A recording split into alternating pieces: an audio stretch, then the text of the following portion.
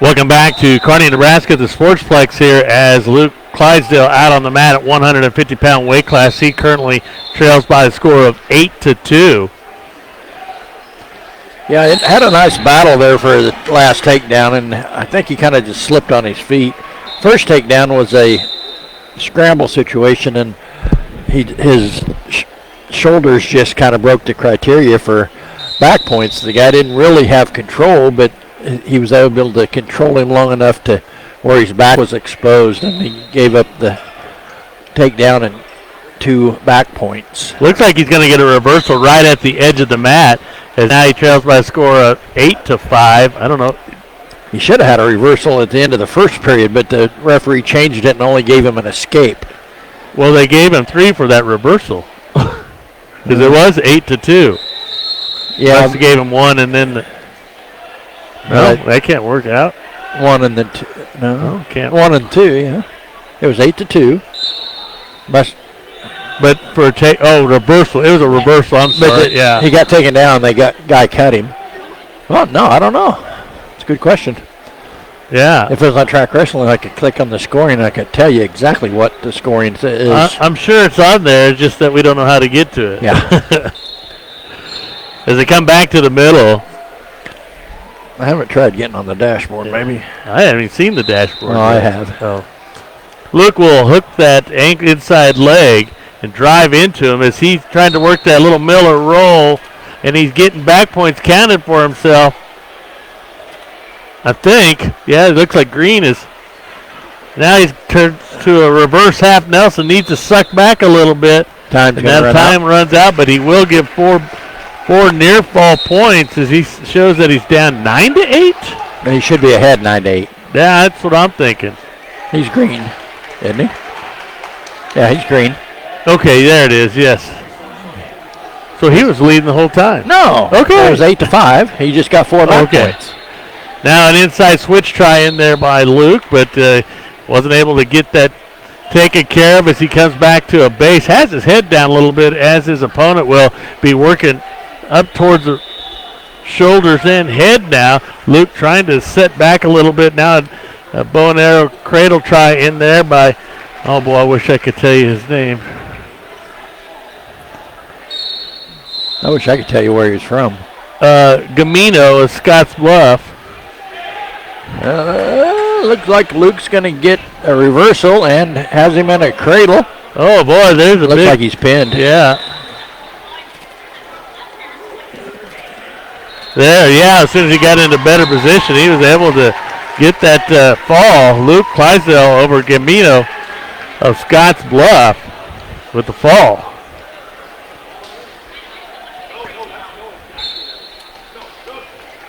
That brings up Jayton Weigel here on mat number 2.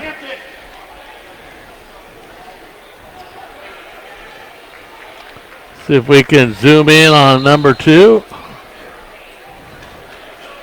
As Weigel's opponent will be Beltran of Lincoln Southeast. And we don't have any information on half of these wrestlers. Most of them probably. I'm scared to click on a profile. Yeah. Most of them maybe had matches last night. Blue Jays did not.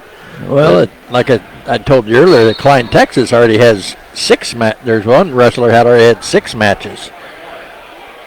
So I don't remember which bracket that was in, but I think it was in Weston's. Weigel staying low and squared up to Beltran. Now comes up underneath the arms. Now backs out as Beltran doesn't want to have anything to do with those underhooks.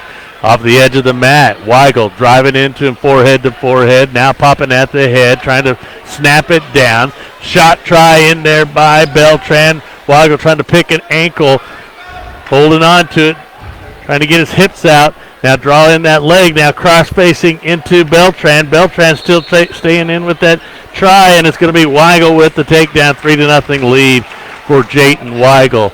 Looks like about 40 seconds left here in this first period. Weigel with that tight waist in there on Beltran of Lincoln Southeast. Weigel now crosses the body, crops at the arm. Has Beltran on the hip. Now Beltran will belly down. Tried to capture that cross arm, but he wasn't quite able to pull it under him.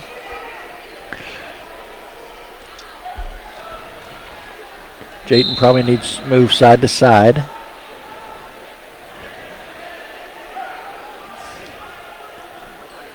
Weigel with the 9-1 lead. Oh, excuse me, I'm looking at the wrong one. 3-0 lead. Working at the edge of the mat. Oh. Keeps a lot of pressure in there on Beltran. Beltran of Lincoln Southeast. That'll be the end of the first period.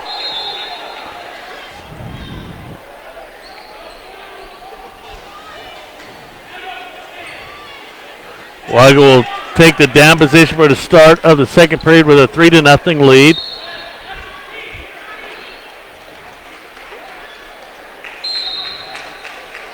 Not a real first move on there for Weigel.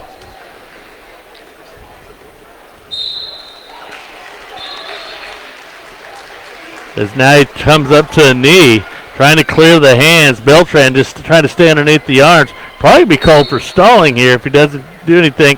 Now Weigel tries to sit out. We'll get the 1-point escape. Both wrestlers up on their feet now.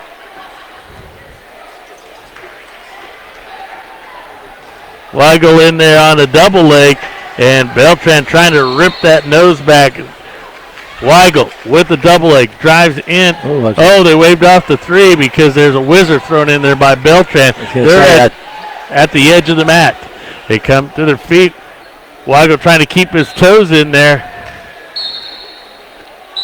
So he still has a point of contact, and they're going to say they're out. No, they're not. What happens is when your toe even comes straight up, that loses contact with the mat. So that would be the reasoning why there was no points, and they come back to the middle. 4-0 lead for Jayton Weigel of Norton against Beltran of Lincoln Southeast. Wasn't the other guy's hand still in? He wasn't the one that was doesn't matter. Point of contact. There's supposed to be only one. Doesn't matter whose. Both wrestlers still on the feet as they work at the edge, and Beltran takes a low-level shot in there. Had a single, switch it off to double. Weigel will stay square with them now. Beltran will try to come back onto a base. Front headlock in there tried by Weigels. He was trying to work that assassin type move. Come up with it, Jayton. Weigel off to the side, has that single leg.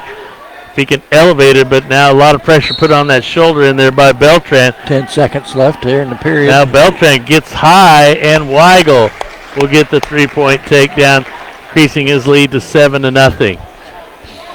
Got that takedown with only 5 seconds left in the period, so I love it when we score at the end of a period. Yeah, sure beats getting the other way down at the end. Giving up points at the end of a period.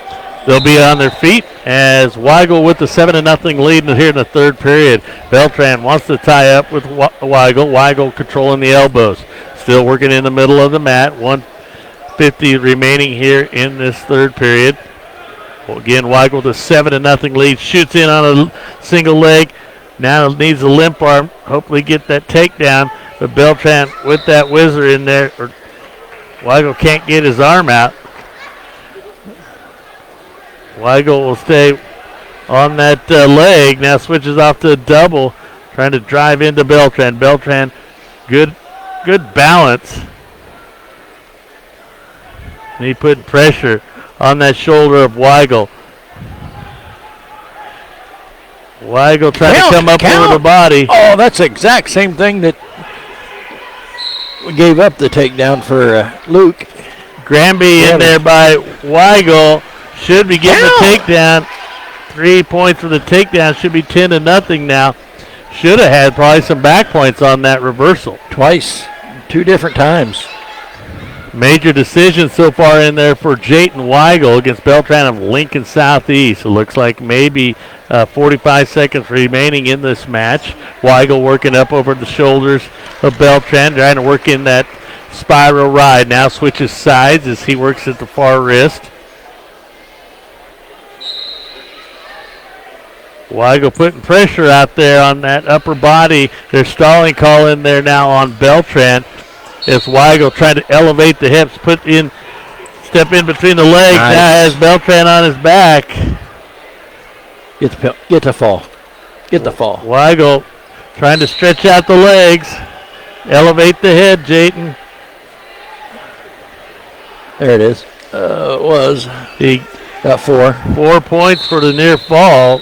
That'll make it 14-0, and that will be the end of the match. A 14-0 win for Jayton Weigel. A major decision, which will get us some more team points.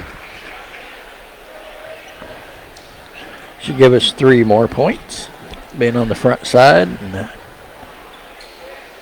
Well, I guess I'm not sure how they're doing that with advancement points because it's a scramble. Format. They're probably not it. So he probably only got 1 point for that. Win. You only get one and a half, and 2 points. One and a half, and 2. Mm-hmm. And then I don't know if the advancement points. Well, you should get something for a win, I would think. For this second round too. Yeah. So he had to buy his first. Yeah. Well, I thought they were done, but it looks like Ty Braun's down there on mat number 4. Or getting ready to, maybe.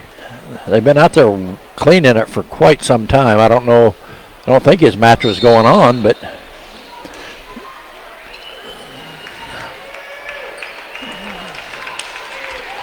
I don't have Ty Braun down here on my coming up. Let's see.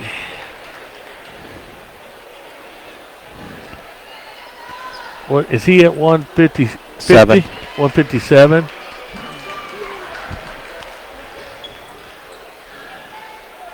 Oh, he's not highlighted here, but he's taking on Nelson of KLE, Klein, Texas.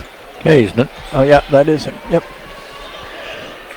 Rick had a comment earlier how everybody's blue singlets. Blue and gold, yeah. Yeah. Let's see, 0-0 over there with Ty Braun and Nelson of Klein, Texas.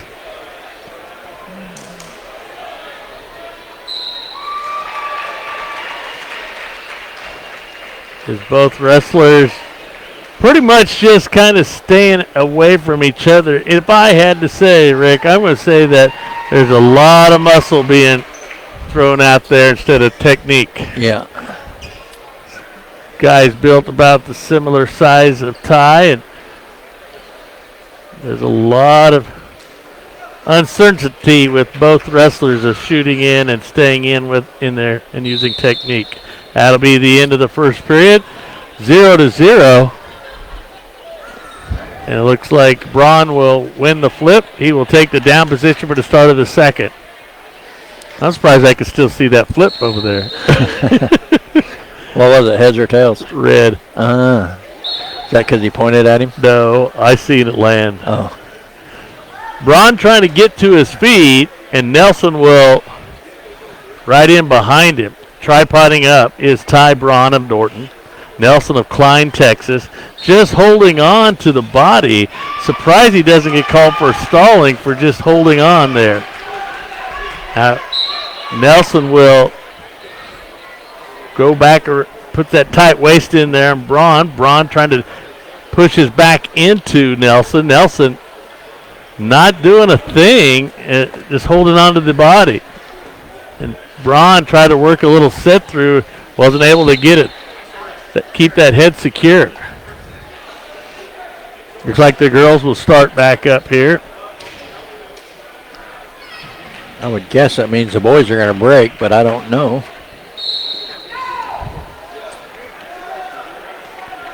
Both wrestlers are at the edge of the mat. Looks like somebody's on somebody's back. Yeah, or something happened. Yeah, because the referee ran over there, slid in there. Yeah, and got down real quick. No points awarded in any of that scramble over there. So we come back to the middle. Looks like 54 seconds remaining in the second period. 0-0 is our score. Braun gets to his feet. Snap turns, gets the 1 point escape. Ty Braun of Norton with a 1-0 lead over Nelson of Klein, Texas.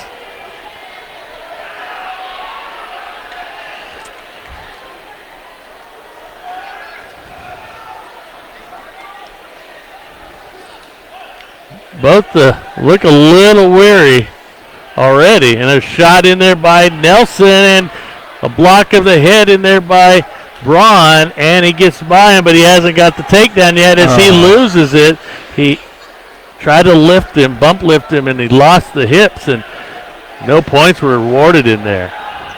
Oh, Ty. There's a potentially dangerous, as Nelson took a shot in there on Braun. Had Ty's knee bent kind of in a weird, at a weird angle. 30 seconds remaining. Now we got blood time out again. Looks like blood time for the Klein wrestler. Yeah. Like we mentioned earlier that there's teams from Kansas, Texas, Missouri, and of course, Nebraska. A lot from Nebraska. Yeah. Big towns. I don't know how big Seward is, but they would be the next smallest. Well, or is it bigger than Scotts Bluff? Or bigger than Great Bend? No, I don't believe so. Two Kansas schools may be the smallest. Well, Great Bend obviously bigger than Norton. Right, they're bigger than Norton. Well, I don't know how big Klein, Texas is. Sutherland's probably the same size as Norton. Sutherland? Oh, aren't they here? Sutherland's not here. Oh. Scotts Bluff is. Yeah, maybe. But they're bigger North than Platte Norton. is too, so. Yeah, and they're bigger than Norton.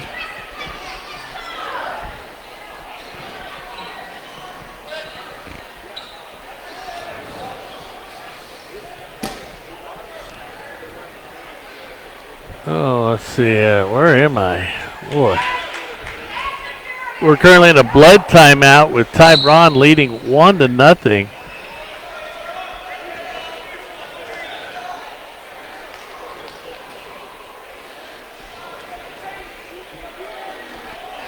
And I don't know if we should apologize, but the internet, it was super fast. But when you put about 2,000 people in here, that free internet account is nil.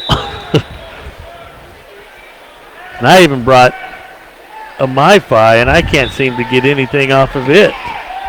If anybody's wondering where Klein, Texas might be, it's just like it's about 20 minutes north of downtown Houston, Texas. Yeah, I heard it was north of Houston somewhere. And that'd be way down south. Way down yonder on the Chattahoochee. And they came up and dueled against Kearney last night, Kearney and Great Bend. Great Bend probably be the second farthest traveling team. Well, Liberty, Missouri would. Well, Omaha too is right down. Not that much farther than Liberty, depending on how the road goes. Not sure what happened now. We lost the referees discussing something at the table. Well, they got the start of a new periods. They're probably trying to figure out which one was on bottom first. Whose choice it was. Mm-hmm. So they come back out, and Nelson will be in the down position for the start of the third. Ty's kind of muscling up. He needs to break them hips down as Nelson comes to his feet and will get the 1-point escape. 1-1 here at the 157-pound weight class. Ty Braun against Thomas Nelson of Klein, Texas. Not a lot of offense with these two. And that's why I mentioned earlier that we're probably going to see more muscle in this match than we will technique.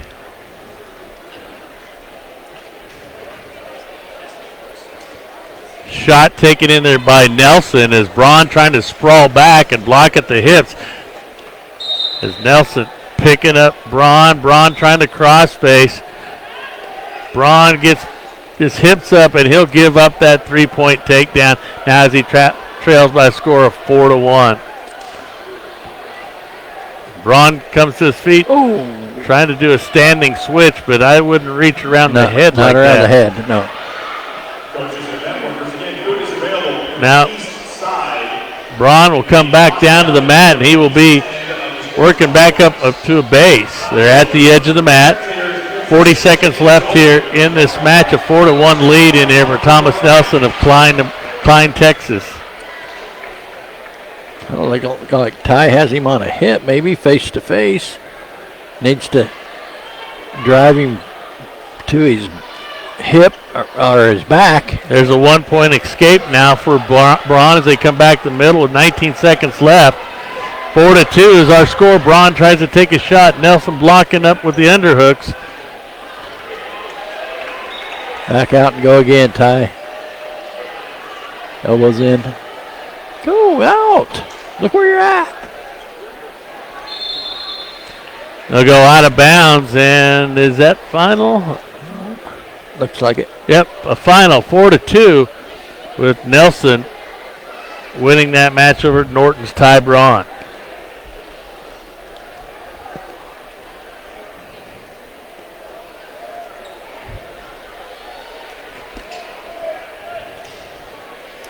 Oh, man, let's see what I can find here.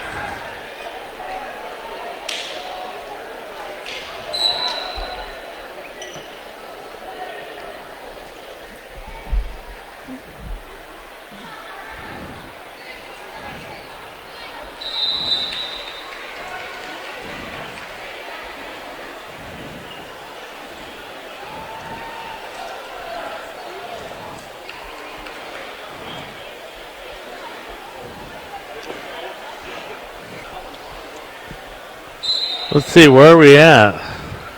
We're in Kearney, Nebraska at the Sportsplex. Well, let's see if we can hear a few words from our sponsor. We listen to 102.5 Superstar Country.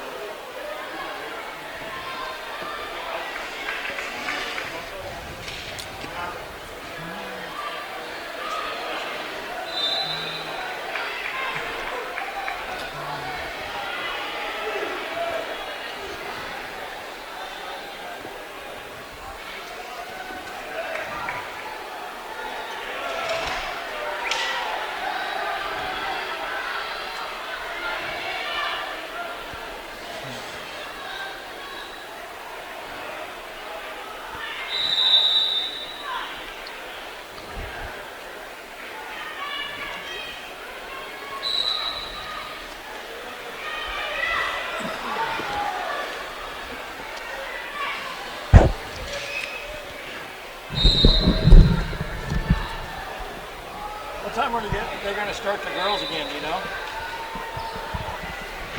You know what time they're going to start the girls again? That's what we're just going to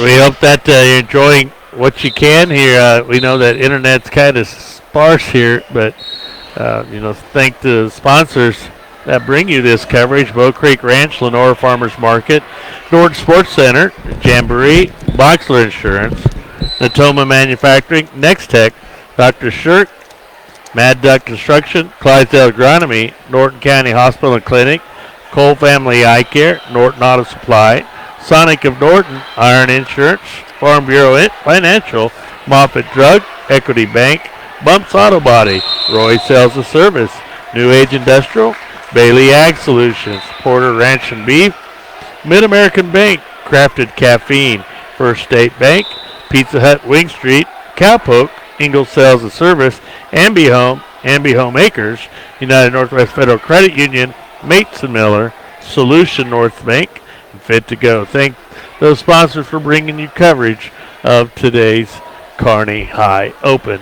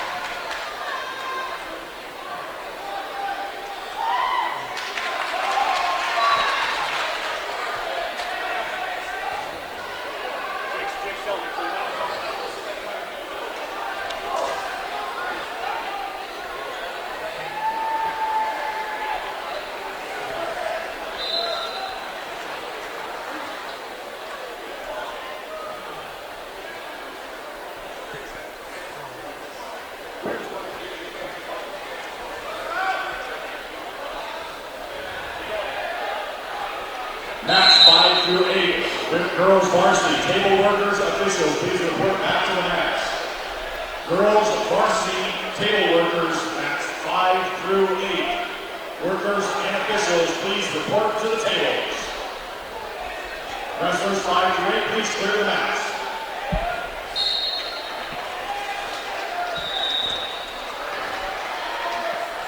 Girls varsity wrestlers, please check for match schedules and bout schedules for your matches. Cope's coming up on 3.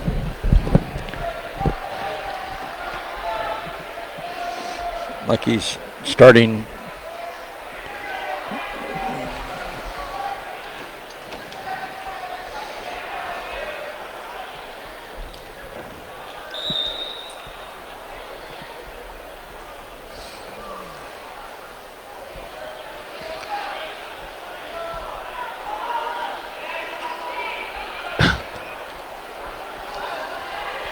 Keeley will be the third match on 7.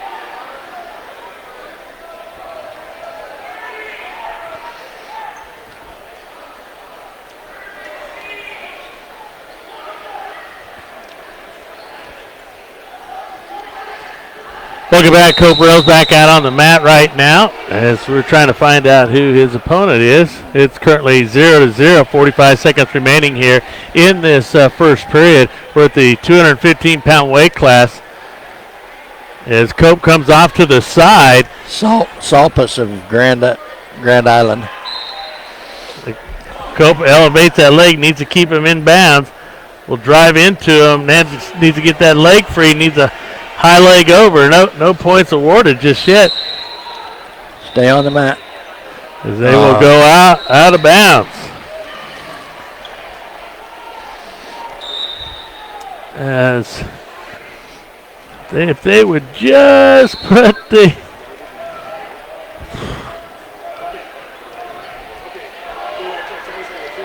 we can't see the bout number, so that's why I can't read any of this.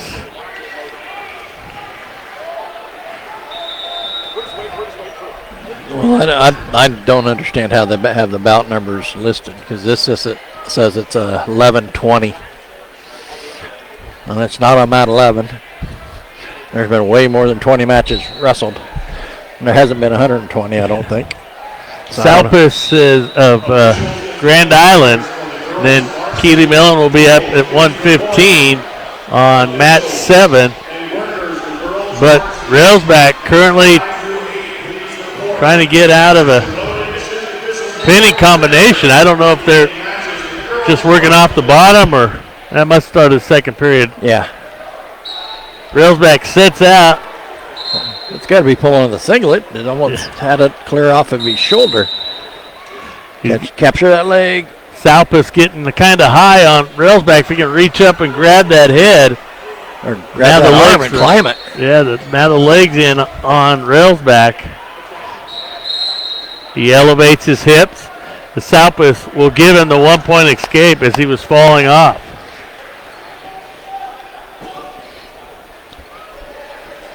Railsback leading 1-0 over Salpus of Grand Island.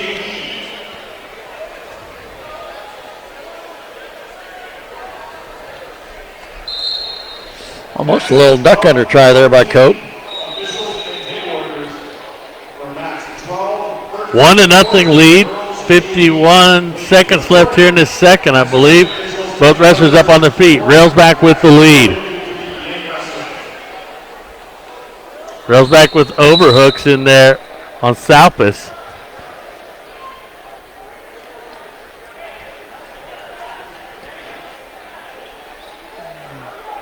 Railsback lost his first match of the day to North Platte wrestler.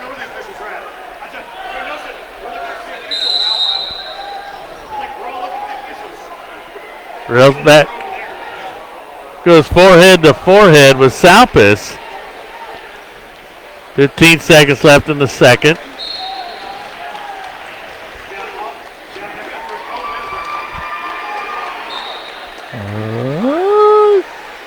Cope, no! So Railsback fell, and Salpus landed on him as time runs out in the second. So that should make it a 3-1 going into the third. Nope, gave him 2 back points too, so it's 5-1. 5-1. Coach Shirk over there saying, hey, he points to his head and says, hey, we need to be thinking here. Yeah, it'd been much better going in third period, leading 1-0 than being trailing now 5-1.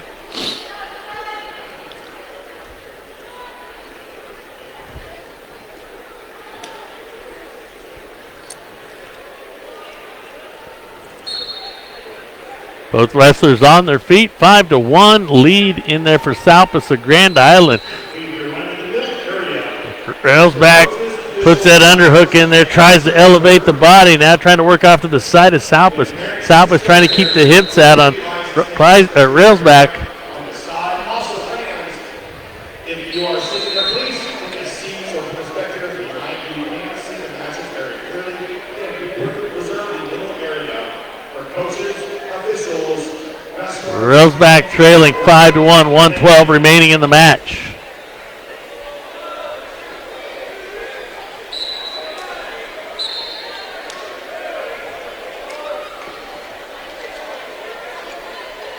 Railsback keeps driving into Salpus. Salpus backs up. I'm surprised they haven't kind of given him a warning.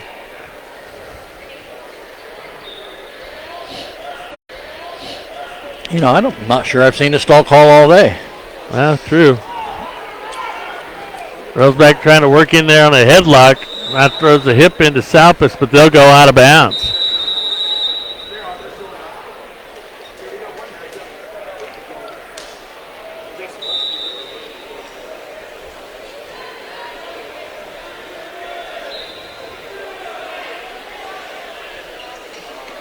Now Salpus trying to work that Russian in there on Railsback. Railsback backs out, tries to stay in bounds. 20 seconds left here in the match.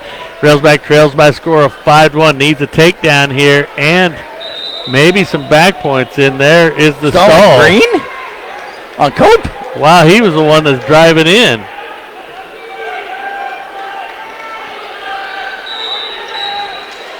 Wow. Guess I shouldn't have said something. Yeah. Railsback trying to work a headlock in there. Now has the overhooks in there. Takes a shot in there on Salpus. And they'll go out of bounds, and that will be the match. 5-1 win for Salpus of Grand Island over Norton's Cope Railsback.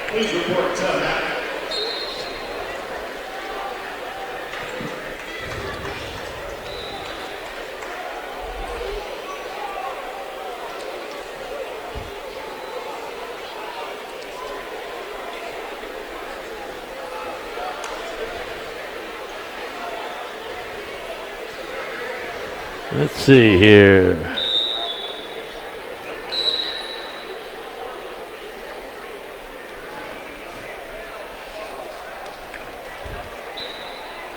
Wrestlers, please clear the varsity match on the girls' side. Wrestlers, please clear the varsity match on the girls' side. Okay, so I don't see anybody other than Keely Millen might be coming up here. Yeah, she's what I say, a third. Boys wrestlers, please clear the match. Workers and officials, please report to the JV boys match 9, 10, 11. When officials and workers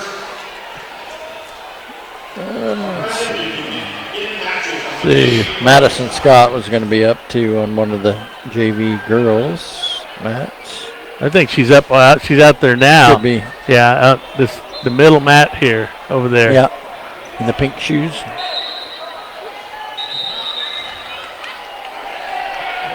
Yeah, she was first, so that is correct.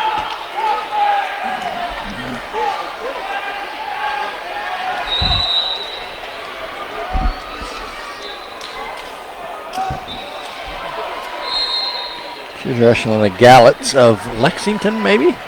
Galley. Yeah. But isn't that blue and white? Blue and white, yeah. Lincoln East, maybe? Boy, I don't know. You know what? We don't see any red singlets either, do we? There was one. Yeah, we see a lot of them back home, but yeah, I've seen one school had red singlets. I don't know if that was Great Bend's, one of Great Bend's colors or what, but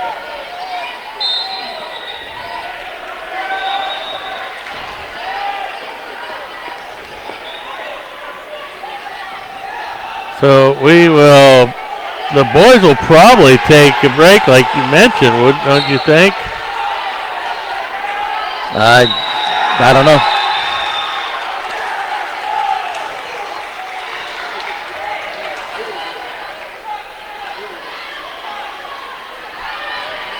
Let's see if we can.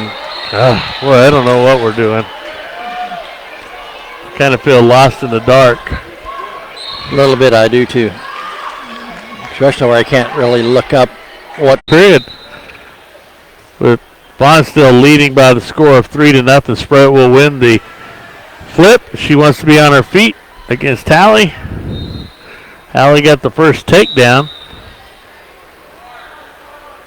Another shot in there by Fonestill. She drives into Sprout, but they're going to go out of bounds.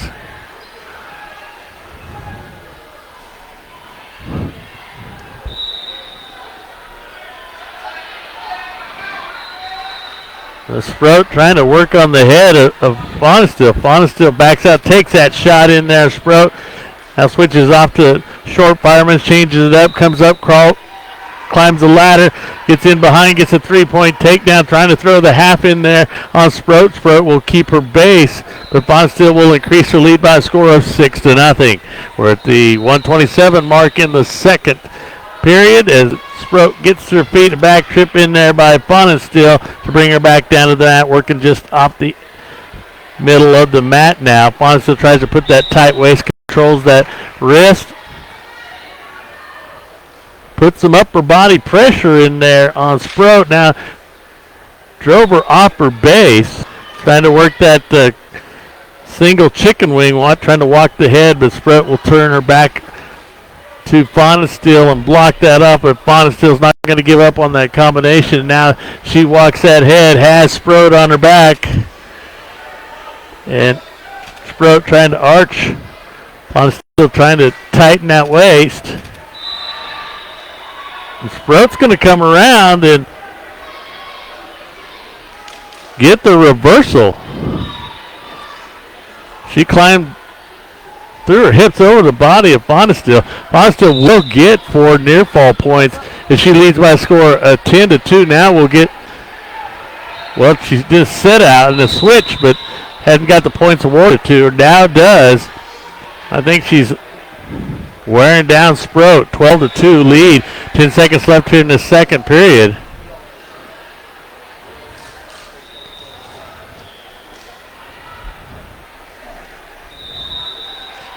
That'll be the end of the second period. 12-2 lead in there for Hallie Bonesteel. As Hallie will take the down position for the start of the third and final period.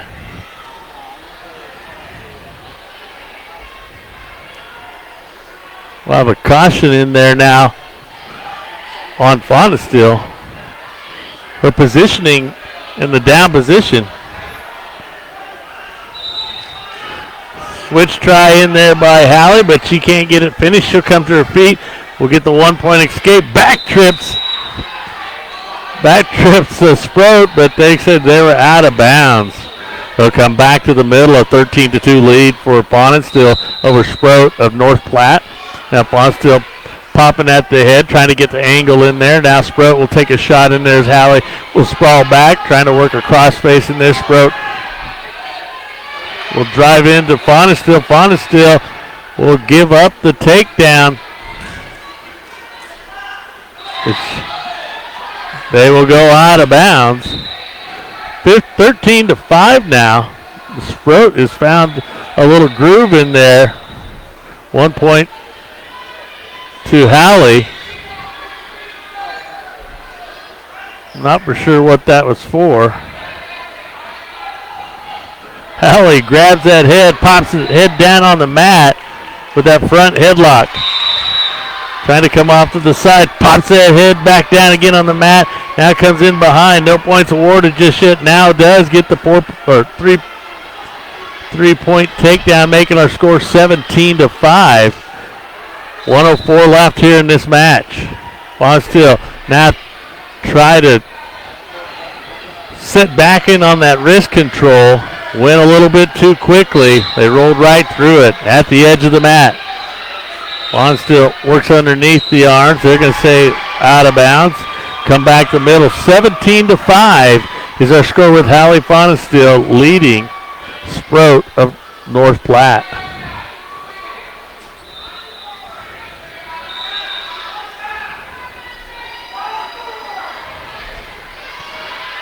Bonesteel very well could see Sproat if they come down to the Jake Durham.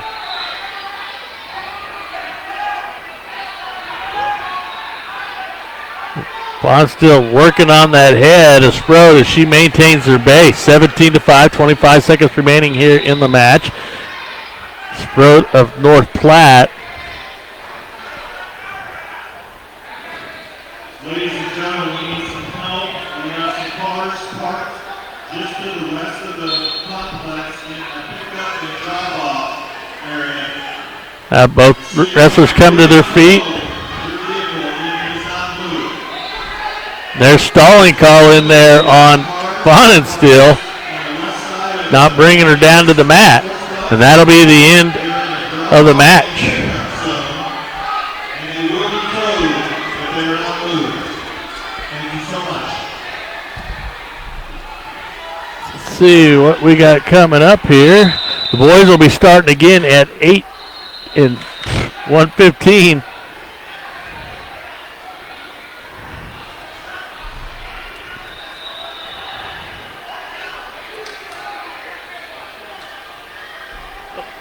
On deck will be Schmeitz and Villegas. And that will be on mat number 5. So they'll be on deck after this match. For the boys, it will be, when they start back up, it'll be Caleb Kieswetter. He'll be facing Clifford of Lincoln South. Kieswetter with a win, his first match of the day.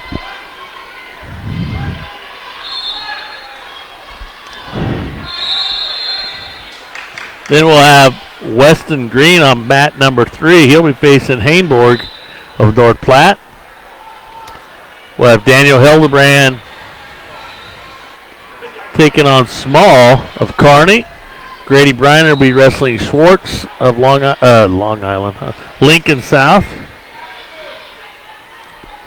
So we got a whole line of wrestlers coming up here in round 3.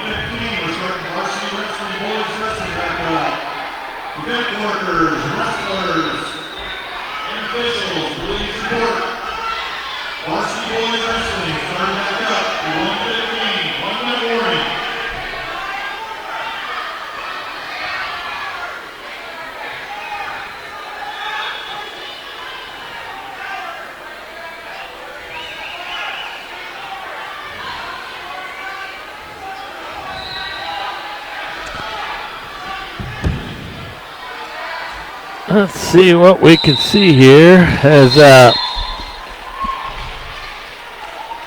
Keyswetter will be on mat number 1. That'll be directly in front of us. Looks like Olivia Graham will be making her way out to the mat. That'll be direct in front of us. I didn't see that one come up. I'm going to have to refresh.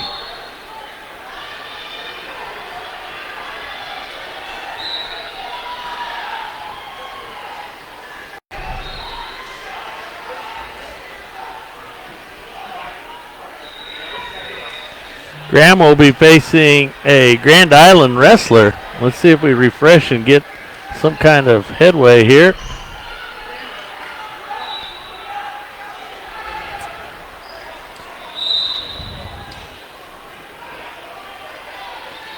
We also have Dally Braun. She'll be coming up.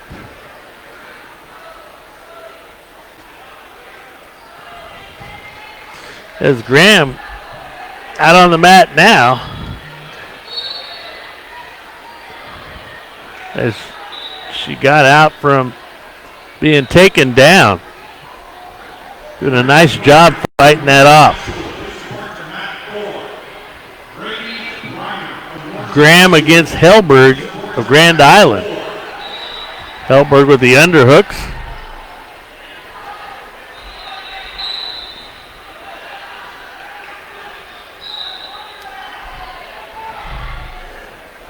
Hellberg working on that head of Graham. Graham taking the punishment. Needs to take a shot. Now it's going to be Graham getting taken down to the mat, and there's the fall.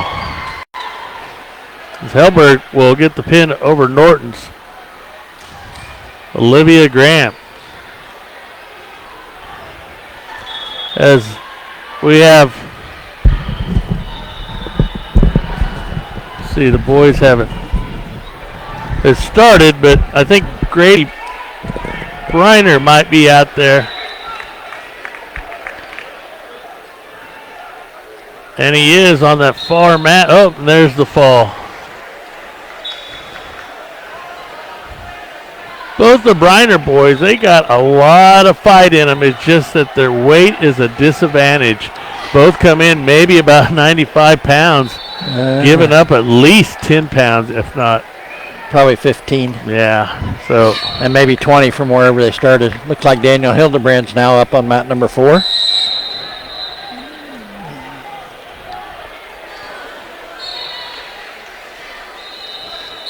Daniel's match is against Small of Kearney at the 120-pound weight class. As Small takes a shot in there on Hildebrand. Hildebrand fighting it off, but he'll give it up as he trails 3-0. Small trying to work that Turk in there on Hildebrand. Hildebrand trying to stay belly down, but that leg in there just keeps Hildebrand's hips out. Danny doing a nice job fighting that off and gets to his feet, gets the 1-point escape. Making our score 3-1. They didn't give Small any back points. Must not have been there long enough. Another shot in there by Small.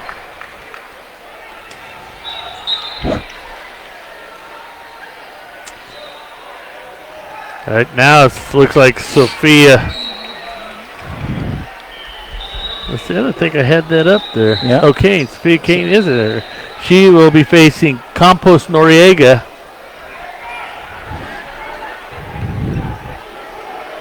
As we have an injury currently right now. Looks like Small that has a 6-1 lead over Hillebrand is down on the mat.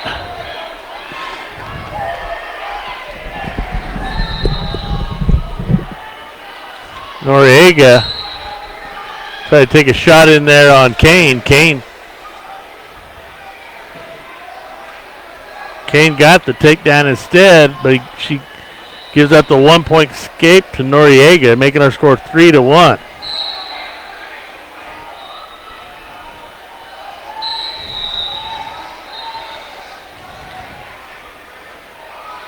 Kane trying to work that cradle in there.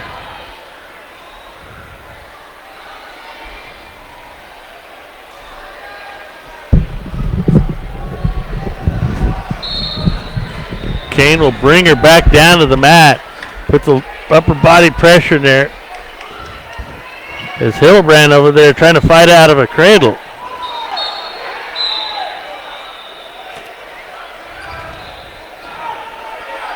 Kane trying to get to the side. Trying to put that half in there on Noriega. 6-1 lead in there for Kane. Needs to be careful she doesn't, or puts that power half in there. Thought maybe she's had almost a full. Kane now gets Noriega down on the mat, and there's the fall. Daniel Hillebrand will lose by a fall. Weston Green should be come up here on mat number 3, I think next available possibly. We have Cadence Greason out there now. Getting her second match of the day.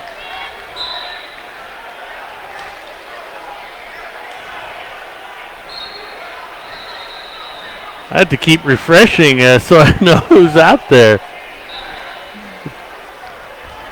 Greason out there on mat number 6. Uh-oh. Nope.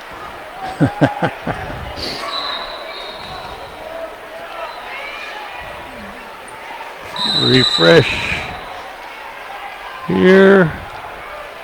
There's like 3 or 4 different times it came across my Facebook feed. Of course, one time it said the MCL and Ellis. Yeah, that was an old clip title. I can't seem to get rid of that darn thing. I guess the next time it was said Kearney High Invite or Kearney Invitational or something different. So I was okay with that. But I looked at it and I thought, wow, that's kind of weird that popped up now. That's been like 2 years ago, 3 years ago maybe.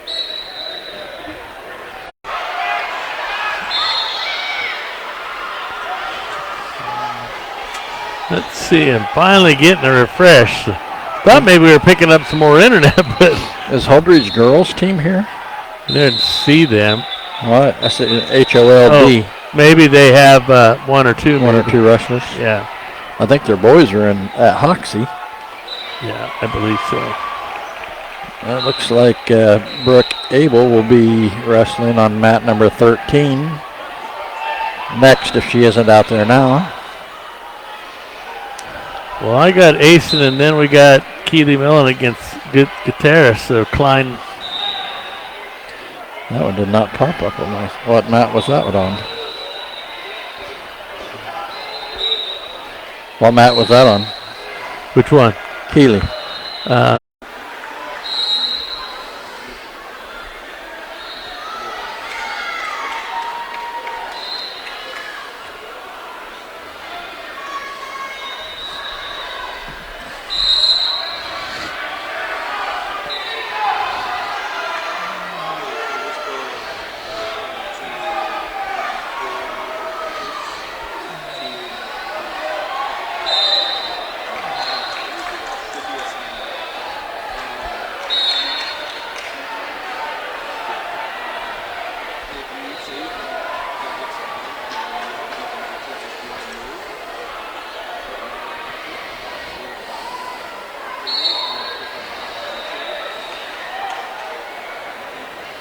Welcome back to the Sportsplex here in Kearney, Nebraska, the Kearney High Invitational. Big Mill and Rick Green.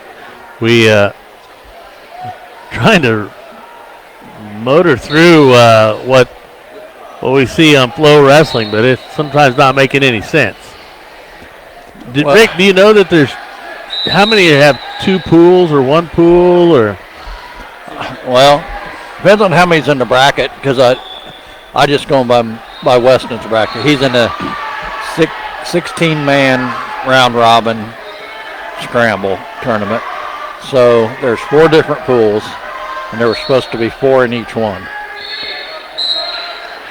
So there'll be 4 in group or pool A, pool B, pool C, and pool D.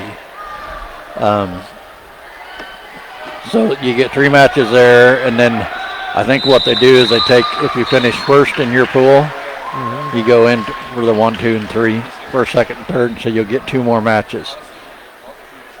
If you get second in your pool, you'll go in and wrestle 2 more matches for 4th, 5th, and 6th. And so on like that. So, they're probably, is this the tournament that seats 8? Or medals 8? I don't know if they medal 8, but they're wrestling in the top 12. Okay. I've seen that in a different bracket, so I'm guessing they're placing it all the way out. But I don't know what they're medaling. I think I seen the thing down over by the stairs, and it only had 6. Okay, so, well, but 2 of them sit on the floor. Good. I don't know.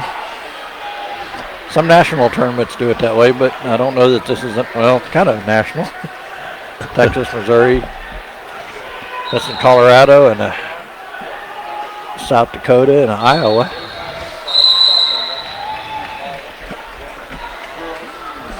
Aston's up right now on mat number 1. Well, that's what I was getting frustrated about. It wouldn't refresh to that. Well, I seen he was on deck, and I was kind of not doing well keeping up with it. Cats taking on Steinmeier, Seward. Aston 2-0 so far on the day, gets the takedown.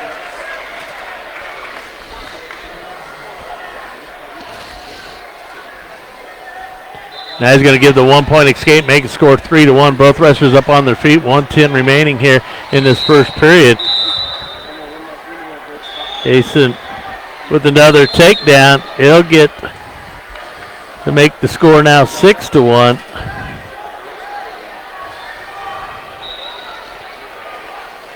Throws in that half in there. Tries to get chest to chest.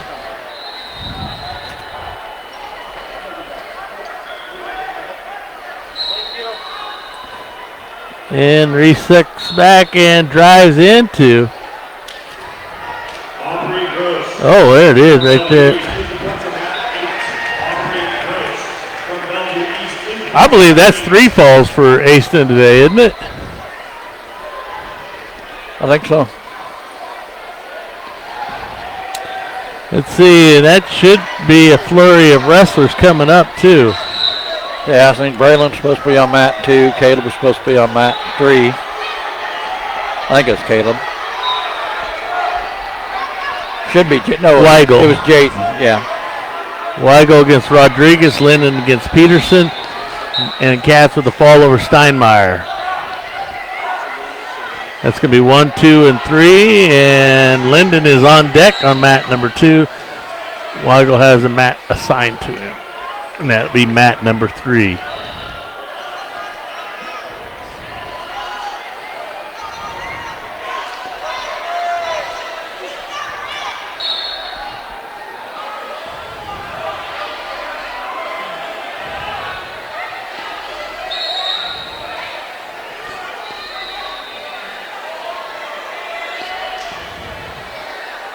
As we,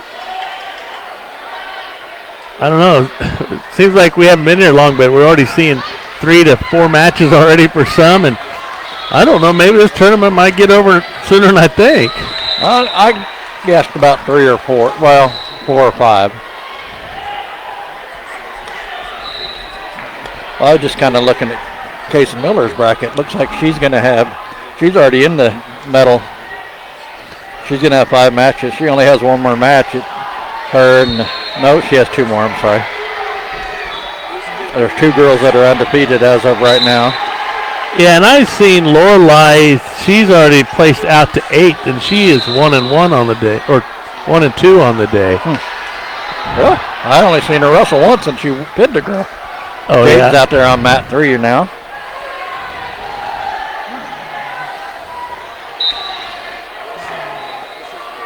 And he is facing Rodriguez of Scotts Bluff.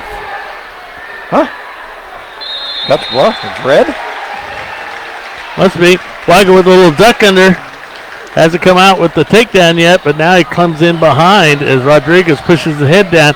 Weigel will stand up, elevate the leg, tries to get in there a little bit tighter now, trying to ride down Rodriguez, and he will get the 3-point takedown. Braden Linden's checking in on mat number 2.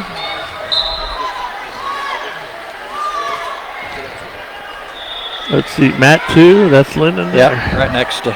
Yep. I don't know if it's top and bottom or if it's side by side or how it. Well, it looks like it will be on your right is Linden, and on your left is Weigel on the screen. Kind of weird how that camera, you'd think it'd be top and bottom, but. Yeah. Well, we're not straight on. Yeah. Linden, and I'm like, wow, there's a shuck in there by Linden's opponent. Looked pretty, might have put me under. Weigel with a 3-0 lead over there. Now looks like Linden will be trailing 3-0. Only because you're not in your prime anymore. Well, looks like Lorelei's out there now. Was out there. Oh, now she's switching to the green band. She had the red band on, but now she's switching to the green band.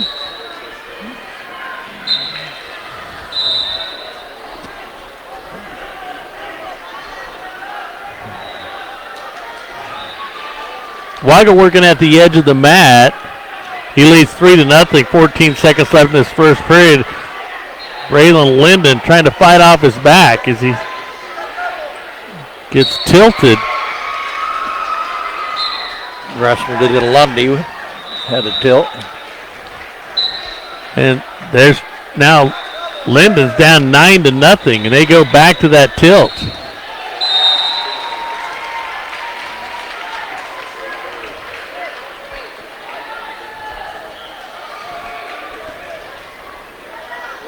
That's the fall as Linden will lose to Grand Island Wrestler.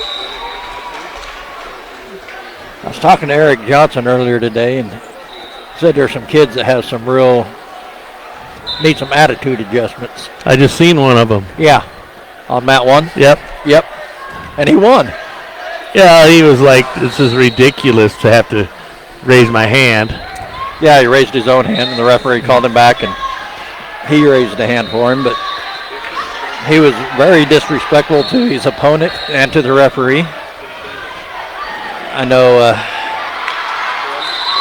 Eric had mentioned that last year they had 60 wrestlers out, but the head coach had got tired of a lot of stuff that was going on and kind of put the hammer down, and I believe EJ was just there talking to him right now. Yep, it was. He had his back to me, so I wasn't sure who it was, but EJ trying to put a little wisdom into his head. Weigel with a 5-0 lead. He got the reversal. Now he leads 5-0 with 49 seconds remaining in the second, riding off to the right side. Now trying to control some wrist underneath. Lorelei is on top and had an arm wrap, trying to get her to her back. Wasn't able to do that, gave up on it. Well, she still has that arm. Now she's going to get some back points, I believe.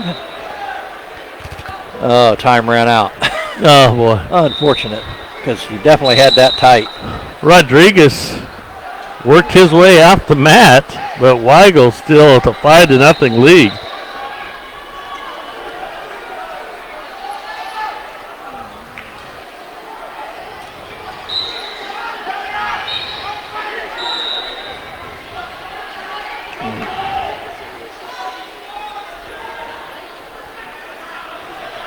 Is Lorelei Granberry, is she up 6-0 or 7-0? I don't know.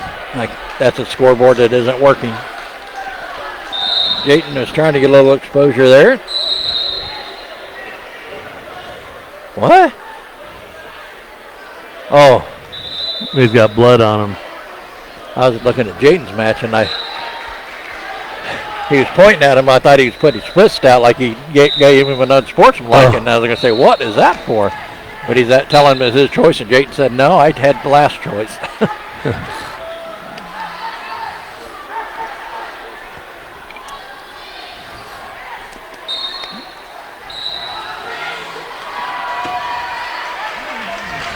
Jayton in on a single leg again.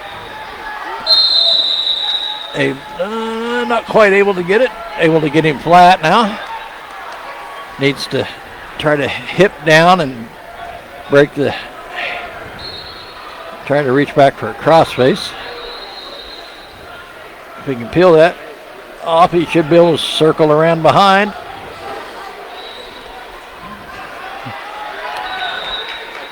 And that's going to be a stalemate? Yeah, I call it stalemate there. Jayden had just kind of got the advantage.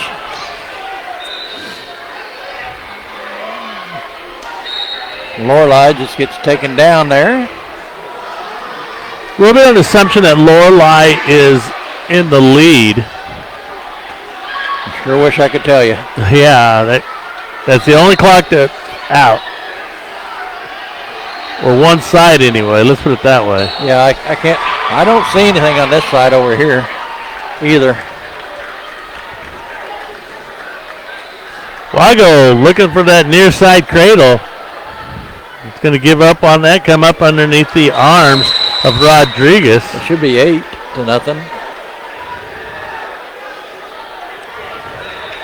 They started on their feet. Oh, there it is. I didn't see the referee award it, but the scoreboard did.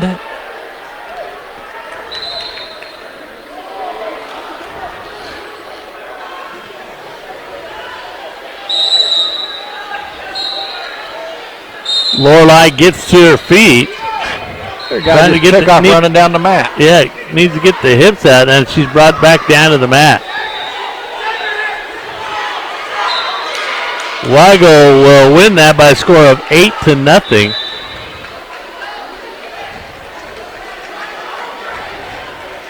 Lorelei gives up 4 back points, so she may not be leading anymore. She was. It could be tied up. She's grabbing the headgear.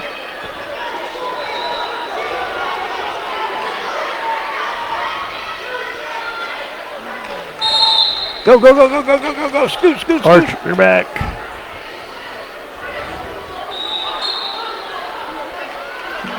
Lorelei needs to work back up to her base.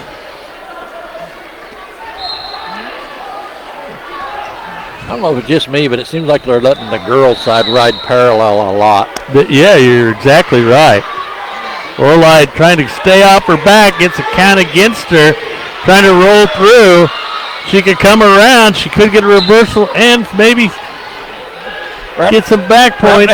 Now she will get reversal, but she gave up 3 near fall. Now she's trying to get some back points here. Throw that half in there. Keep it going. Keep it going. Keep it going. Referee is stroking. She should get a 4 count here. Oh, there. That should be. Get the fall. Get the fall. Make no doubt about it. Elevate the head. Oh. 4 near fall points awarded to Granberry. Oh, get the hips down. Get the hips down. Get him behind the arms. There you go. Look out for that side roll. You're getting high. She must be trailing. That'll be the final. Maybe she lost. Well, I don't know. Maybe not. Anybody's guess right now. Yeah. Yeah. She did lose that match. I don't know what the final score was, but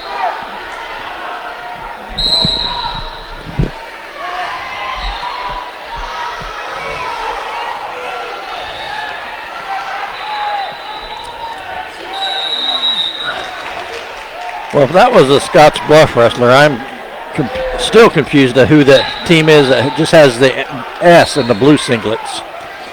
Unless it's like Seward. No. Well, They got purple, aren't they? No, they're blue and gold, and they're the Blue Jays actually. And but they have different singlets, evidently, if that's the case. Because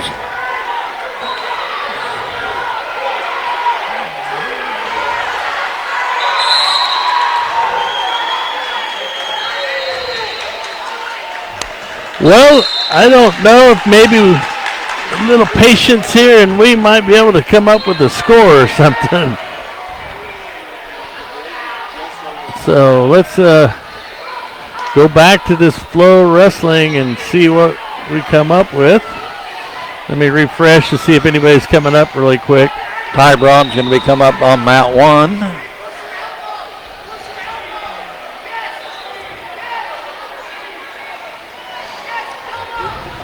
Hallie Fauna still be coming up on mat 6.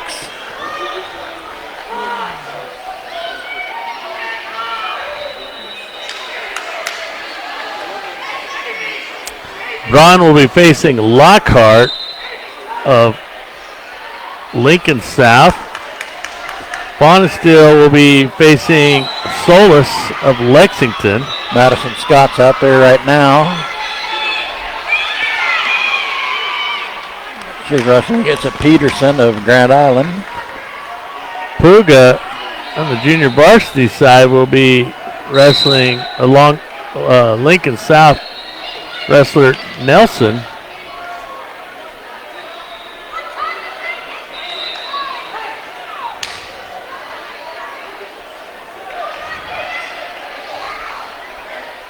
Looks like Madison got her hand raised.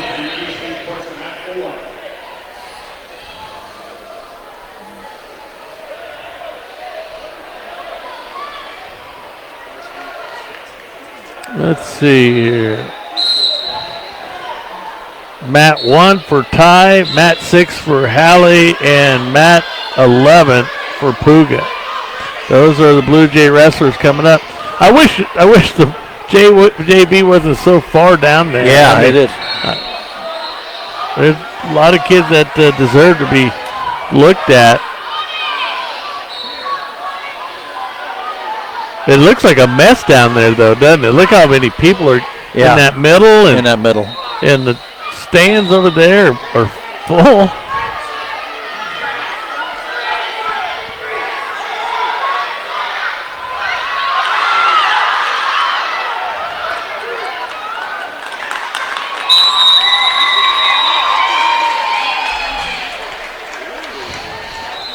Martinez, Kearney, please report to mat 13. Martinez, Kearney, mat 13. Yeah, they're trying to keep people out of that middle, but I keep seeing students and everything going down through there and parents. To mat 9. Von Bush, 4th string. Lincoln North Star. Mat 9, please report. Let's see, no. Yeah.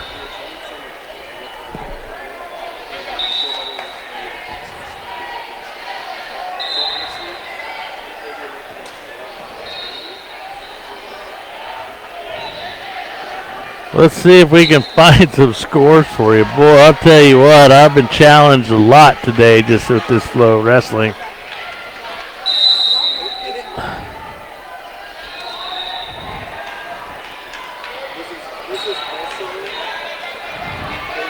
I don't know how much longer I'm going to make it on that battery, but we'll see what we can do there. Well, let's see.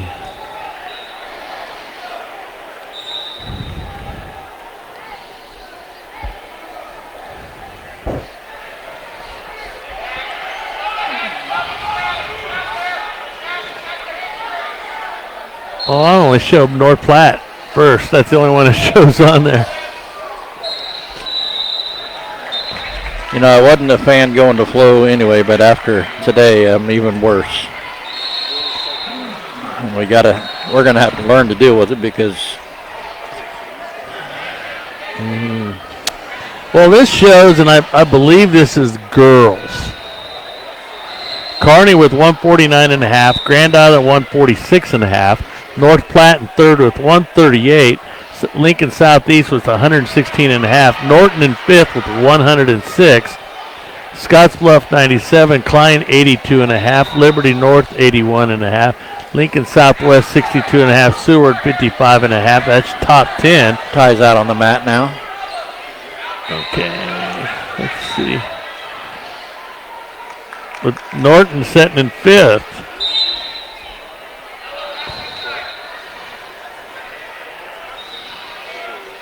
And he's wrestling as Lincoln South wrestler. Did you? I've seen the name, but now I can't get in there. I'm kind of frozen up on something else right now. Lincoln South wrestler took a pretty big swing at a club on top of the head, but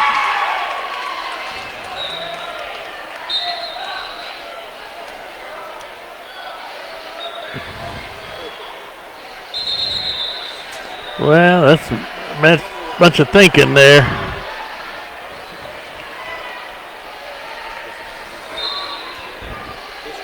No score yet here with Ty Braun, the freshman, as now his opponent takes a shot in on him.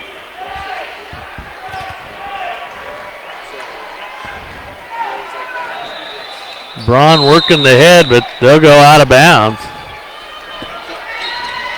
Well, I pulled up the team scores for the boys, and we're not even listed.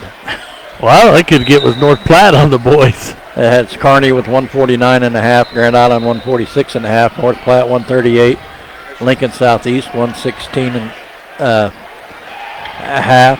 Scottsbluff 97, Klein 82.5, Liberty North 81.5, Lincoln Southwest 62.5, Seward 55.5, Great Bend 50, and Bellevue East 47. And then it goes down to girls' team scores, and there are no teams added to this division. We're here at the 157-pound weight class. Ty Braun.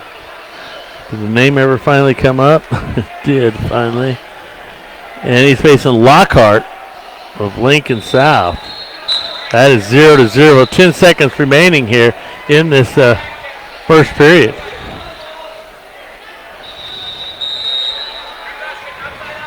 Shot taken in there by Lockhart. And that will be the end of the first period. Hallie Vaughn is still out on the mat now, as she's leading by a 9-0 score.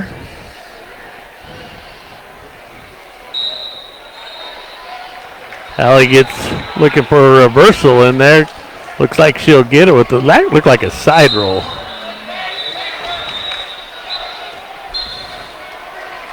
Hasn't given her the reversal yet. Well, now shouldn't. She didn't get it. Looks like in the second period that Braun and Lockhart started on their feet.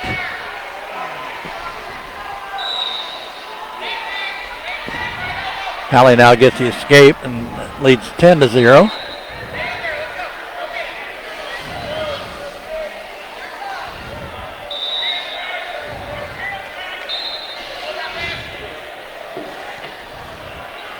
Hallie trying to get in behind the arms there. Looks like she thought she hooked a wing in there. They do give her 3 back points or 3 near fall points. I didn't see it. Oh, was it a takedown? I couldn't tell. They were all in behind there.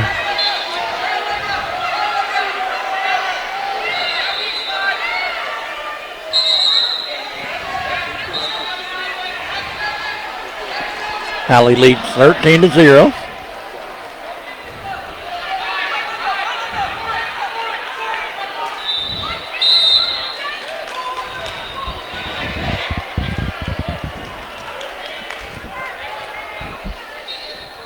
Still 0-0 with Ty Braun and Lockhart of Lincoln South.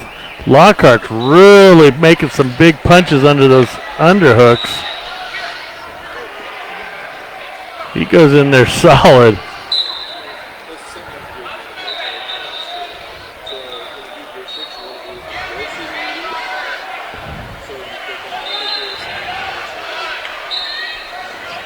Fonstil will put her opponent on her back. Already 19-1, so the only thing she do is get the pin.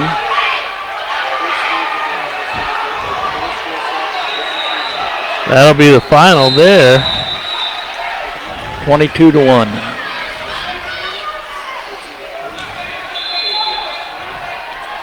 Ty Braun over here going into the third. Oh, yeah. Says 2 on there, doesn't it? Yeah, they changed. Switched. As Lockhart will take the down position. No points have been awarded yet. Stay under that arm tie. There you go. Run it. Oh, quick side roll there, and Ty ends up on his back.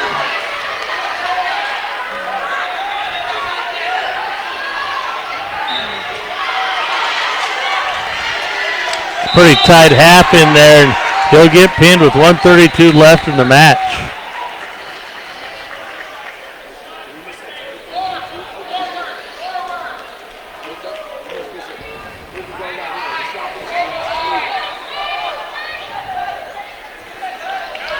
Brings up Alex Everly on the same mat. Yeah, let's see if I can find who he's wrestling now. Brown, a BEA.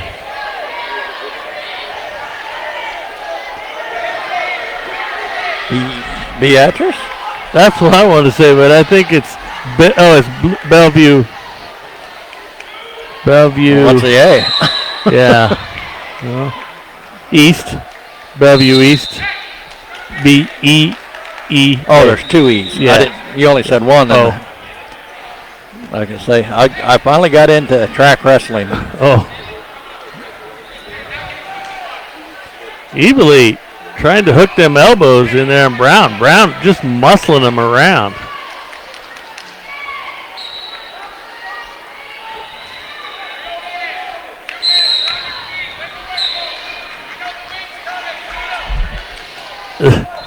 I hate to stereotype it. It almost looks like Evilly's this clean-cut country boy, and Brown, he looks like 25.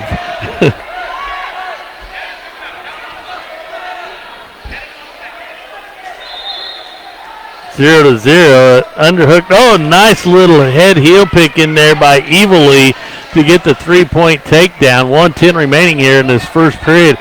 A nice reach in there on the opposite foot of Brown to get the head heel pick.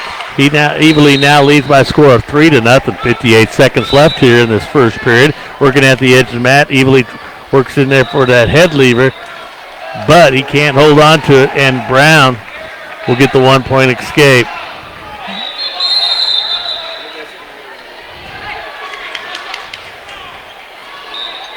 Evilly now tries to shrug by.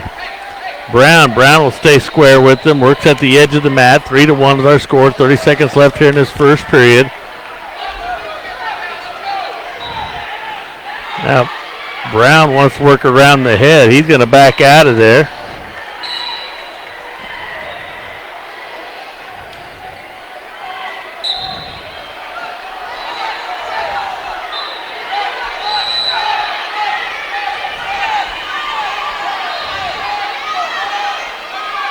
Evilly trying to get the wrist cleared, and that'll be the end of the first period. 3-1 lead in there for Alex Evilly. As he will win the flip. He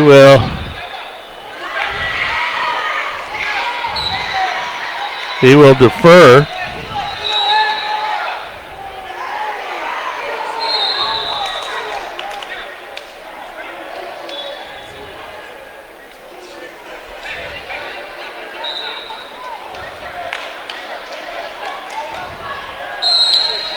Evilly rides in on the left side, now reaches in, tries to get some wrist control, but Brown will get to his feet. Evilly back trips him down to the mat, and gives up the reversal to tie this up, making it 3-3. Evilly trying to fight out off a cradle. Needs to step out, and he gets the hips out. Tripods up, gets the escape. Now Evilly with a 4-3 lead. 1:38 left here in the second period. Evilly backs off, wants to work in the middle of the mat. Brown comes up, tries to fake a shot in there, and Evilly being cautious, stays low, keeps his hips out. Evilly trying to get that angle in there. There's that head-heel pick again, but it may not be as easy as it was the first time, as he does a nice job coming across and getting the opposite leg. Look where you're at. Look where you're at. So they'll go out of bounds.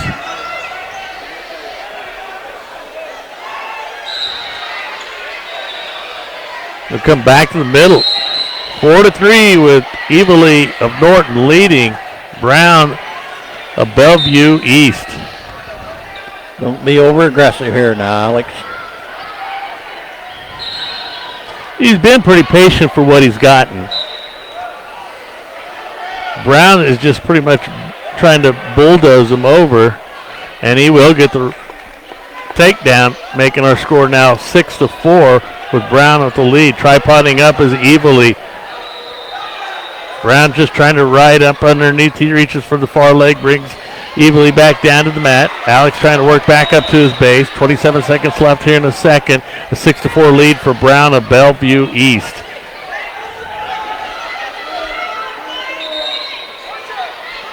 Brown trying to get a little high.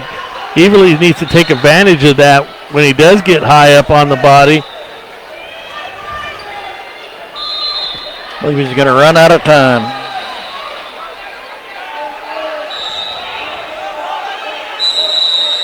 And that'll be the end of the second. 6-4 lead for Brown of Bellevue. Excuse me. Got to go down. Oh, he wants to be on his feet. He does have the takedown. They both have a takedown apiece.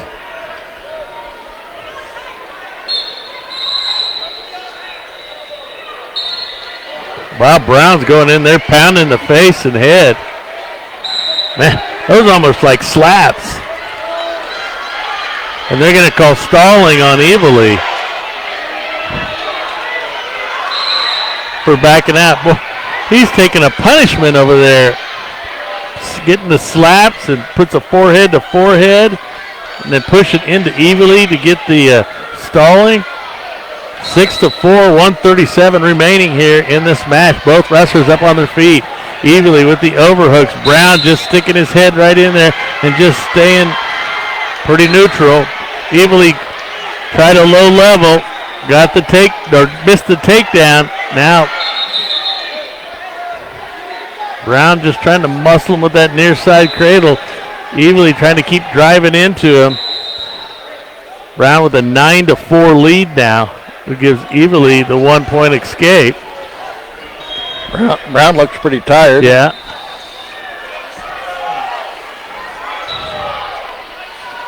Guessing he's going to stall out here, maybe. Yeah, I'm thinking so. 55 seconds left in the match.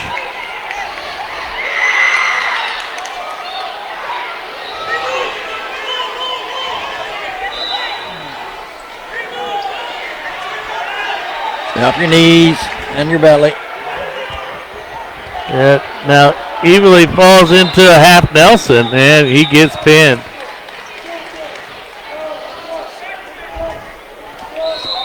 That'll move Alex out into the third, fourth, fifth, and sixth place matches. Just 1-1, you get that? That's all? I think he's 2-1. Oh, he's 2-1? I think so. I wish I could tell you how to read that.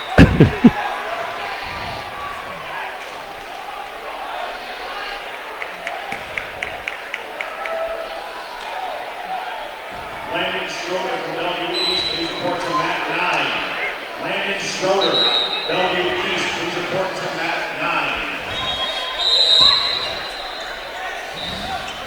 9. Looks like Cope should be the next wrestler. He's been assigned to mat 1, so I think he's maybe after this. Evely is 1-1 for them. Oh, is he? Yeah. I thought he'd already He won. pinned Cruz Folk Robinson, and then he got beat by Brown.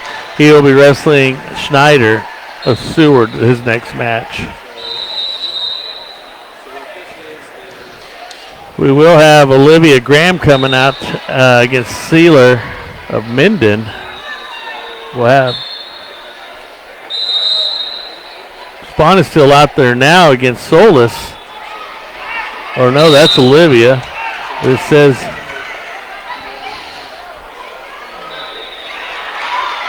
I think that's way out there. Yeah. I believe she's 0-2 on the day. She will be taken down, and her opponent is Sealer of Minden and has Olivia on her back.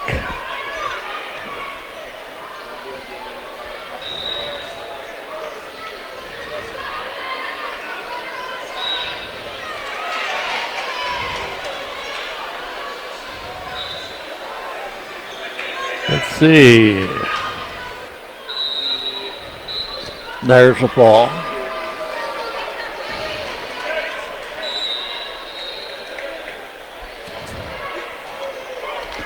They have Foniston and Solis live on here.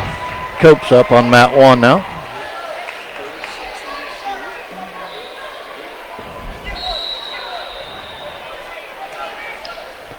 Wrestling Bright of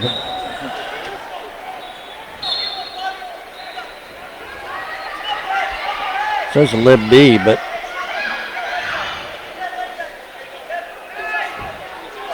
Bear, the Lincoln Standing Bear. says LIBB, so I don't know.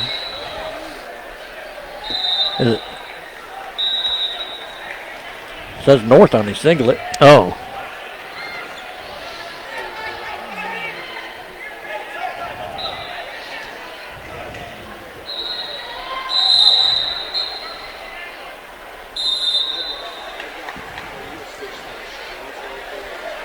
Cope rails back with Bright.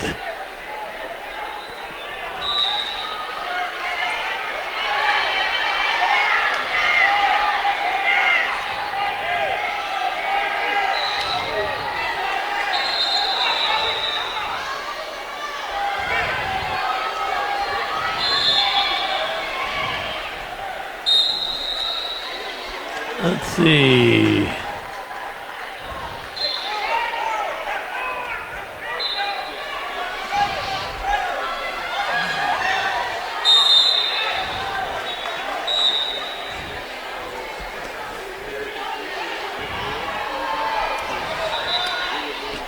It's like Bright, yeah, it says, oh, it's Lincoln. Yeah, Libby, yeah. I thought maybe it's Liberty, but Oh, it could be Liberty, Missouri. it's not North, is it? Yeah, I think it is Liberty. North. Yeah.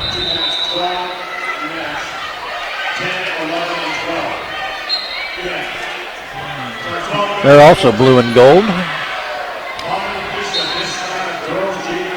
40 seconds left here in that first period. Now Cope's getting an angle in there, trying to get that hug Keep going going. around, keep going around.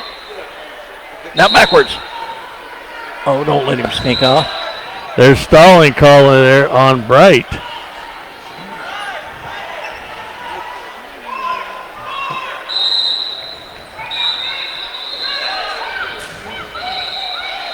Cope gets in behind the back. Now tries to trip him forward. I know it's bigger guys don't like to go low, but that's probably what it's going to be on this one. Perfect time for him there to drop down to a leg and elevate it.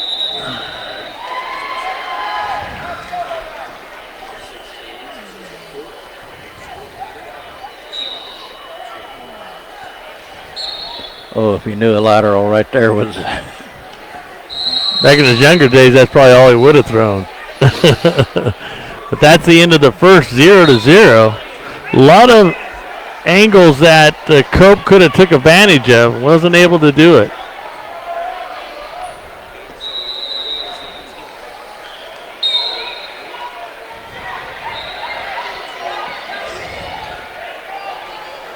Cope will take the down position for the start of the second at 0-0. Railsback tries to sit out. Don't stop.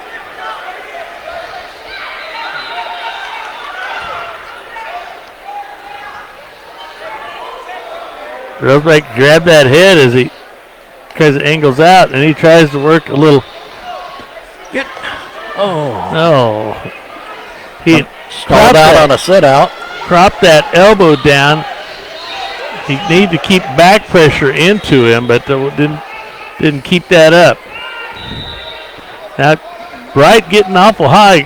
Cope needs to take advantage of stuff like that when he can feel that he might have better leverage than what his opponent is. Now Bright goes in for a cradle as they go out of bounds.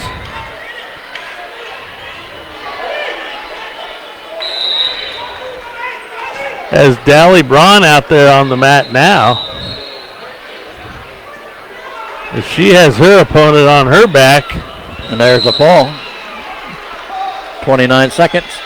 Cope is going to get the 1 point escape. If he didn't get to reversal, he does push off and get to 1 point.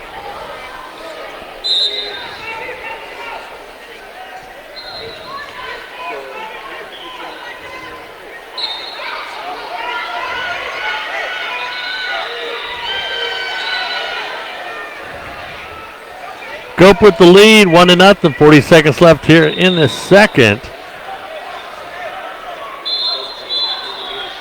Of course, the Bright of Liberty North has a stalling, so Cope needs to keep going in there. Keep driving into him. Cope has a double unders.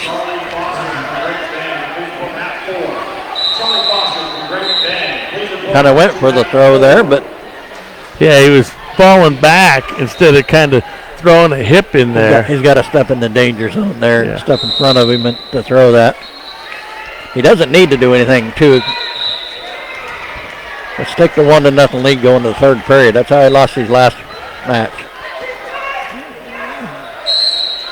And that'll be the end of the second. Cope with a 1-0 lead.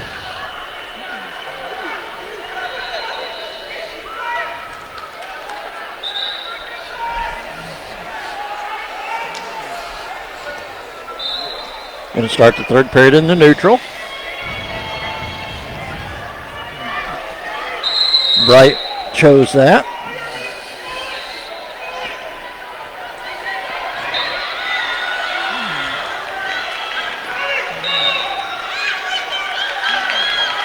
And Cope needs to kind of be conservative, but yet still pushing in there.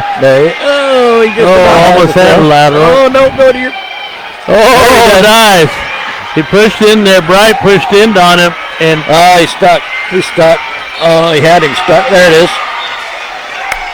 There's the pin with 1:28 left. And we've seen Bright driving into him this period. And Cope finally felt the leverage where he could throw that. And he threw it well. Took him the second time, though. Yeah, that's true. Around the edge. Yeah, that's what you want to do. Oh, right. You don't want to try to throw out in the middle in case you do get rolled through. I guess more what I was thinking is that he had been out of bounds. Yeah. Was able to come back in and do it. So nice win for Cope.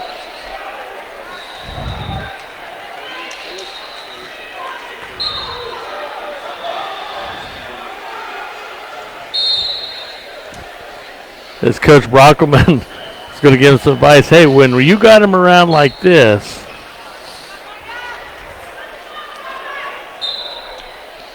and I'm thinking his workout partner might be a little bit of Rusty Miller. Kind of wondering the same thing because I see him down there, Matt side, and Yeah. telling him something too. Of course, Rusty knows what he's doing. He was a state champion also. Probably about that size, too, when he won it. Yeah, he wasn't. Yeah. Definitely wasn't a heavyweight. Rusty just was unfortunate to be behind some of the good bigs in Norton history. namely Jeff Boyle. Well, we and had Josh Kellerman. And Rusty was right after that. And oh, that guy has a 3/4 Nelson has him stacked, and they're not calling. Oh, my gosh. Wow.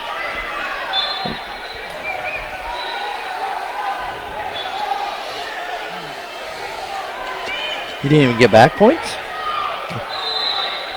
Oh, now they're awarding it. I was going to say, whoa.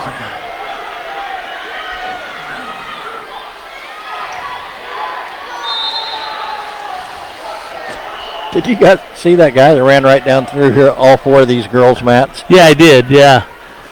Wow. He had to go all the way to the end, so he just ran all 4 mats. Sophia's out there on mat number 5.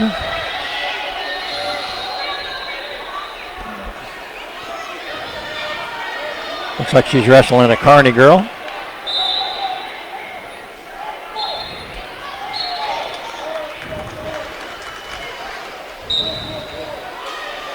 Let's see if I got that up here. This girl's quite a bit taller. Jacobson of Kearney.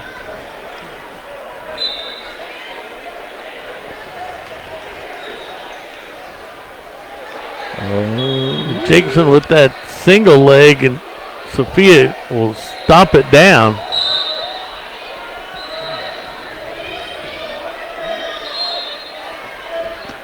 Looks like that AD here on mat number 7. Yeah, it looks like, no, that's Grayson. That's Cadence. Let's see if we can watch. Well, let's not. We will go back with the picture-in-picture. And I believe that. Looks like Cadence is wrestling a Kearney girl also.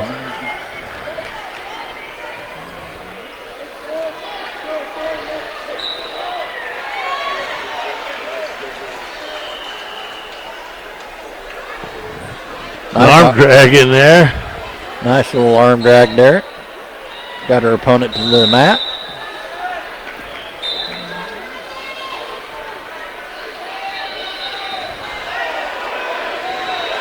Still 0-0 over there with Kane and Jacobson.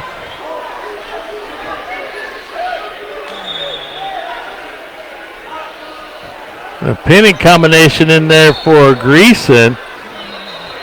Now AD's out there.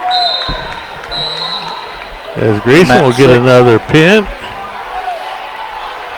I believe she's 3-0 on the day. All falls.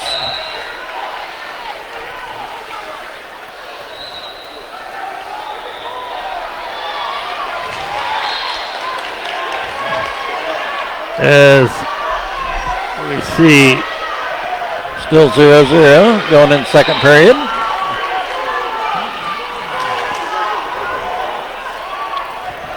Jacobson had choice. She deferred. Sophia is going to take the down decision. Caleb Kieswetter's out on, he was out there. He would just either pinned a guy or won 17-0. We'll also see Dally Braun coming up on mat 6.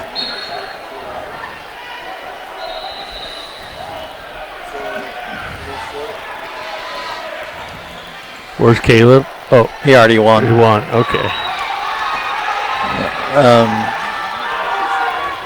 Grady Briner should be coming up, but should be next on one of these mats. His bout number is 1566. Caleb's is 1567. Daniel Hildebrand is 1578. Max Carter 1582. Weston Green 1583. Aston Katz 1595.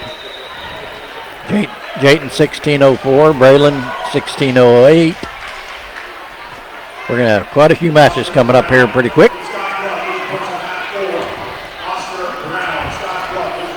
I'm going to have to change the battery, so I'm going to set camera 2 off here real quick.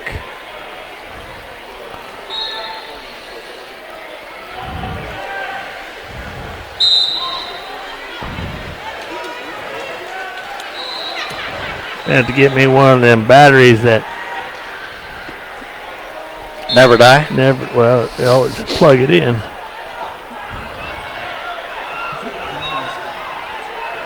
I've been looking at a new camera, but Probably scares me a little bit. All your money, it's dropping the bucket. Yeah, I drop it in the bucket as fast as I get it. Looks like Adriana will go into the second period, tied 0-0. Sophia now leads by a score of 2-0. She got a reversal. She needs to see if she can't pull her back. And is getting some back points now. There she stays square. Needs to get off to the side. She loses that combination, but she will get four. I couldn't count the fingers from here. And that's the end of the second period. So a nice finish there. 6 points in the last 20 seconds of the period. The other girls, it looks like she's really tired. She's going to go down, I believe. I thought. She wants a timeout. You see, she asked for a timeout. Inhaler, I believe. Coach handed her something. Yeah, now she's going to be using the inhaler. Looks like 80 gave up the escape. She trails 1-0. Adriana Winters wrestling Savala of Grand Island. Oh, careful. Boy, she knew that double underhook throw now would be the perfect time with a back trip. Oh.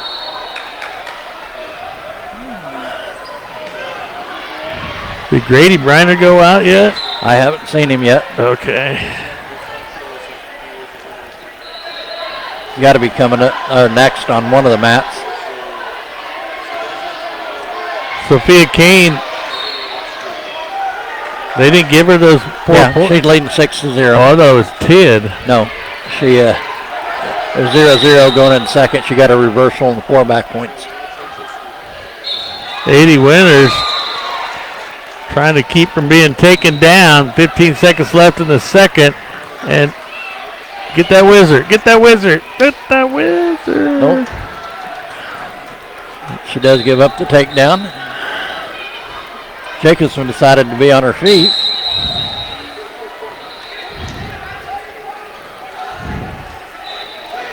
Winters trails 4-0. Kane leading 6-0. Last I seen, the girls are in 5th, I believe. I don't have the girls pulled up. I just have the boys. Cannot get the.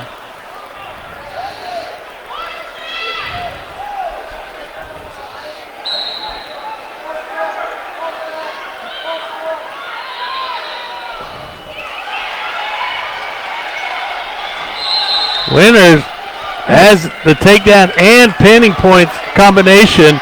Needs to suck back a little bit. Get your hips there. Oh, there it is. Oh, half it. Stretch that arm. Reverse half. There's the fall. Wow. Nice comeback there for 125 left in the match, and she gets the fall over the Grand Island wrestler.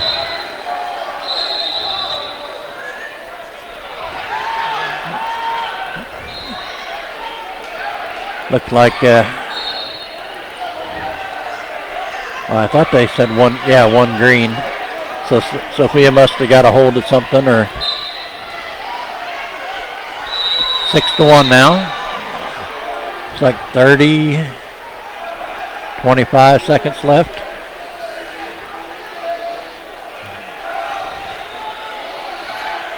I don't know if she got a hold of the headgear or what exactly happened, but don't get over aggressive. I remind the boys JV matches will now be moving also to the other 3 mats on the other side. She will get a 3-point takedown now. Increase. Oh, what? Oh, 9-1, I believe. Workers and officials, boys JV mats will be loaded now onto mats 12, 13, and 14. And that'll be the final, 9-1. They're going to expand this boys round to the junior varsity mats way down there. I was afraid of that.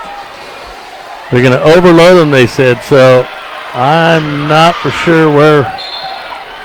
We'll just have to watch what we got going on. There's Grady out here on mat number 1 now. On 1? Yep.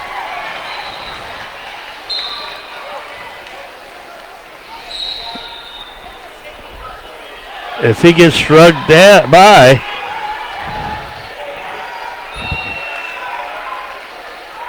if he gets tilted over there by his Grand Island opponent. Gates.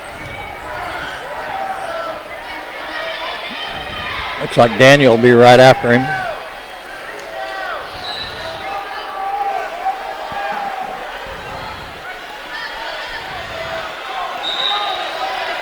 Two near fall to Gates.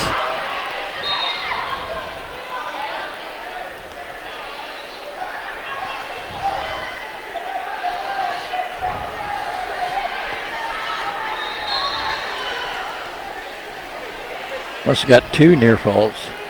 2-point near falls because it's 7-0. Look where you at, Grady.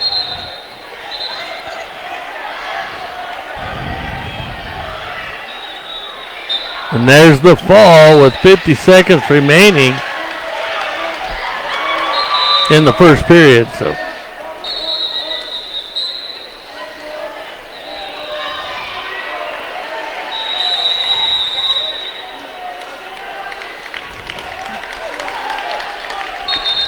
Daniel must be after this next match on mat 1. He hasn't been assigned to mat 1. I know that.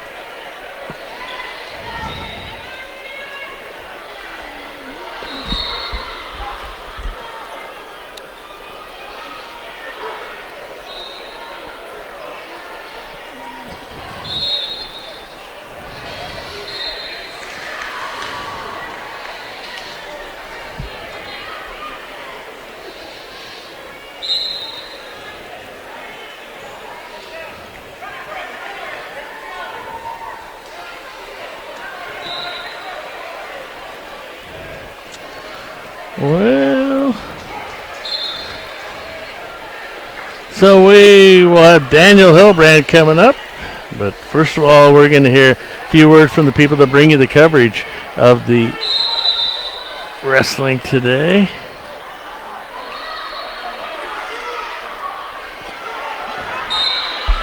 Maybe, maybe not.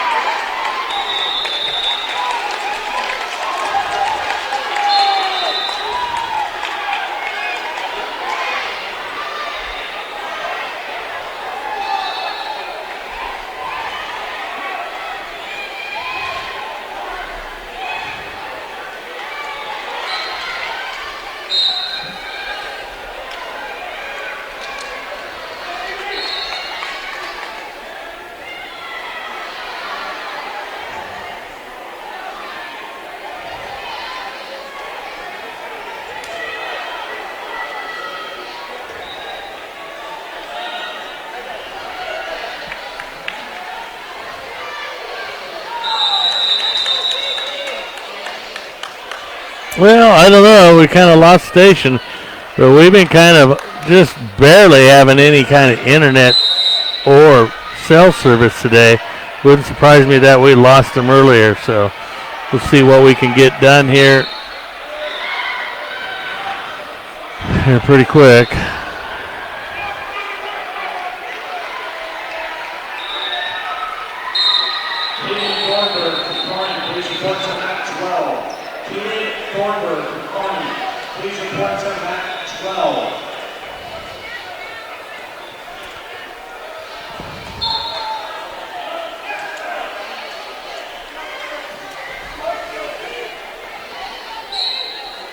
Do we have a Blue Jay wrestler out there now, Matt?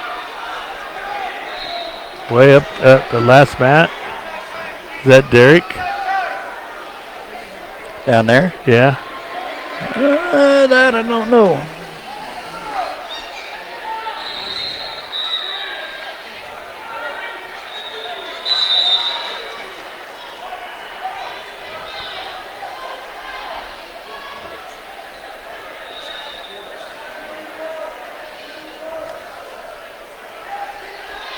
I don't know, they only have the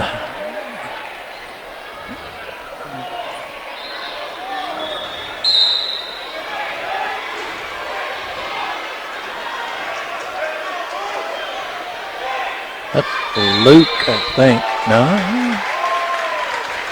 I don't know. Not sure who that is.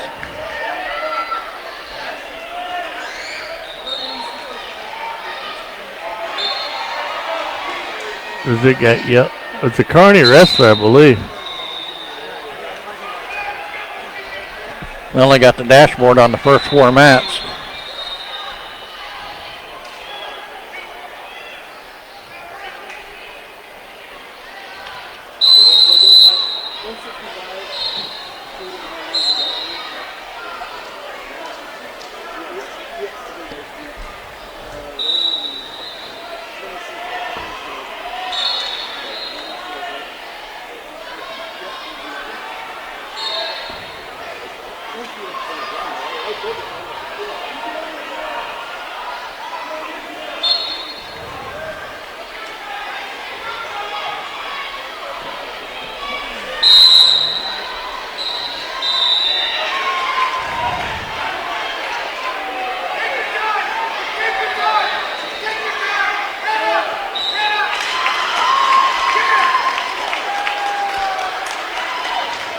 Well, we can't get on the air right now, but we do have sponsors that have brought us coverage throughout the year so far. Fit to Go, Solutions North Bank, United Northwest Federal Credit Union, Mapes and Miller, Ingalls Sales and Service, Ambi Home and Ambi Home Acres, Cowpoke, Pizza Hut Wing Street, Crafted Caffeine, First State Bank, Mid-America Bank, Porter Ranch and Beef, New Age Industrial, Bailey Ag Solutions, Roy Sales and Service, Bumps Auto Body, Moffitt Drug, Equity Bank, Farm Bureau Financial, Iron Insurance, Norton Auto Supply, Sonic of Norton, Cole Family Eye Care, Norton County Hospital and Clinic, Mad Duck Construction, Clydesdale Agronomy, Dr. Shirk, Next Tech, Natoma Manufacturing, Boxler Insurance, Jamboree, Norton Sports Center, Bow Creek Ranch, Lenora Farmers Market. Thank you, sponsors, for allowing us to come. Daniel's out on the mat now. He is trailing by a score of 3-0, fighting off of his back. And there's the fall.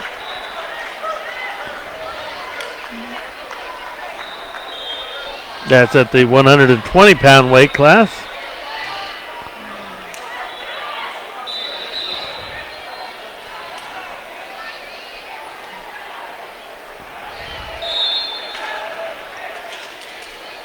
Oh, let's see.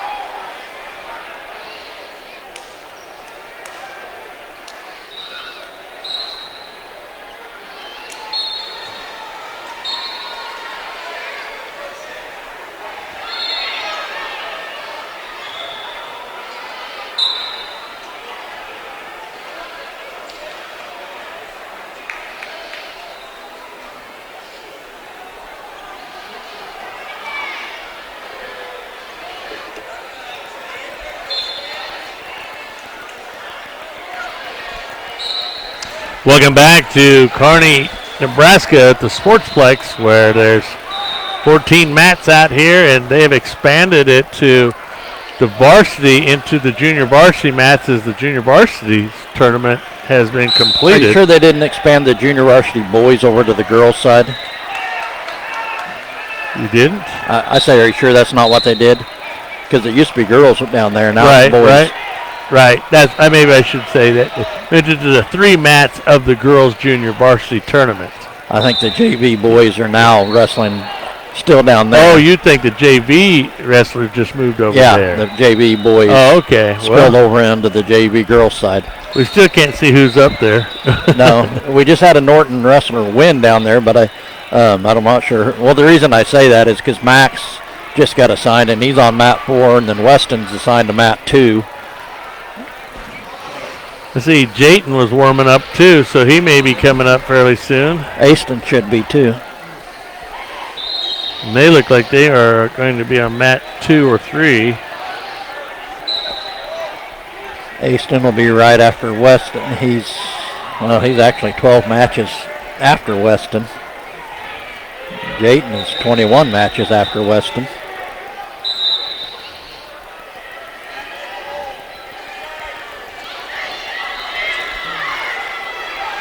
Well, let's see what I can come up with. Boy.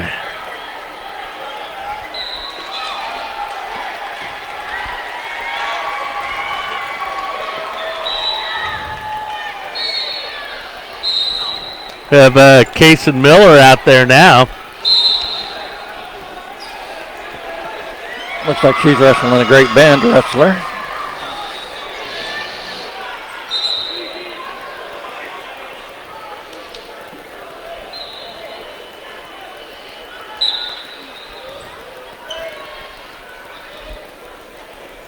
And she'll get the takedown as she now leads by a score of 3-0. I believe. Let me see if I can catch her name real quick.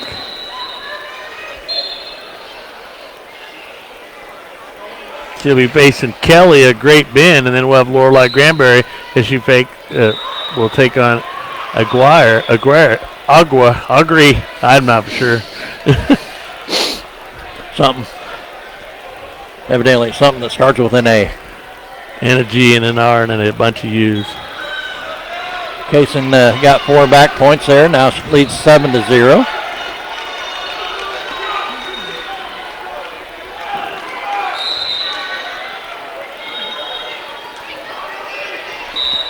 Got that half in pretty deep, trying to get some more back points here. And the girl is going to her back. Now we see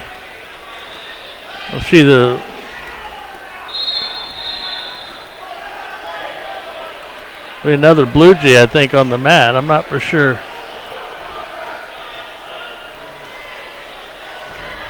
That's Weigel out on the mat now.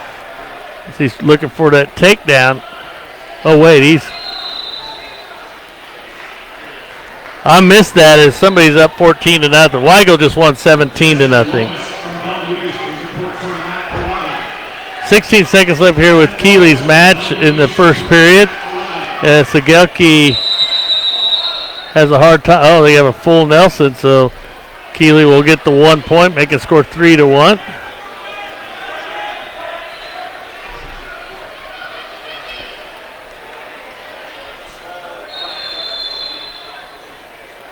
Now we have caution on Segelke for placement.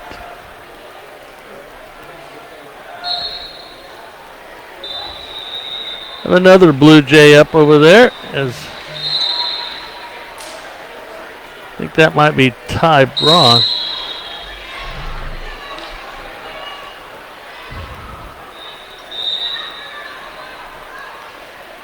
Oh, that's it. Boy, I can't tell you who that is. They're so far away. Another technical violation in there on Segelke. So now makes our score 3-2 at the start of the second. And looks like Miller will win the flip. And she will defer.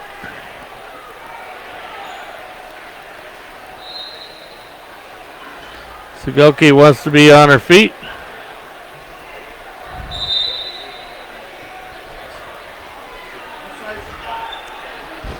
Shanna Castro, the ground, unfortunately that's 7. Shanna Castro, ground, unfortunately that's 7. As she'll get taken down, making a score 6-2.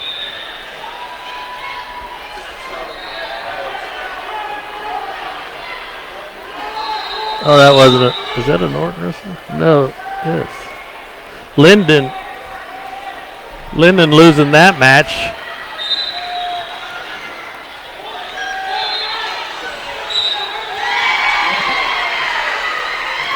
And Keeley will be pinned by Sigelki.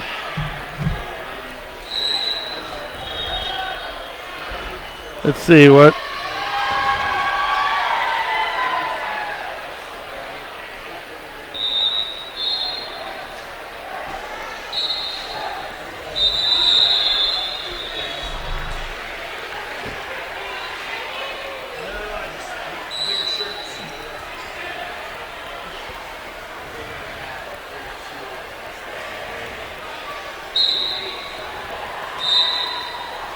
So let's see who's coming up.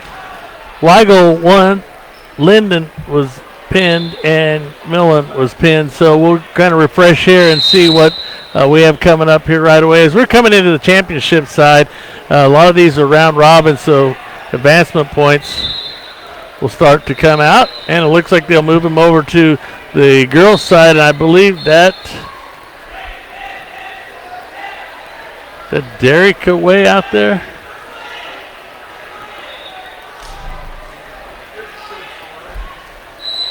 As he will get a takedown and get the 3 points. Let's see if I can find out who that is. So let's see, that looks like.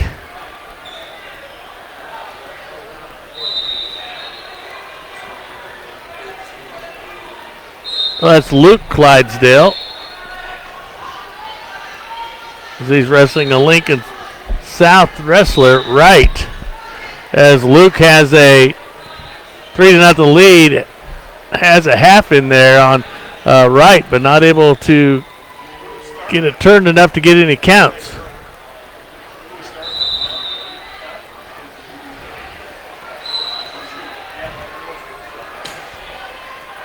We also will see Type Braun against Tripe of Kearney.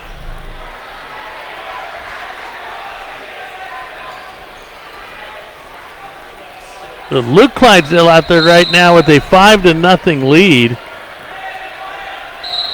So he is on your screen now.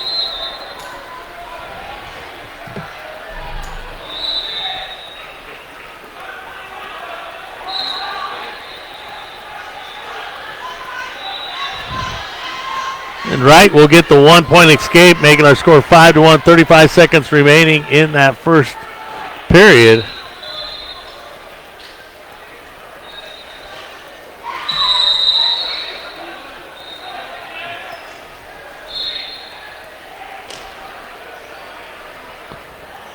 As both will be in the neutral as we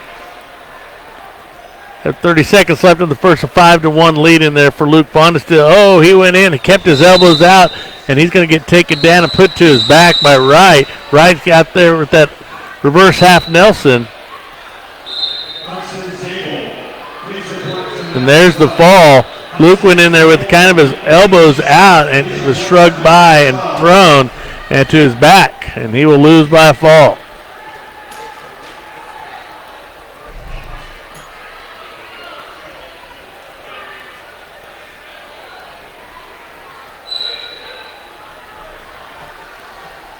Let's see, what did we say else was coming up? Ty Braun will be on mat number 4. That'll be about 5 minutes from now. He will be wrestling Tripe of Kearney at the 157-pound weight class.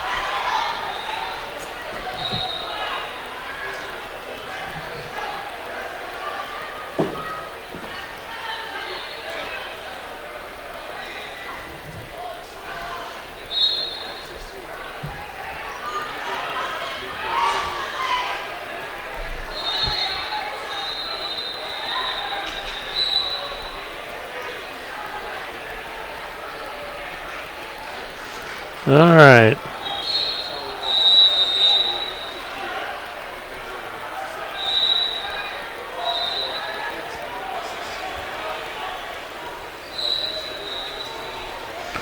Well, it's not the first time that I've called Luke, any Luke on the team. I call him Luke Vaughn still. Thanks for mentioning that. So that was Luke Clydesdale.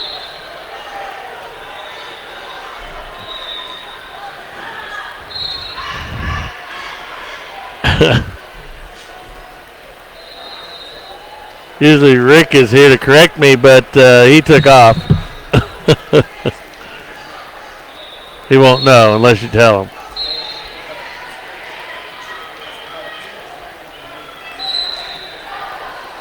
As we await the Tripe and Braun matchup, we'll hear a few words from the people who brought you coverage of the Kearney High Invitational.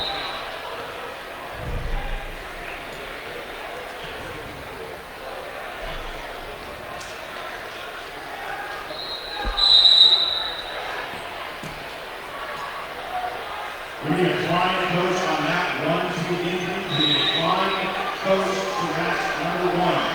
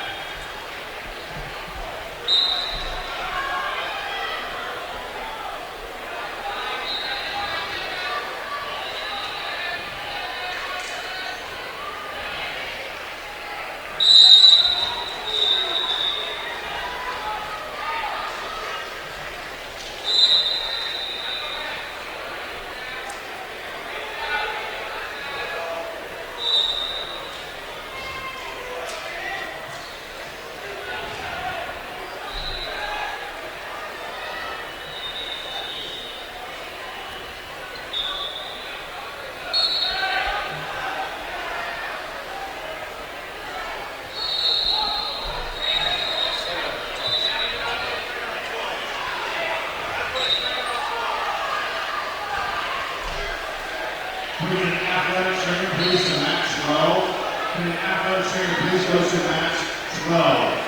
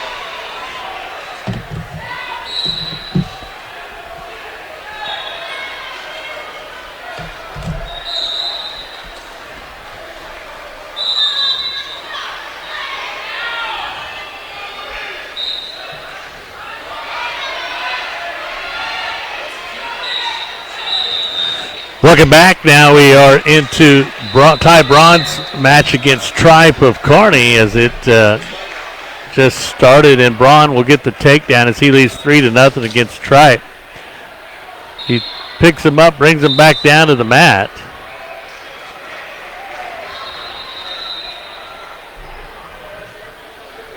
Braun trying to ride out Tripe. He gets a little high, has to suck back a little bit, stays in behind the arms.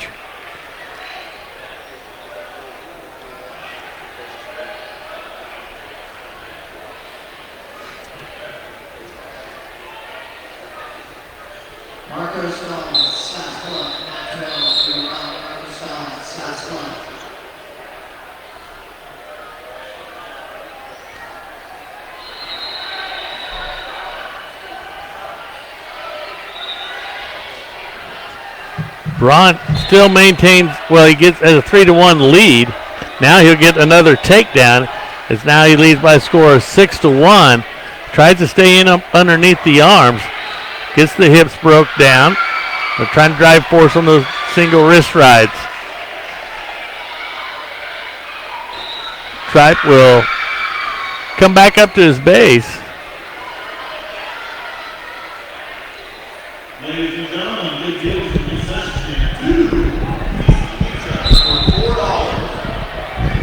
So 6-1 lead in there for Ty Braun. And hot dogs, 2-for-1 special. 2-for-1 special. Concession stand. And that'll be the end of the first period. Nice job by Ty. Little to be desired for some of the riding that he needs to kind of get a little bit better at, but he's pretty fluent on takedowns. And normally that is not Ty's strength. In that last match he wrestled, I thought he did a lot better job protecting his legs. He walks into a lot of, it's almost like he dares people to get his legs, and if they're really good, it's not good for Ty. 6-1, 142 left here in the second period. Braun with the lead for the 157-pound weight class as Braun tries to get an angle in there. Tripe of Kearney. Tripe wants to stay squared up to Braun, almost like he wants to come up with the underhooks, maybe work a throw in there.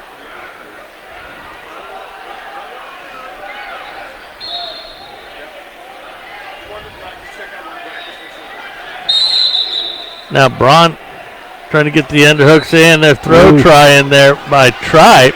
So that's kind of where he's going to kind of have to leave some of that muscle for later. He likes to muscle up a little bit. And you can't just keep pushing. Now he takes a low-level shot in there. Kind of gets flattened a little bit. Hasn't given it up yet. Now he does.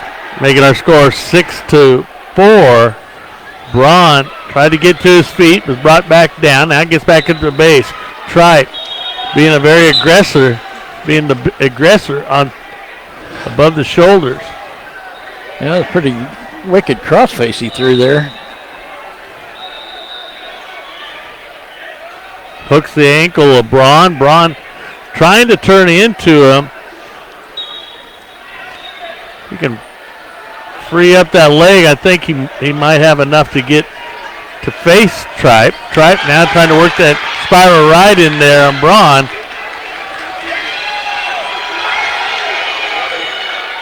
Now gets Braun turned. Going to get some back points for himself. Tripe still walking the head. And that will be the end of the second period, but 4 near fall points awarded to Tripe as he will take the down position for the third. Braun trailing by a score of 8-6.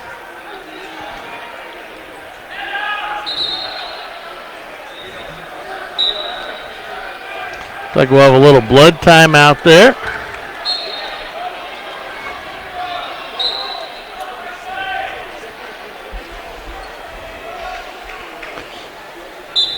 I didn't know if you caught Luke's match down there. Yeah, I did. He was doing pretty good there for a while. Heard he got caught. Yeah, he got his elbows out. Well,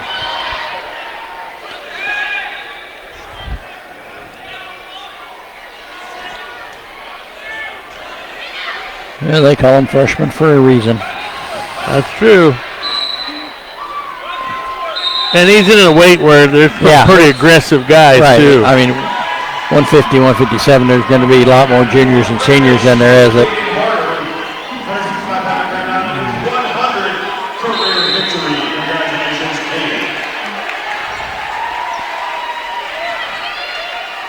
Ty will pick him up, bring him back down to the mat. He does trail 8-6, 1:35 left here in this match.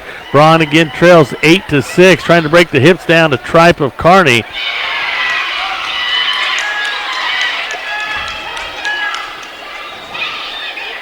He's going to give him the 1-point escape, try to go for the takedown. Tie this up, 9-6. I'm sure that he was instructed by his coaches to do that. That's kind of a smart play where he's got a couple takedowns. Needs to get after him now, though. Just don't be over aggressive, though. Don't go to your knees. That's the first problem that he did right there. Head up. Turn the corner.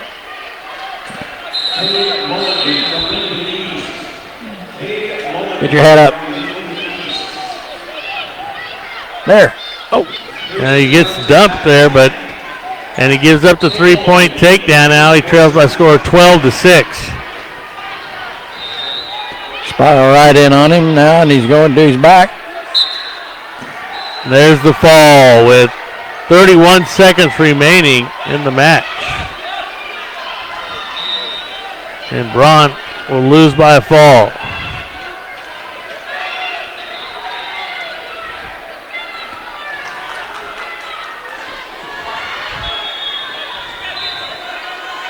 Well, there's quite a pair of singlets over there, Rick, on mat number 2. Yeah, those are the ones I was kind of telling you that they're just a different color. They're the same style and brand, but they're just different color.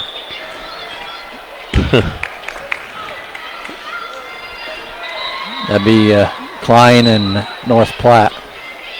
Klein has the gold.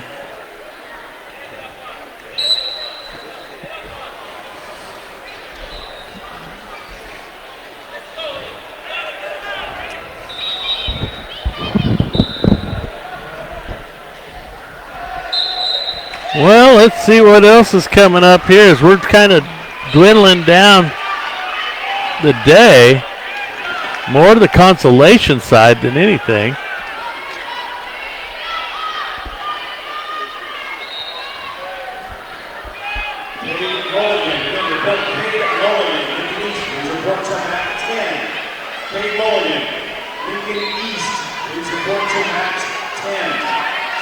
Let's see, we will have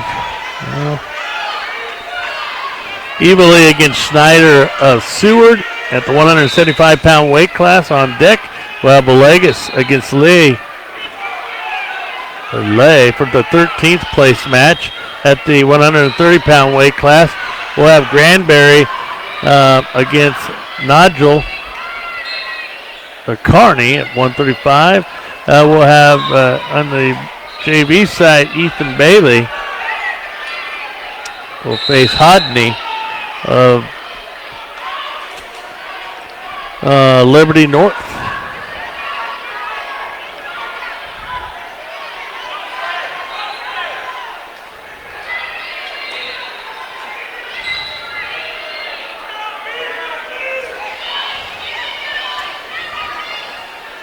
Okay, so let's kind of adventure out as we'll have Eberly on deck at 175. That'll be mat number 4.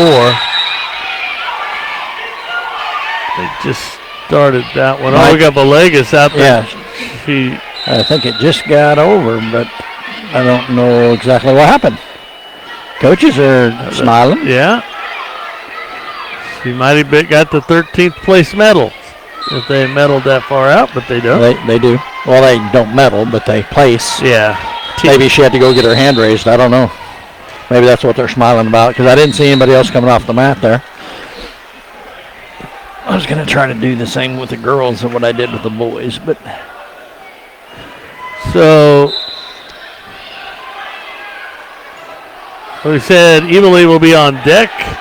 Granbury is assigned. And Ethan Bailey, the JV side, is on deck also. So let's see if I can get this right again on. Oh, I didn't.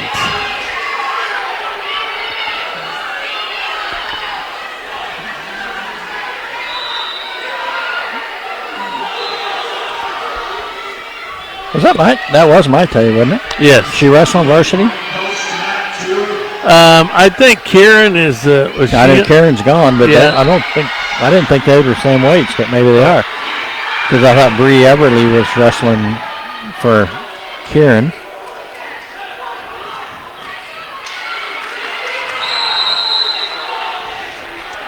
Well, I forgot the girls, they were doing the Madison bracketing, Yes.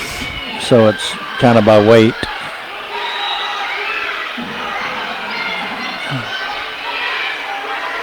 Looks like Brooke Abel's 3-1 on the day, according to this. Well, it looks like it's broke down. I don't know if this is the boys or the girls, but Sorry, 3-0. Norton is in 5th place with 83.5 points. I think that's the girls' side.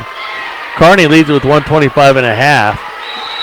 But 2 in the championship for Norton, 5 in the consolation, 1 first place already, 1 5th place already, 1 10th place already. So that's how they've got this broke down.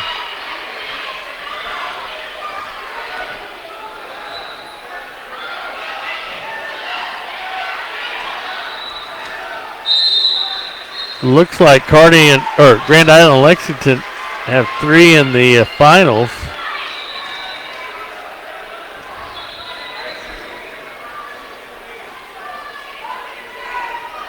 There's a lot of information on here, Rick, that probably doesn't need to be make me more confused than anything. We got somebody. I think we got somebody on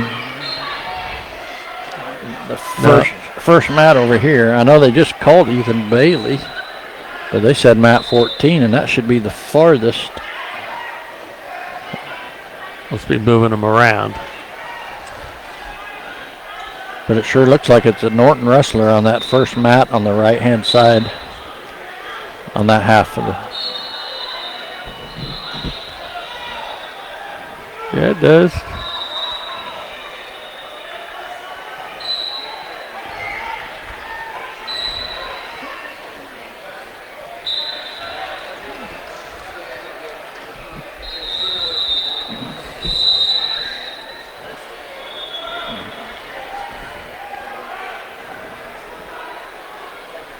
We're waiting for Alex Evely as they are going into the 3rd period now.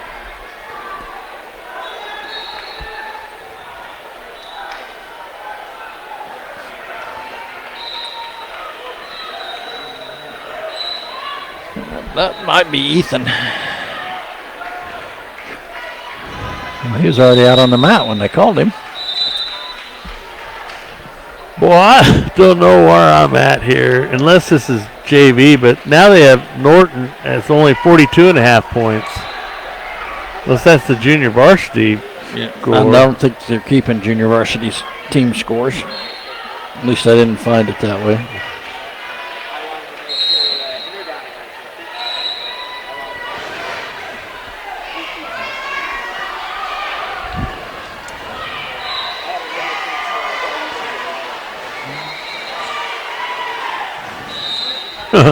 I don't. I happened to talk to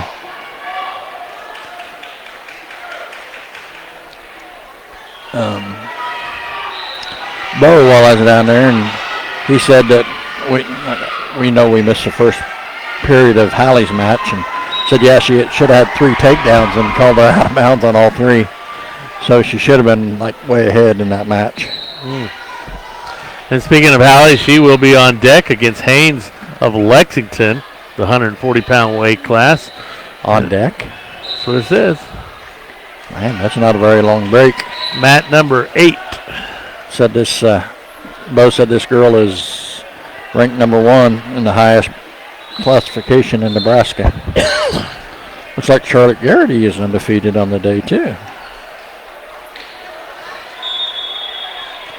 With 3 falls. Nope, 7 is a decision. Well, I went to the Kearney High girls tournament, and all I'm getting is the JV results.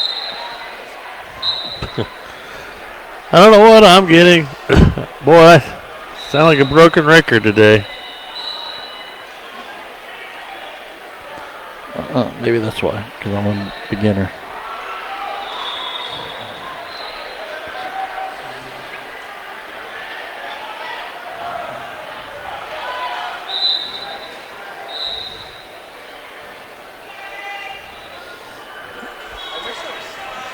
I don't know. I give up on the girls part of that. I gave up on the brackets. Yeah, they're really hard to read.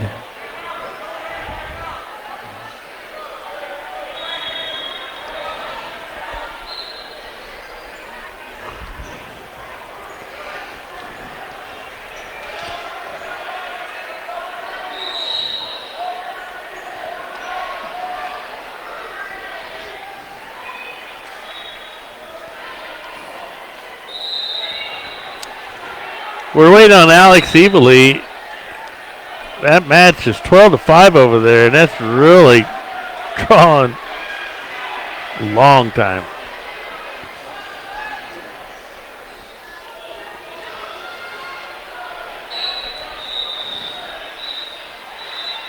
So what we're going to do, we're going to hear a few words from our sponsor, listen to 102.5 Superstar Country.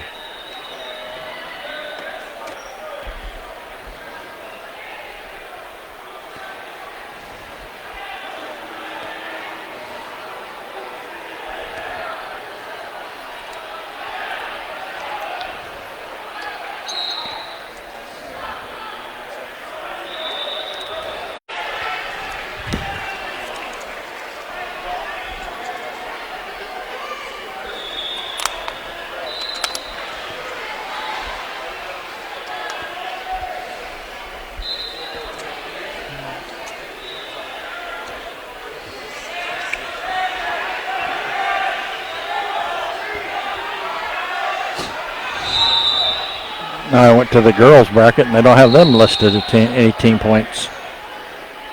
No, it still says the boys. What? I went to the girls.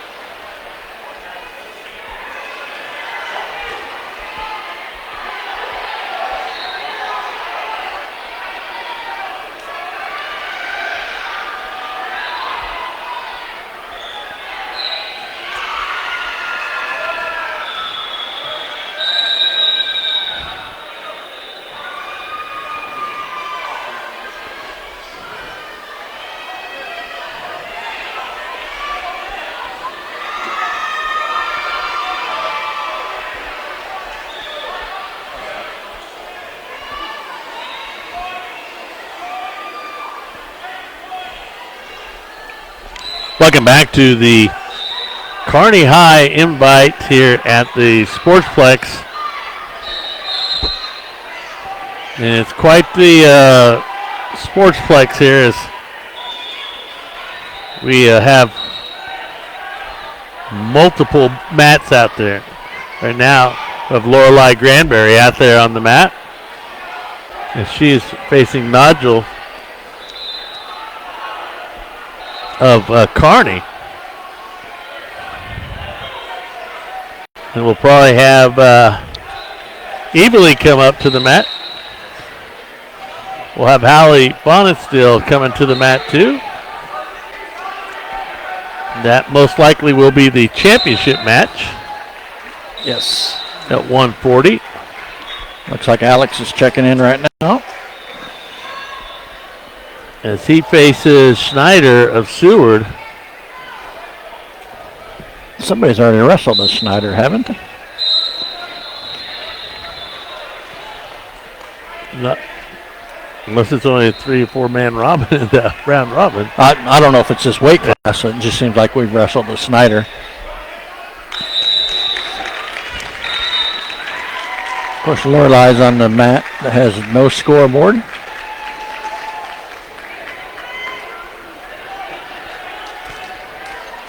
She drives her opponent down, Nodule down to the mat, and we'll get the 3-point takedown. Tries to work that cross-face cradle in there. Now she walks. She went for the far arm, walking the head. It walked towards the head, not. Yeah. Walked the head. Evilly over there getting the takedown on Schneider. No, I'm just saying she needed to walk towards, around the head to get her to turn. She had that arm wrap available. Then we have Hallie on the mat also.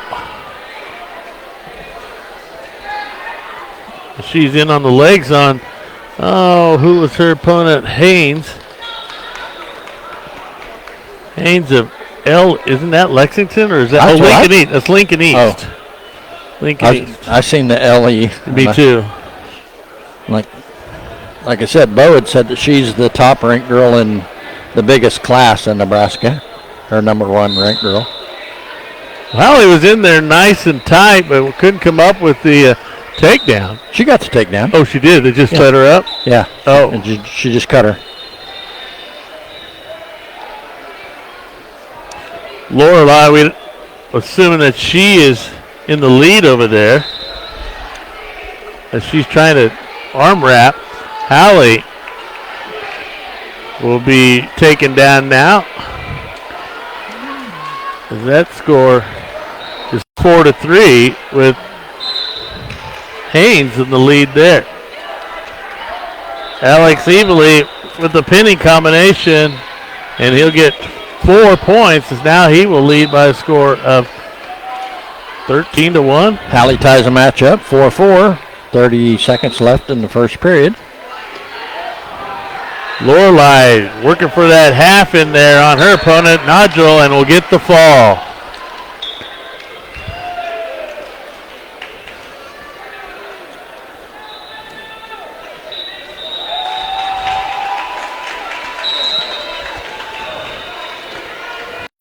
Hallie tied up 4-4. Short fireman there. Don't throw it. Get her out behind. She got her down to the hip, but wasn't able to get her finish that takedown. Easily leading 9-1 over there. I'm not for sure what they're in a scramble over there right now. They're going to be both on their feet here in the second period. I didn't see who got the choice. I believe the other girl did.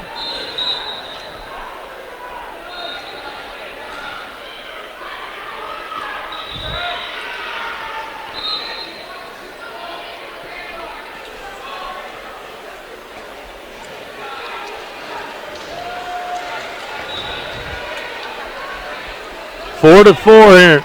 Bonstill and Haynes. 9-1 over there with Evely. Quick sweep in there by Haynes. Has a single leg on Bonstill. Bonstill trying to hold on to that whizzer. Trying to climb that arm. Keep that arm and wrap around the side by side.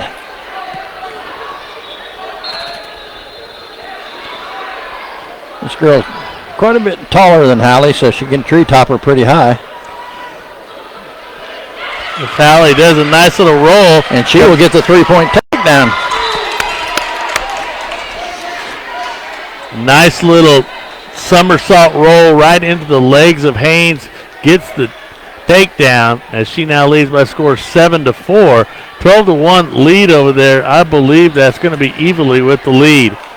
Looks like he's turning him again. Don't get too high there, Alex. Time's out. Runs out. I believe that's only the second.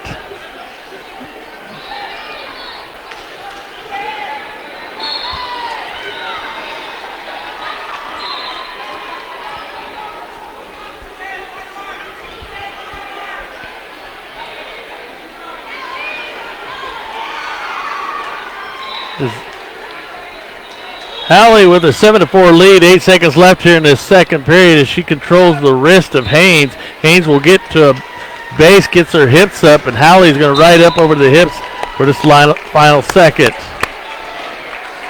Evilly getting kind of cradle, and he looked like he was pinned there for a second. Four. Gave him 4, so that makes it a 12-5 score over there. Hallie tries to work that switch. Can't get it to go. Couldn't get that trailing arm back.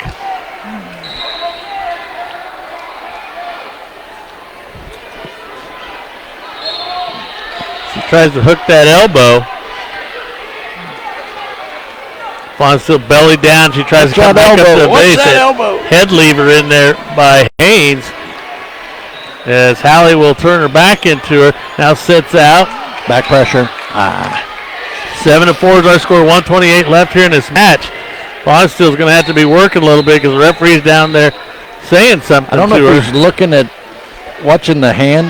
What the other girl, because he did the same thing when Hallie was on top, looking for locked hand or something.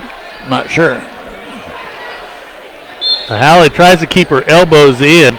Now sets out, tries to work that switch, comes to her feet. Will get the 1-point escape, making it 8-4. Working back in the middle of the mat, less than 1 minute remaining here in this match.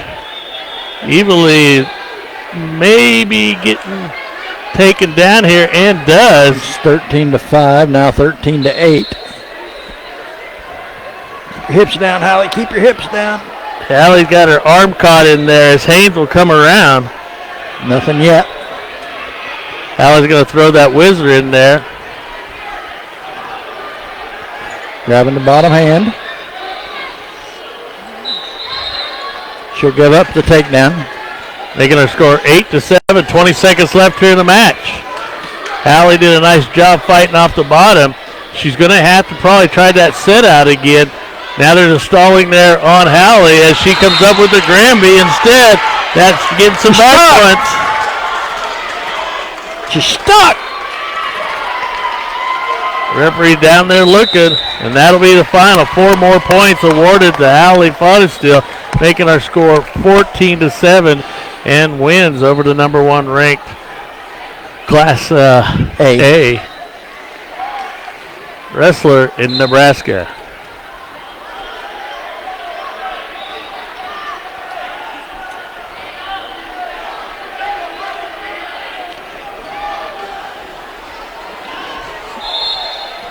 So I like the patience that Hallie had in there. She very well could have went for a couple combinations, but must not have felt right on it. And I'm glad that she kind of rethinks those thoughts. I, for one, would have never thought she would have come up with a Granby on that one. No. So a lot of nice wrestling in there by Hallie Fonestill. As we have Cope Wells back out there on the mat now.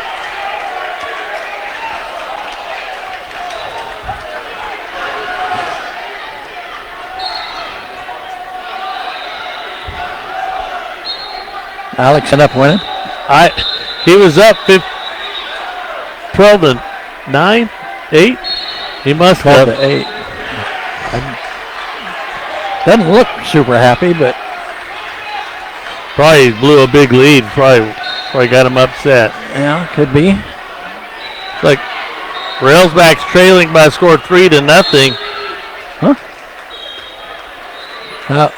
Is that second period? First, I believe. Well, he's on top, isn't he? Yeah, that's true. Must be second. Second back. Second back. In there by Railsback couldn't get it to go. I can't see it. Does that say first period? I think it does. I can't see it, but Railsback does trail by a score of 3-0. Unless the scoreboard's wrong, because I thought they just started. I did too, actually.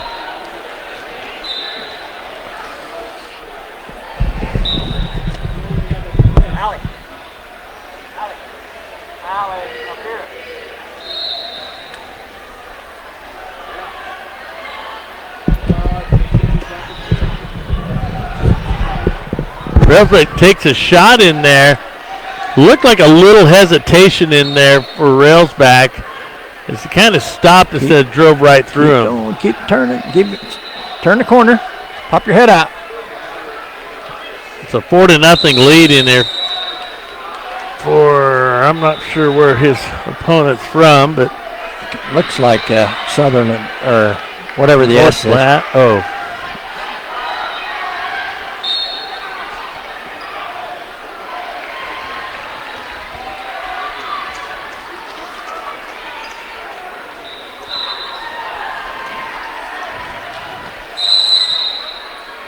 Oh, let's see what they say, who this opponent is. It's Job, our Job 3 from Seward, the 215-pound weight class.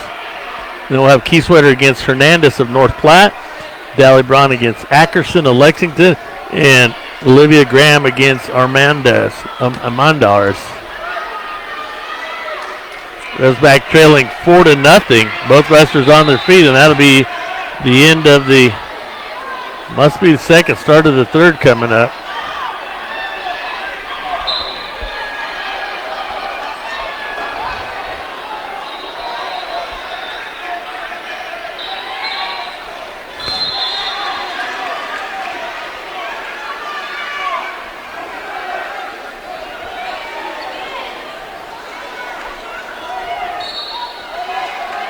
Railsback looking for a throw here.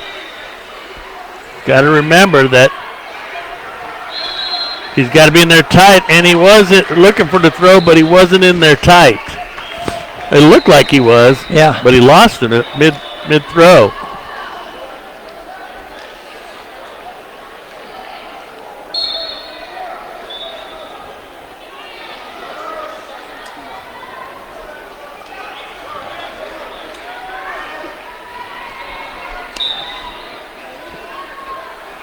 As both wrestlers still on their feet, 4-0 lead in there.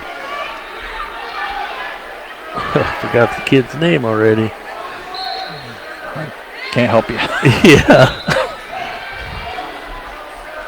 Job. Our Job 3. Our third Job. Now, oh, what a throw! What a throw to his back. Railsback was able to pin as he sucked him in, picked him up, and just bear hugged him down with the throw. Threw a hip into him, put him straight to his back. Railsback with the pin.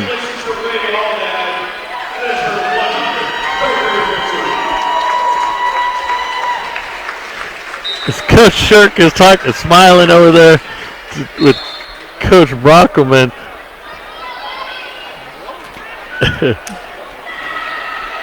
That girl that Hallie just beat the round before just got her 100th career victory.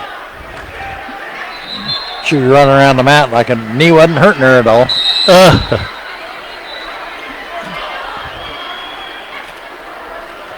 Well, all the coaches are wrapped around Railsback and say, listen, he says, the way you did that, replicate that, please, because that was a thing of beauty.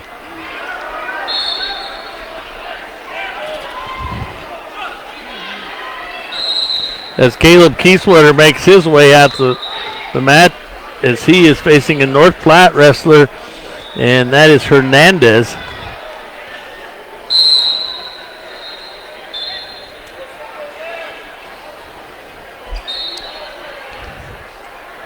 And immediately, Caleb gets in on the legs of Hernandez, gets the 3-point takedown. They're getting up awful high, and Hernandez, they're going to call it potentially dangerous.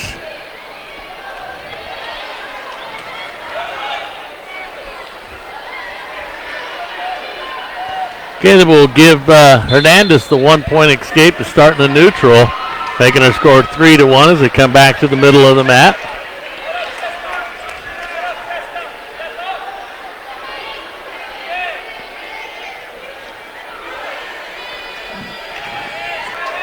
And Oscar Brown from Scotts Bluff putting that one. Oscar Brown from Scotts Bluff. Please report to mat number 1. Caleb Kieswetter in there immediately when the match started. Now he kind of backs out a little bit, but now he's going to whirl down Hernandez. Hernandez was going to roll through it. No points awarded in there for Kieswetter. Hernandez almost put a hip into Kieswetter, put him on his back, but Kieswetter was able to bridge and roll through it, and he has Hernandez on his back. At least I think so. Yeah, I think so too. Yeah.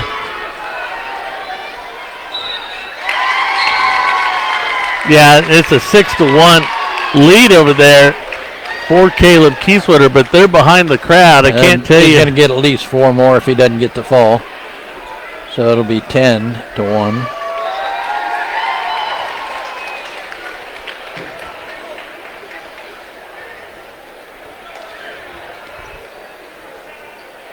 Looks like Olivia Graham. Oh, they must have got the fall. So Caleb Kieswetter with the fall. That should probably make him undefeated in that pool, right? Yeah. And it Or looks round like robin. he'll be wrestling against. Oh. Oh, did he already wrestle Oscar Brown? I don't remember. I don't either. And now it's Olivia Graham out there.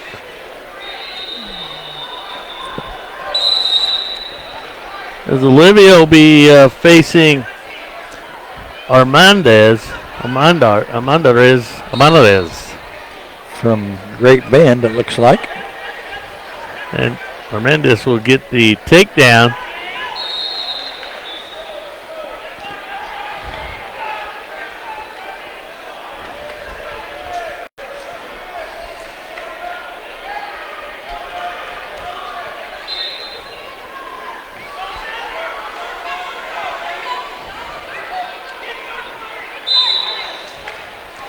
As Graham tripods up, now grabs the leg in there. Armandez. Graham trailing 3-0.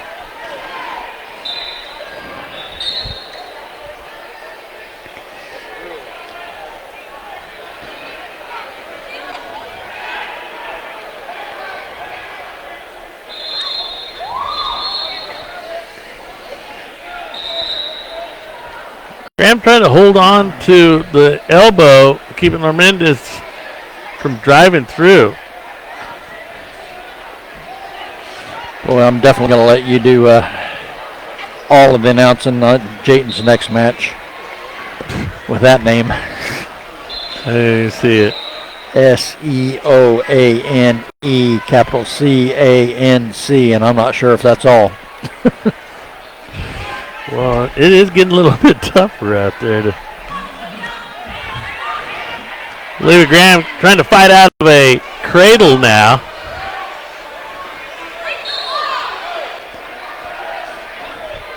Seoane Cancino. As now 2 near fall points go in there.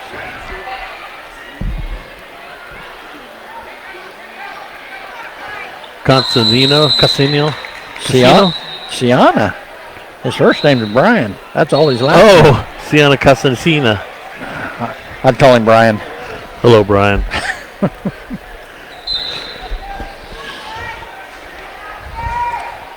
Graham trailing 5-0 for the start of the second. Now as Armandez wanted to start on her feet.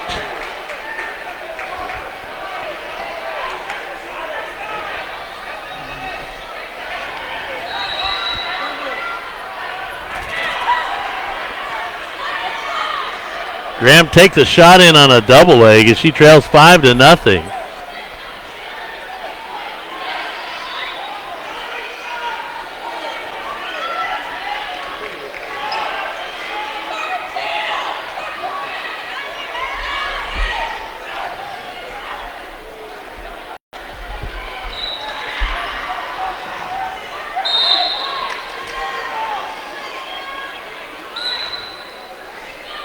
Graham now trailing by the score of 8-0.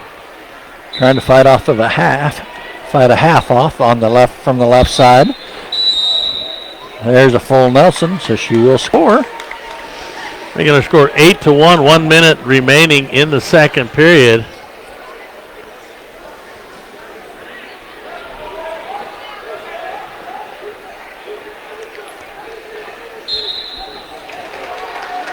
There's a caution on. Need to. Too much pressure on the back. I think she went too far. Oh. Had a tight waist. Libby did a good job scooting out, getting her off of the weight off of her. Now throw it over your head.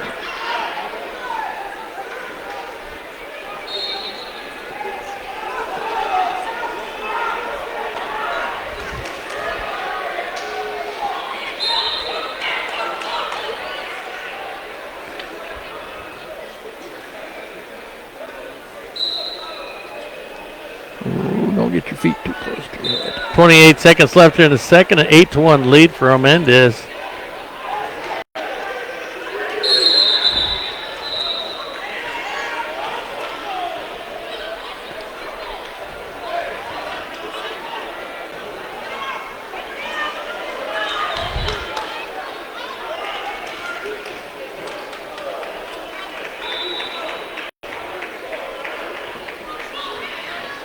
Livy's actually, maintained a base and turning into Armendez, but, and Armendez hasn't really done anything since the start. She tried to get that cradle for a minute and a half, basically.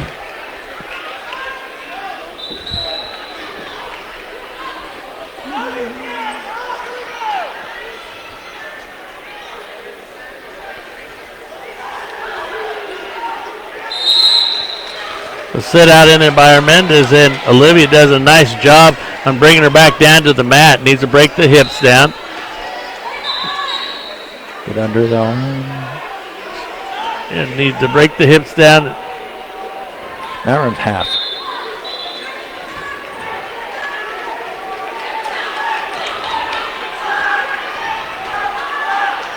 Tries to work in that drive. half in there.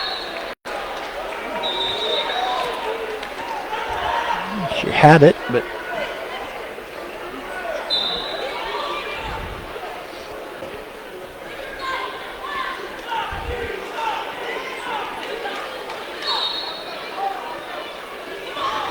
as Armendez will stand up, Olivia gives up the 1 point escape, making the score 9-1.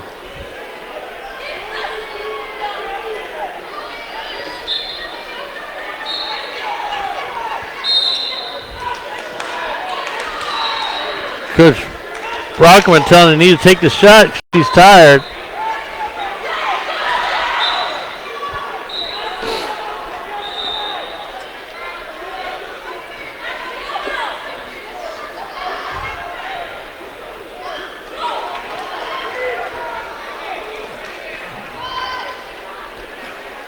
Olivia with that single leg, but can't hold on to it.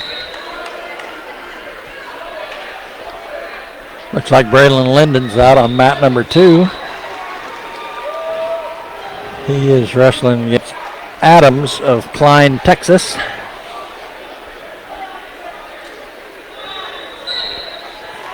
Oh, just about had him stacked. Wasn't able to hold him. They got potentially dangerous.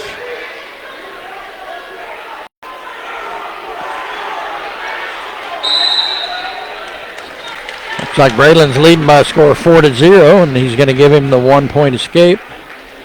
Must have been a penalty point or something.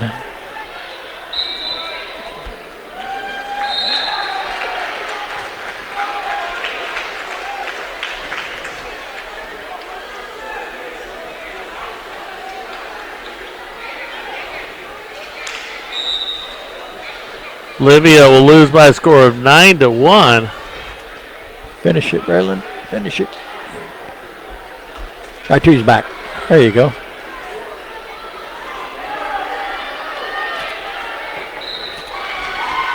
There's a fall for Braylon Linden.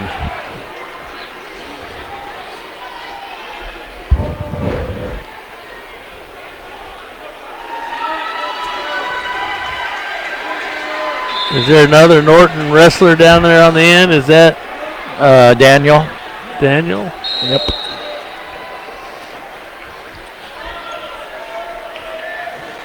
As he is trailing 6-4 down there. He's wrestling Bowling of Liberty North.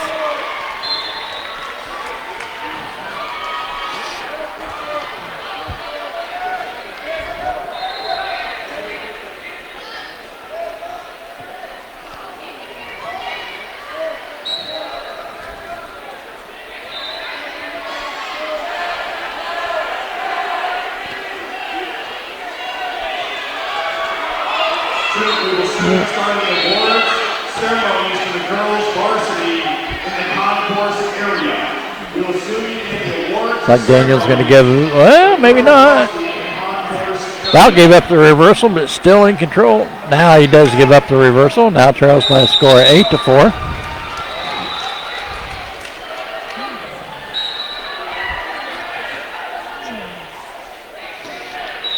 End of the period.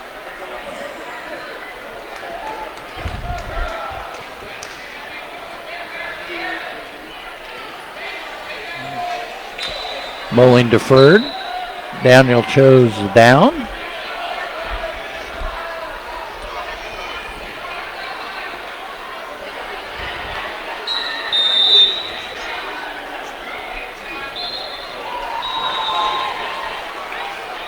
Daniel sits out. Swit does a sit through, but they follow in right behind him.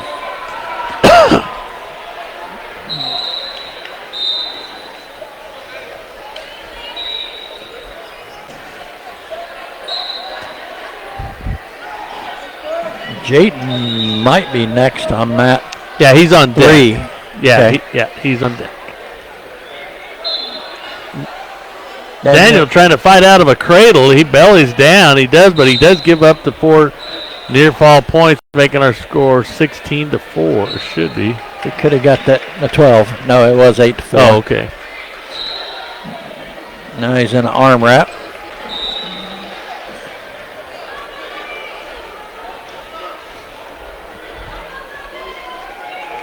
Going to give up some more back points here.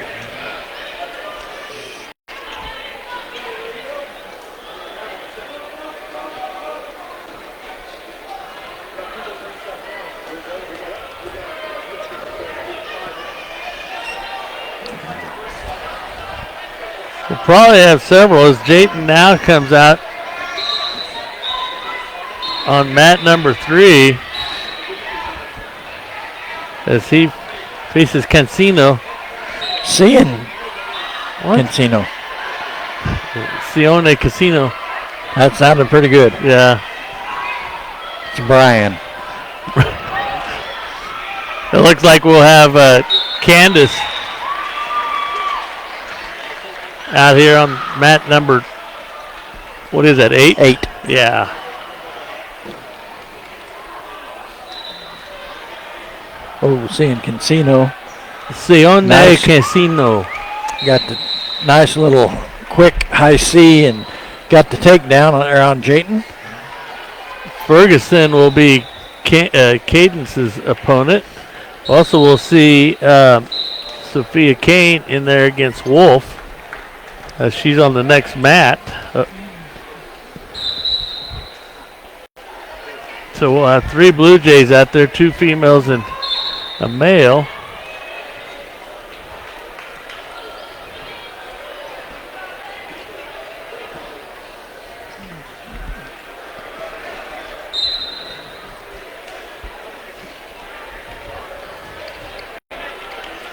Weigel trailing by a score of 3-0. He'll get the 1-point escape.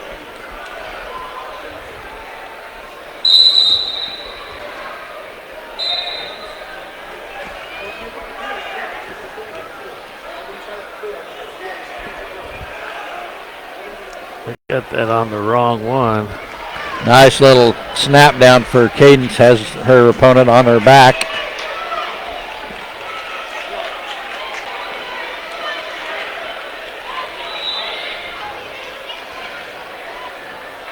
Weigel is able to get the takedown, and he gets the lead now by a score of 4-3.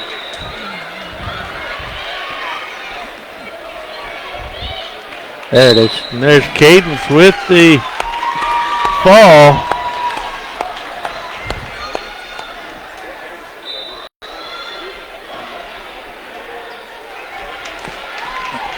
Sophia trying to get that takedown. Got a cradle hooked up. Does get the takedown, then gave up on the cradle. Weigel starting in the down position for the start of the second. He leads by a score of 4-3, trying to work his set out. Not able to get it completed.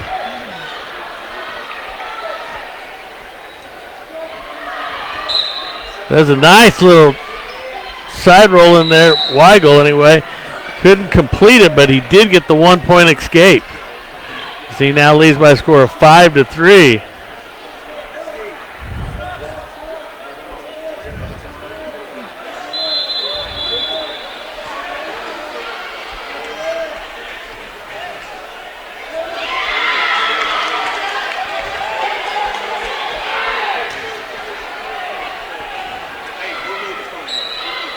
Sophia Kane, I have to believe she's probably leading. Leading 3-0, I believe. Okay.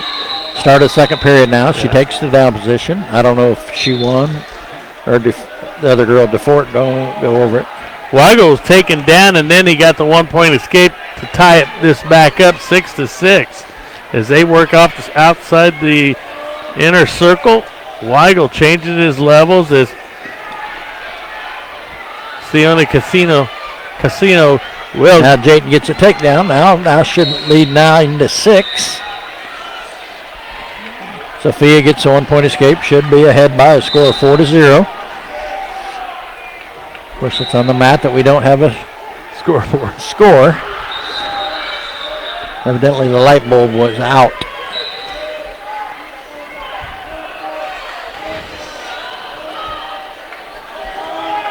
Weigel with a 9-6 lead, 35 seconds left in the second. Now has the hips broke down to Casino. Oh, well, that was the end of the second. Yeah. Start of the third. Both on their feet.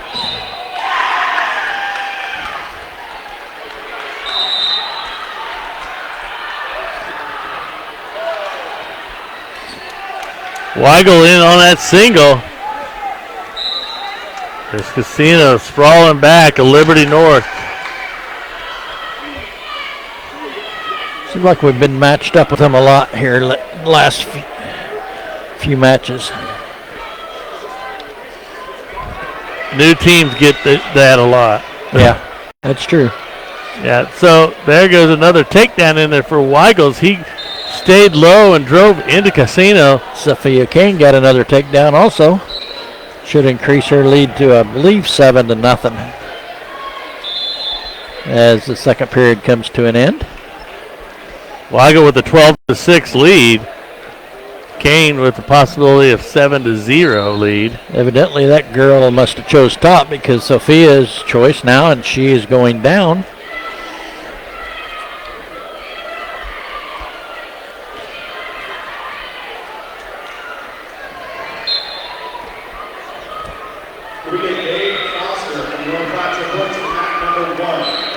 Tripod in there for Kane as she clears the hand. Nice reversal. Should be a 9-0 lead now, I believe. Watch the side roll here. She's up over the hips. Yeah, she needs to get her them hips. Grab an ankle. Weigel with a 12-6 lead. I believe that's 50 seconds left in the match. We're in the awards ceremony here. So I'll go for pictures. The gentlemen there are setting the awards stand up. We're going to start with the girls. So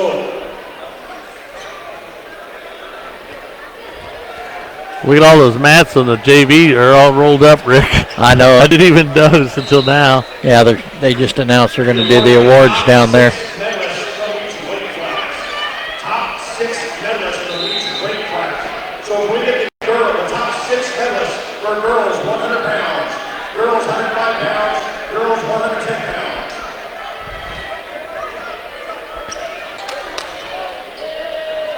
Weigel trying to ride out Casino as he works some wrist control. He has a 12-6 lead, and he will win that by that score. Weigel undefeated on the day. No, he got beat last match. Got tech fold. Must not have seen that match. That's what I just seen that result when I looked at the team results. Sophia Kane. So I think he'll be wrestling for third and fourth. I believe Sophia's undefeated.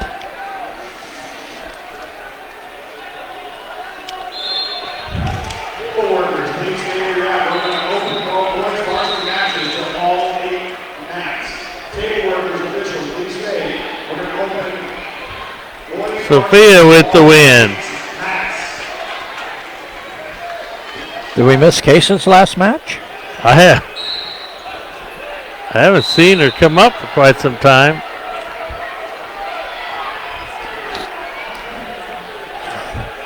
So I believe that gives us at least 4 champions on the girls' side, I think.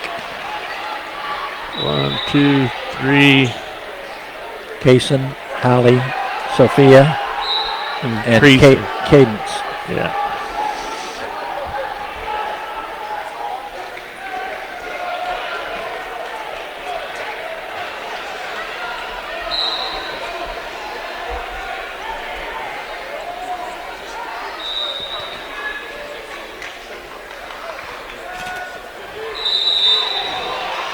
So I don't know what how we're going to do a follow-up, Rick, because we can't even read. The only thing I was going to say is that I promise I will have all the results from varsity and JV for next week.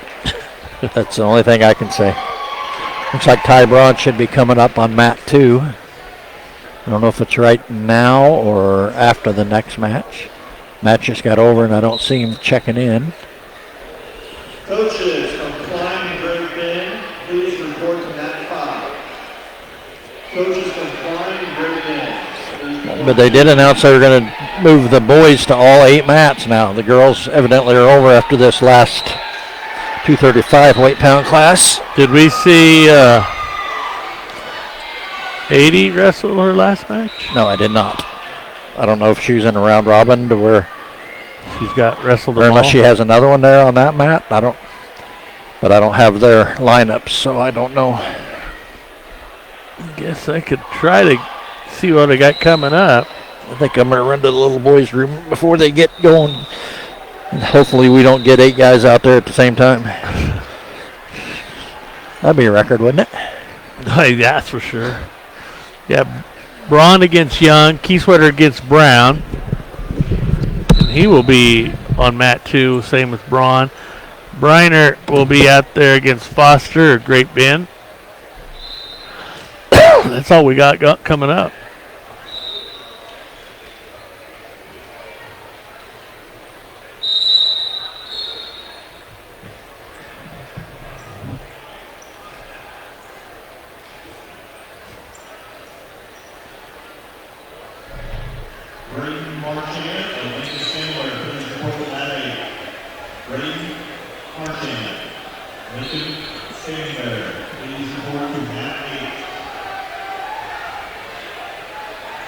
Let's see.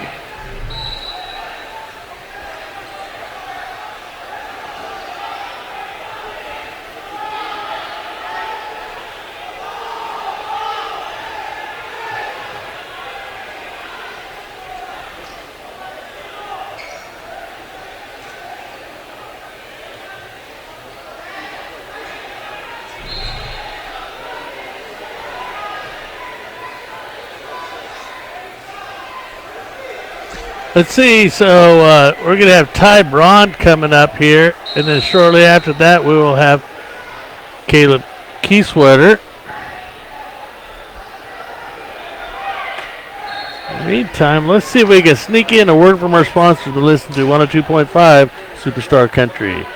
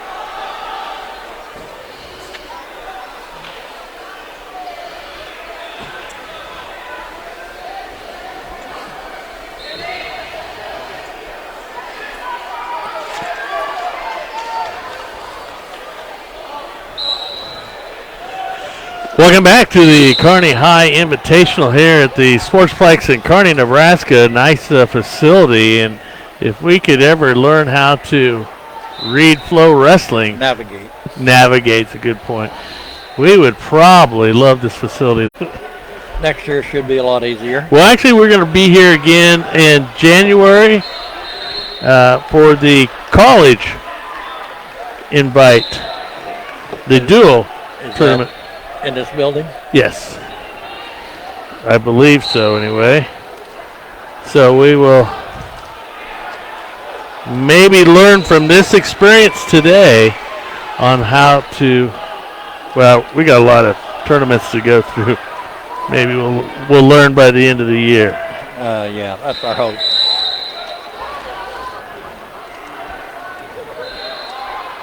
So we have Ty Braun coming up.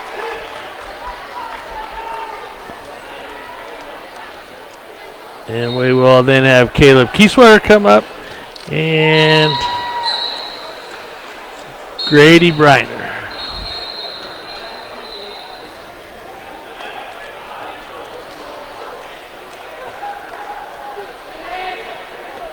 Let's see here, trying to get a few things put away here that we can kind of get a jump on maybe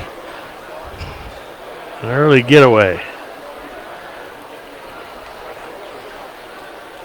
We hope that you enjoyed today.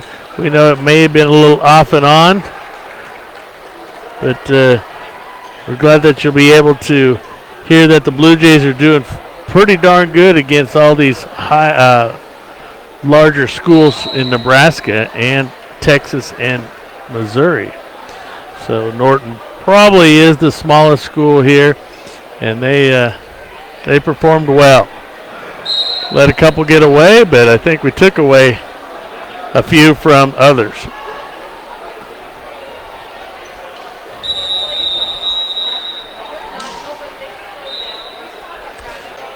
As Ty Braun gets his way out to the mat now.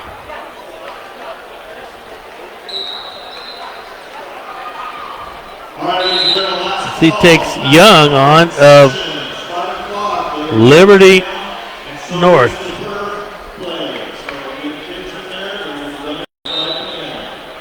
They said this determined third place?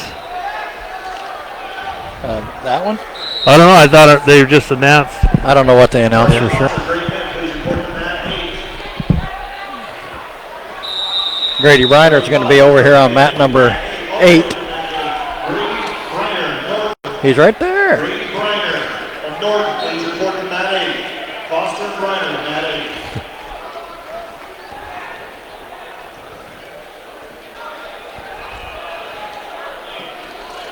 Braun and Wright? Is that who? Foster. Young. Oh. 0-0. Foster and Briner. Ty's got the underhooks, trying to jack. 1, please.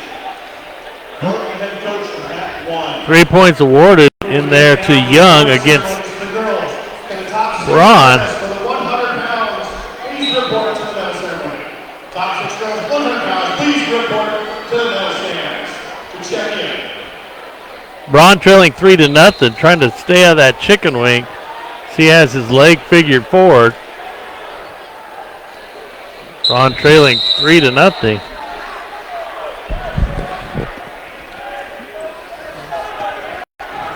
Grady gets thrown to his back out of the takedown. Got to keep them elbows in. Oh, Ty should have locked hands there.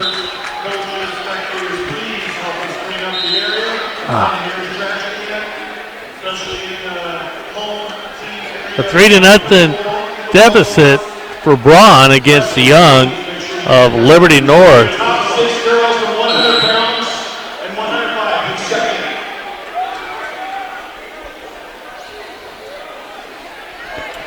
Looks like Ty and Young are going to, Ty Braun and Young are going to go back on their feet.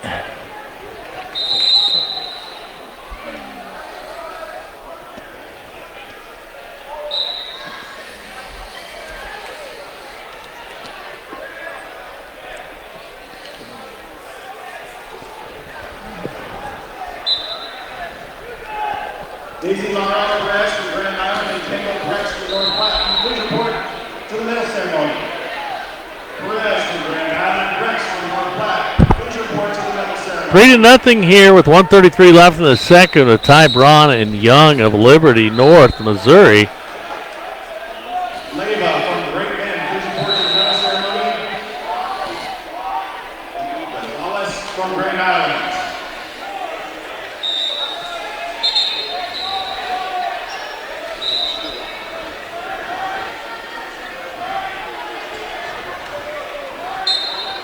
Caleb has been assigned to mat 2, and his match may be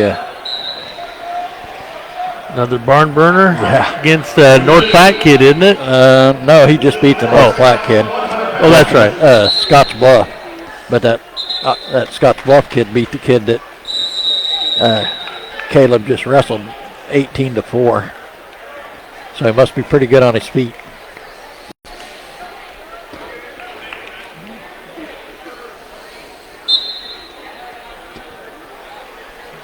Sixth place at 100 pounds, Jessica DeWitt from Lincoln East. In fifth place, Kevin Corso from Lexington. Fourth place, Kendall Brex from North Platte. Third place, Ismar Perez from Grand Island. Your runner-up. Braun still trailing 3-0. Hasn't taken a shot yet.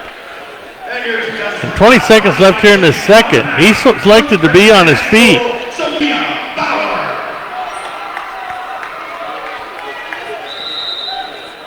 We give the 110-pound medalist over here today. Ty's getting a little upset. From 110 pounds. Please check in over here. We're going to the third period with Braun trailing 3-0.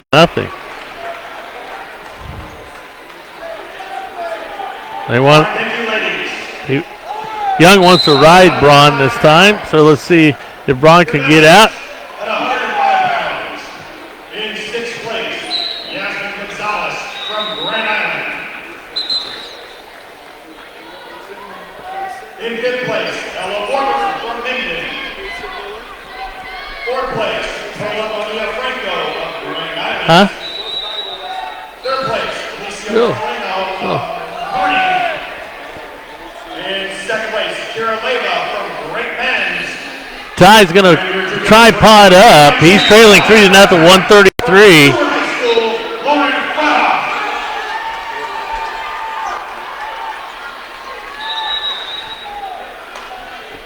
Now he gets a reversal. And that makes it 3-2. Gonna have to pick a side and get out there. The medalist for 115 pounds, please report. Medalist for 115 Yeah, he's got 1 minute remaining. And Is he gonna he have to trails cut him? 3-2. Well, we went almost 2.5 periods before we got one takedown. Olivia Parra from Lincoln East. Olivia Parra from Lincoln East, please report to medal stand. Eli Danick, Lincoln Southeast, please report to mat 5. Should be 4-2 now. Lincoln Southeast and mat 5. Ty trailing. A takedown could win this here with 30 seconds remaining. Now the shot in there by Young. Oh, Ty.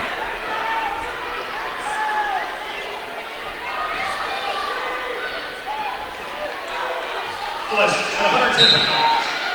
Sixth place, Olivia Parra from Lincoln East. Oh, he front trip. Got it. Gets a 3-point takedown. That's going to make it 5-4 at the buzzer and the win. Alana from Kearney High School.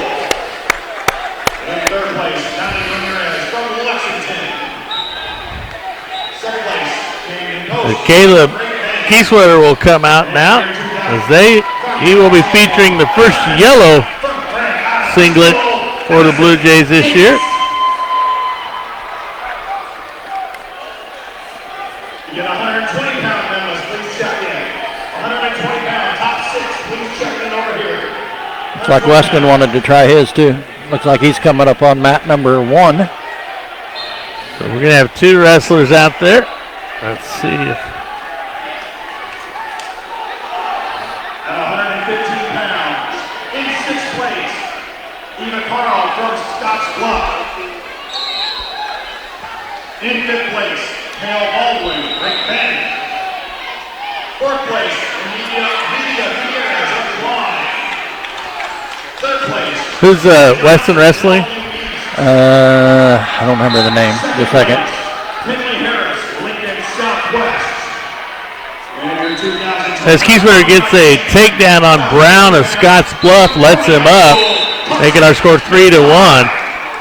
Weston Green wrestling for 3rd and 4th, I believe. Oh, I don't even have him. No, he's wrestling for 9th. Oh, that 9th and 10th. I didn't know he fell that far. Yeah, he went 0-2 in the pool.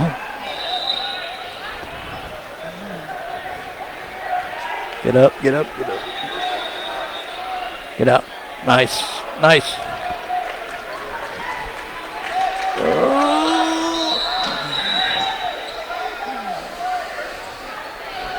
Weston with that takedown and no back points. I didn't give him any. Thought he had 2 strokes. Keeswetter leading by a score of 3-1 with 1 minute remaining in the first period. Rick, you mentioned that Brown, Scotts Bluff must be a takedown guy himself, but I don't see him actually taking a shot in there. Not doing a whole lot yet. Yeah. Well, there he goes. Weston, settle in right there. There. 4th place, Surrender Round from Klein. In 3rd place, Keeswetter tries to take a shot in there on Brown. in 2nd place, Kira Crane from Michigan. And your 2025 Carney Invitational champion, 120 pounds from Carney. Now front headlock in there by Brown as he tries to reach around, but it's going to go out of bounds. 10 seconds left here in this first period. We got a bloody nose. Caleb Keeswetter.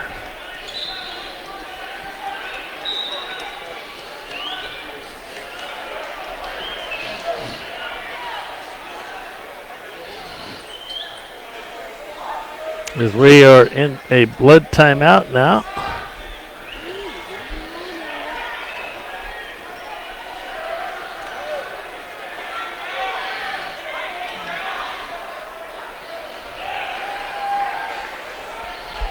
Keeswetter with a 3-1 lead as we have currently a blood timeout. Sure had to get blood on them yellows. Yeah.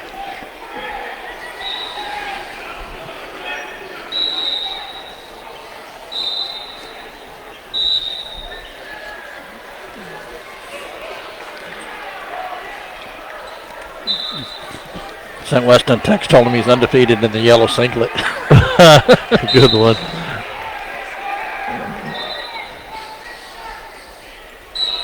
He'll appreciate it. Yeah.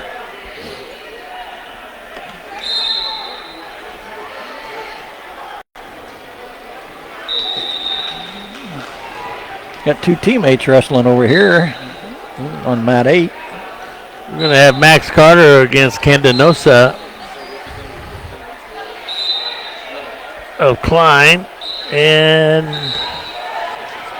I don't know that we have any more after without refreshing. Yeah, Max actually had a earlier mat number than Weston. Start of the second period. Keeswetter's in the down position for the start of the second as Brown will let him go and get the 1-point escape now. A 4-1 lead for Caleb Keeswetter. Caleb trying to hook up a Granby here. Just don't think he has that leverage to pull that head over a Brown. Now he'll give up the 3-point takedown. We're tied up, 4-4.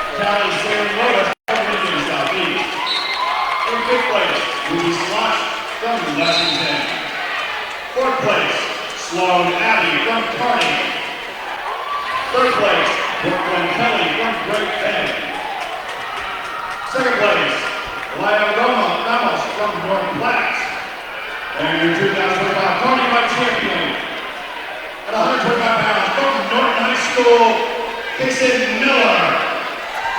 Keith Sweater tied up 4-4. Now trying to get up off his haunches, trying to put back pressure into Young. Medalist for 135 pounds, please check in. Medalist for 135, please check in. They're going to come. They call a stalemate. I didn't see that. I was watching Weston devour whatever he has in his hand. Oh. I think he visited his mother. In sixth place, Micah Elliott from Great Bend. In fifth place, Gabrielle Diaz from Lexington. Fourth place, Kalaya Evans from Bellevue East. Third place, Lauren Sykes from Kearney. Second place, Loretta from Seward. Keith Sweater has got the legs put in there now as he's just stretched way out as Brown just looking around, just right in time.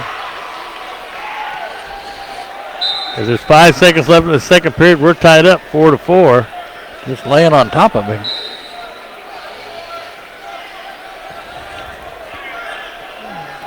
Do we get 140 pounds? Like blood again. Yeah. 140 pound legless, checking on the right side here.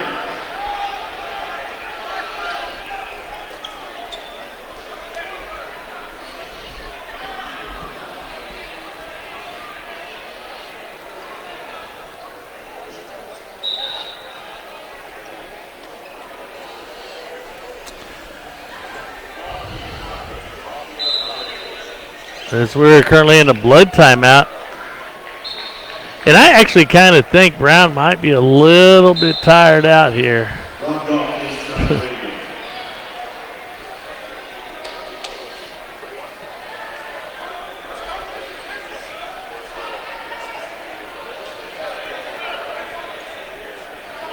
As we're tied up 4-4.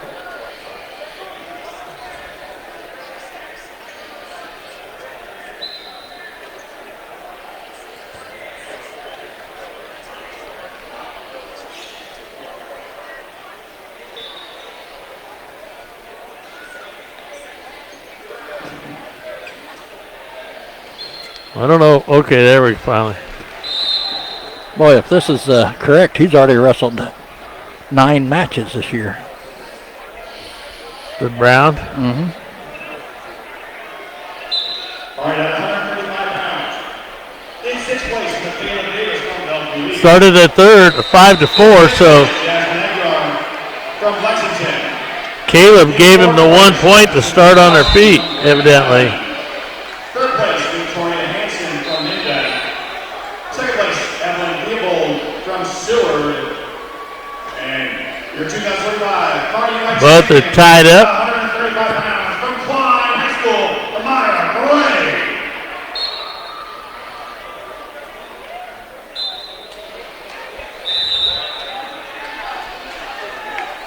As it looks like Brown's going to try to keep his elbows in tight. He doesn't want any sneak attack in there by Caleb or a throw.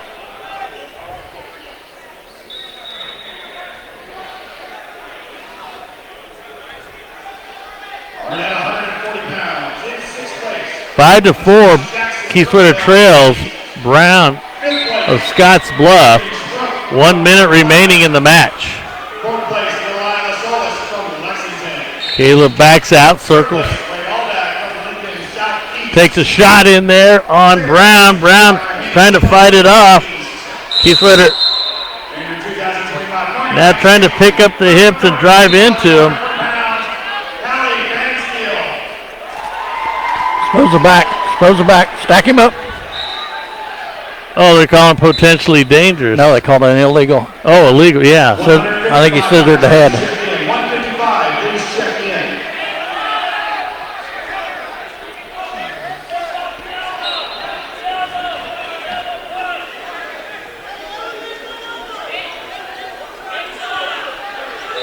they're going to Be 5-5. 34 seconds remaining in this match. We're tied up 5-5.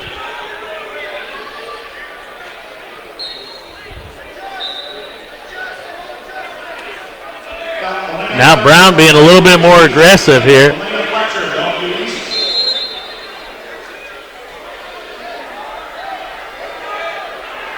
Because he has that front headlock in there on Keyswetter. Duck under try in there by Keyswetter, couldn't get it to go. Now looks like a takedown in there by Brown. Will make a score 8-5. 5 seconds remaining here in this match.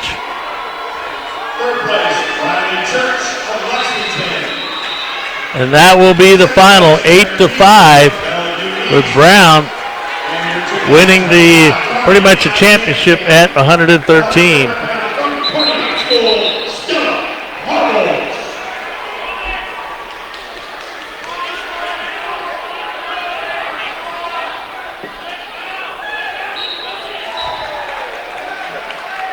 As they're giving away the medals over there in the girls, that we had seen 2 champions so far at 125 and 140.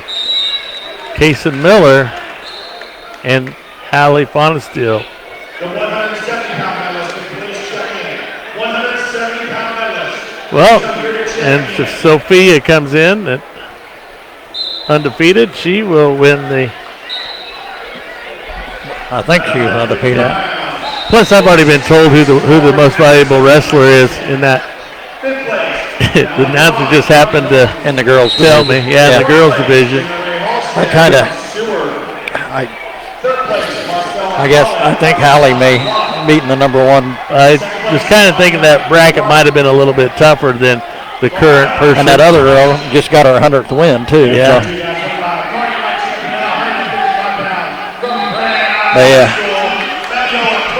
Tell you what, we wanted to come here and get some good matches, and we have. That's right. You don't want to go undefeated this year.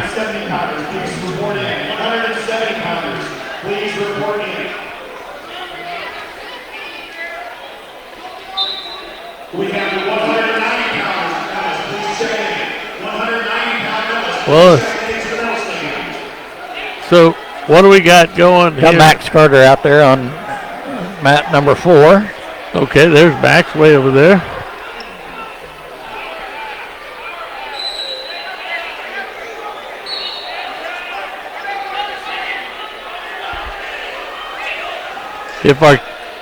I should have told you.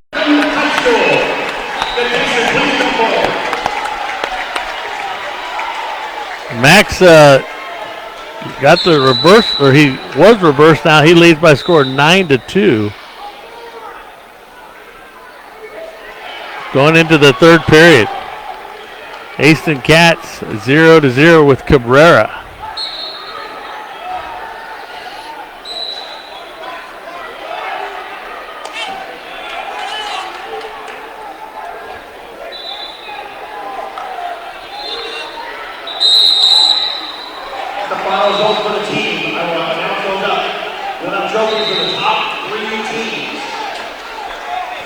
Norton will have 4 first places out of the girls division and the most outstanding wrestler.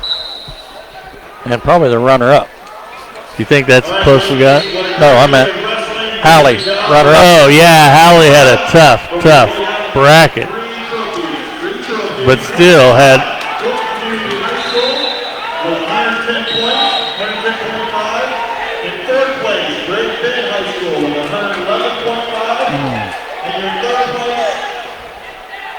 We got 4th, right? Yeah. Great Bend beat us by 1. And we go to Great Bend next week. With 124.5 points, Lexington High School. Your 2025 runner-up is Grand Island High School with 143 points.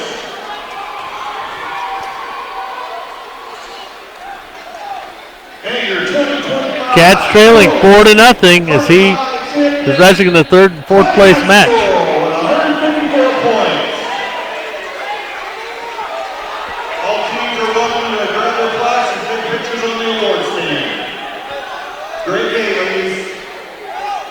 Max leading 13-5. Looks like Aston might be trailing 4-0. And with 40 seconds on Max's match, we're going to switch her over here to Aston's match.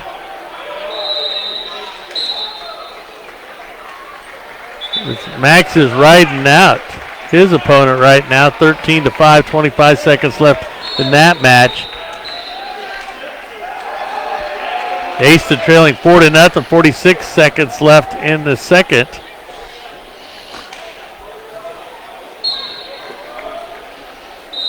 Aston gets to his feet trying to clear the hips, but Cabrera will bring him back down the mat. Cabrera from Klein, Texas. Third and fourth place match right here. Sure looked like locked hands from here, but looks like Max will win that match 13-5.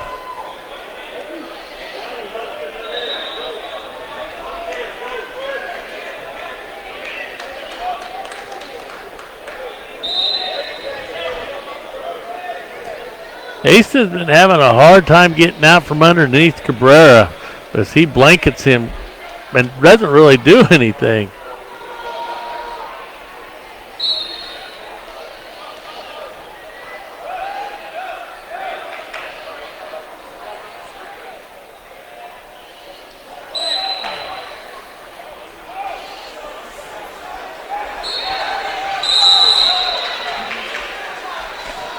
Looks like there's 6 matches left after Aston's for the Blue Jays.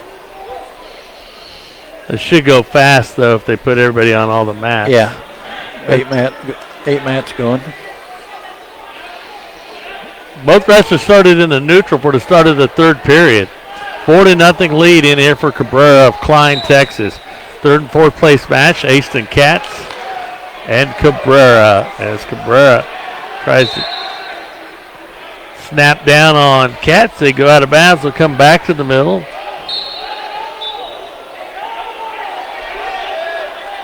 Now a takedown in there by Cabrera as Katz try to take a shot in there. Aston trails by a score of 7-0.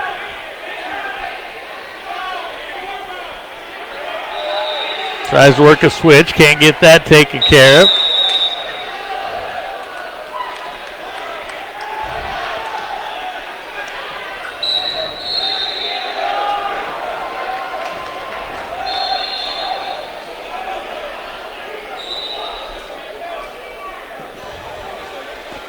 Granby roll in there by Aston, but Cabrera just kind of let him go and then regathered him back in.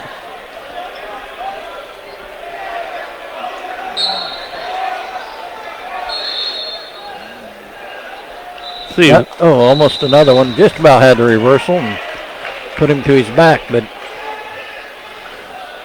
coming up will be Weigel against Wilson of North Platte. Katz is wrestling out there now with Cabrera.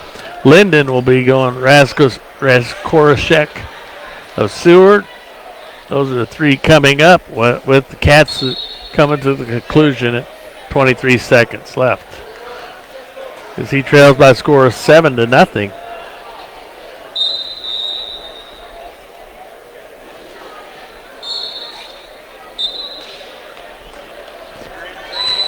Stalling called on Cabrera, driving him out of bounds. 10 seconds left.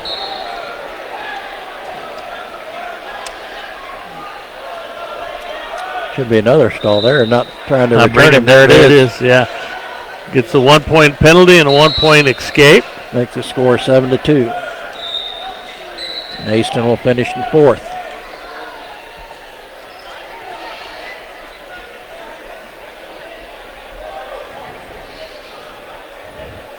So Aston Cats with the fourth place finish.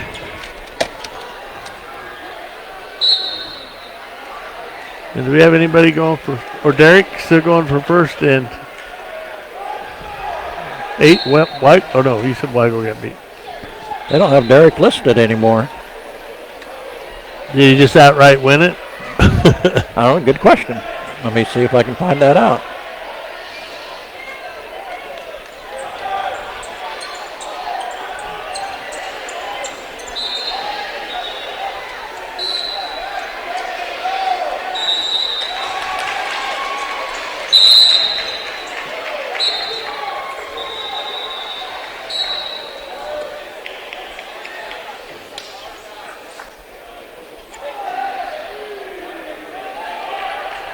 No, he medically forfeited out of the tournament.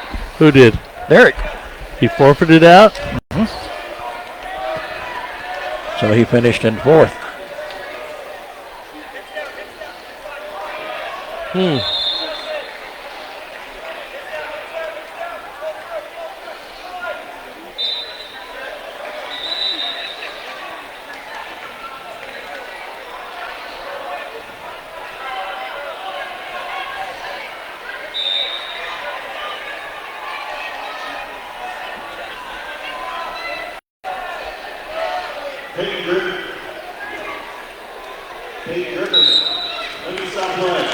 Looks like now Braden Linden will make his way out there.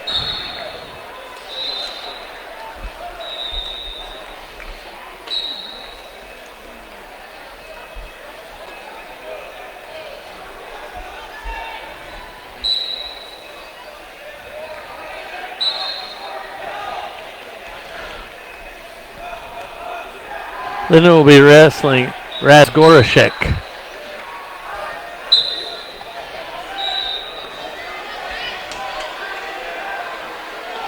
As he shoots in on a double on Razgorashek. Elevates the hips. Needs to do the tip. And now he'll get the 3-point takedown. As Razgorashek tries to reach back, and they'll go out of bounds. A 5-0 lead in here for Braylon Linden.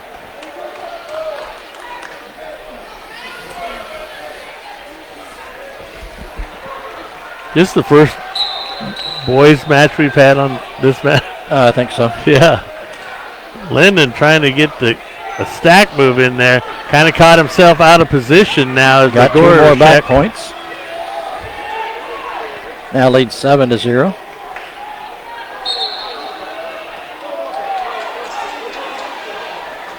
As Linden will give up the 1-point escape, making a score 7-1.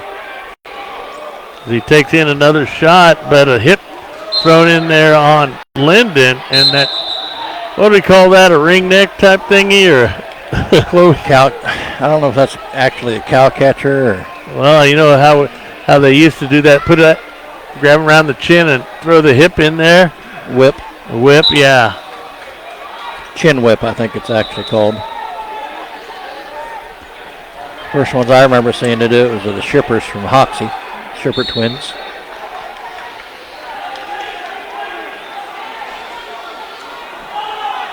I want to thank everyone for coming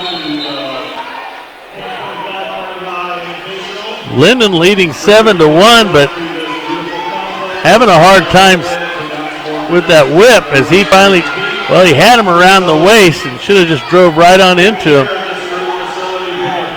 A front headlock in there by Razgorashek.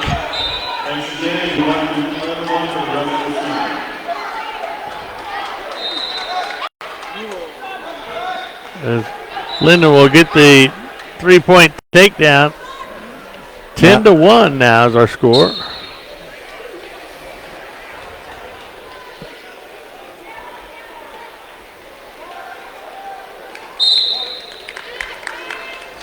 That'll be the end of the first period. 10-1 lead in there for Braden Linden. Razgorashek will take the down position for the start. Oh, wait. That was red, wasn't it? Linden will win the flip. He'll take the down.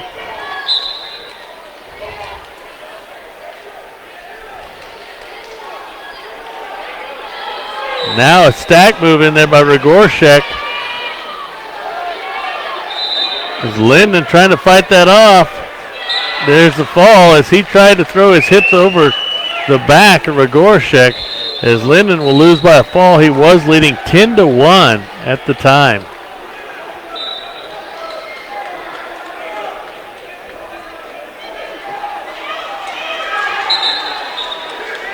Now that bring out Luke Clydesdale. I don't think I had him down in here. Yeah.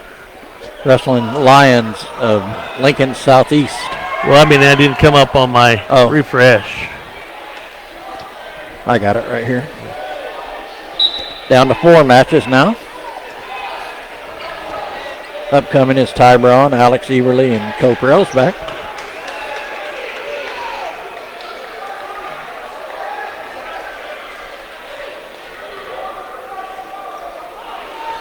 Low level trying there by Luke. Wasn't able to get it to go.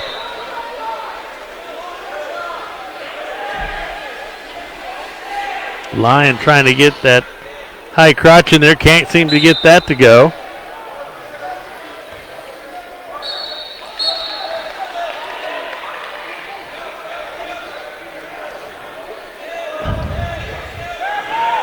Seen a lot of moves today, Rick, involving the head. Mm-hmm. Man, that's a lot of head. Going to be some sore necks.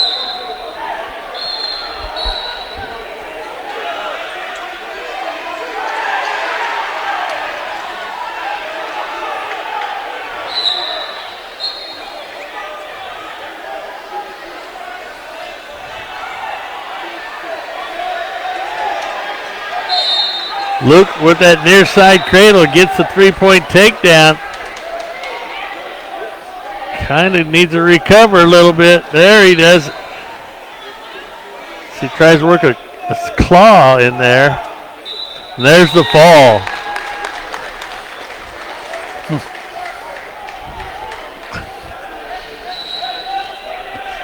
It's probably not the most conventional pinning combination, but it was effective in that match. Now Jayton's out there on mat number 3.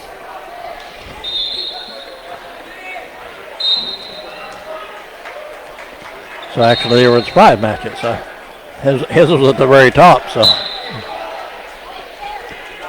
he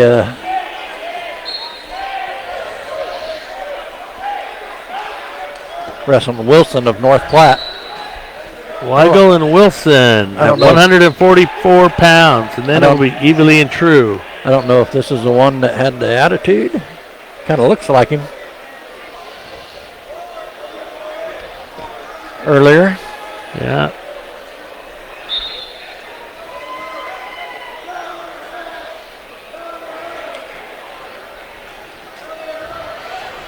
Both wrestlers pretty much kind of keeping it tight. Not going to try to make much of a move.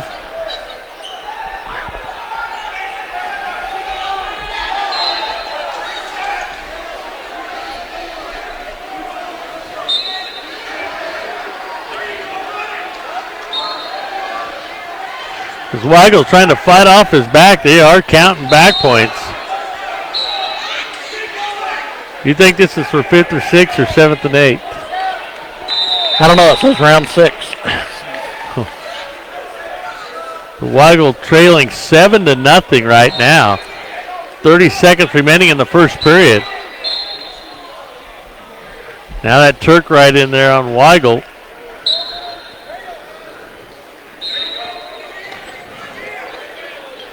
And why'd they stop it? Oh. They didn't. Oh, looked like they stopped it. 2 near fall points awarded to Wilson, making us score 9-0.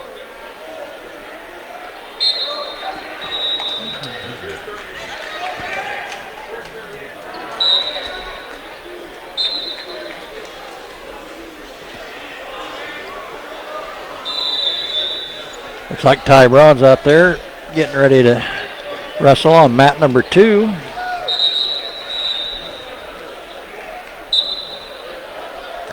See, Braun will be Foster of North Platte.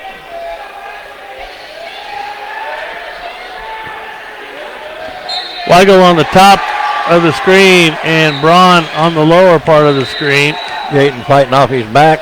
He's going to get going to give up 4 back points and get 1 penalty point, I believe. And it's going to be a tech fall. That is the same kid. Yeah.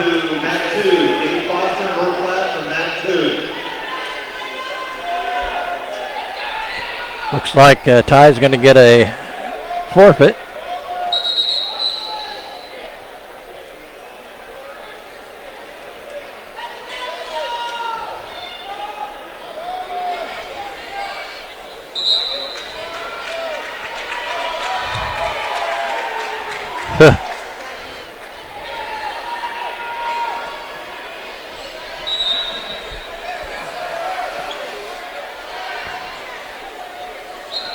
Well, now we're down to what, 3?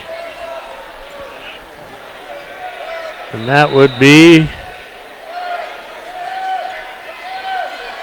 I don't even know who's left. Evilly.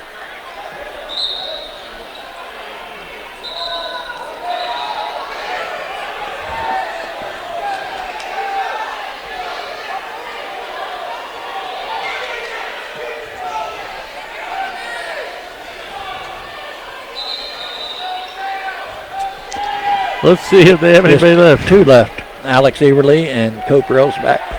Okay, I don't even have Railsback down here. Everly will be wrestling for 5th place. Be wrestling True of Liberty North. And Cope will be wrestling for 9th place. Wrestling Jiang of Liberty North.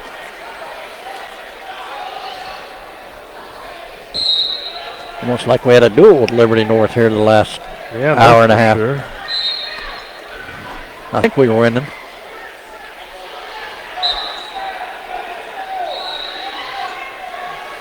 Did you see any football scores there, Rick? I haven't looked. Yeah, I didn't know if you happened to take a peek. I'm scared to get out of my Comfort zone? No, I'm off my phone. Oh. Don't know if I'd get it back. We're also hoping they enjoyed the show today. We know it was maybe in and out at home, and maybe not seeing all of it, and then 2 semi-pro announcers that don't know how to run track wrestling or flow wrestling, so not able to keep you. They need to put some tutorials out. Well, like I said earlier, they changed this. They give you too much to go to. You see something, you're like chasing squirrels. You also look, hey, let's try this one. Oh, what's this do?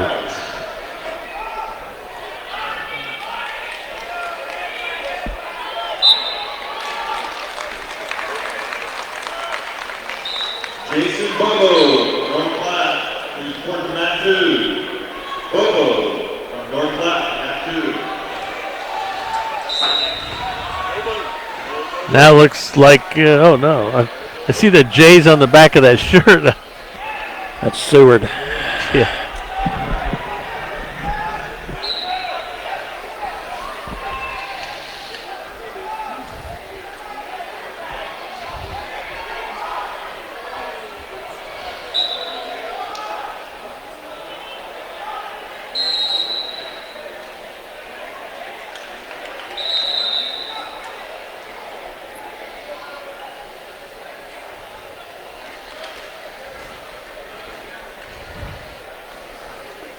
Let's kind of for one last time here before we sign off, we'll hear a few words from our sponsors. We'll make sure you stop in and say thank you to these fine merchants for sponsoring these programs.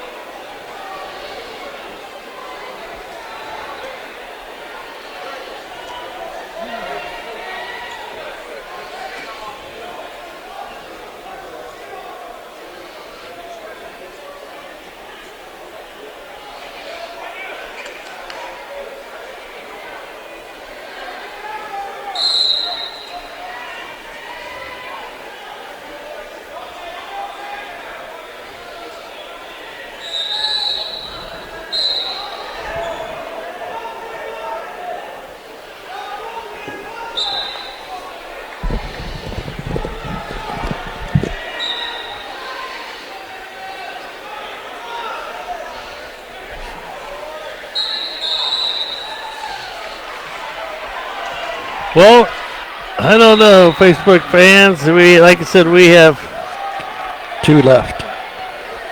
2 left and fit to go. Solutions North Bank, United Northwest Federal Credit Union, Mapleson Miller, Ingalls Sales and Service, Amby Home Acres, Cowpoke, Pizza Hut, Wing Street, Crafted Caffeine, First State Bank, Mid-American Bank, Porter Ranch Beef, Bailey Ag Solutions, New Age Industrial, Roy Sales and Service, Bumps Auto Body, Equity Bank, Moffett Drug, Farm Bureau Financial, Iron Insurance, Norton Auto Supply, Sonic of Norton, Cole Family Eye Care, Norton County Hospital and Clinic, Mad Duck Construction, Clydesdale Agronomy, Dr. Shirk, Nextech, Natoma Manufacturing, Boxler Insurance, Jamboree, Norton Sports Center, Bow Creek Ranch, Lenore Farmers. Please say thank you to those who bring you coverage of Blue Jay sports.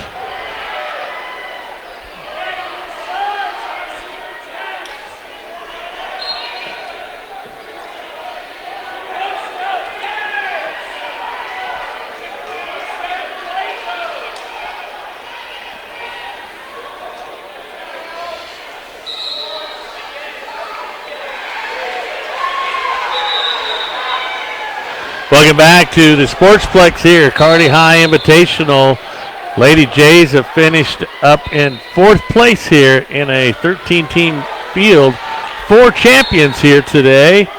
As in, we had Kaysen Miller at 125, Hallie Fonestill at 140, Sophia Kane at 170, and at 190, it was Cadence Greason. Blue Jays again finished in 4th. Most outstanding wrestler in the girls division, Kaysen Miller at 125. We congratulate all the medalists and a 4th place finish in a very large tournament, as in larger schools than Norton.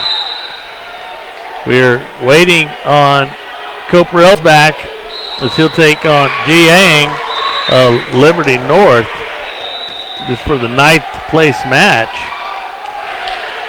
And we'll have Alex Evely wrestling against True of Liberty North. And that will be for the 5th place match.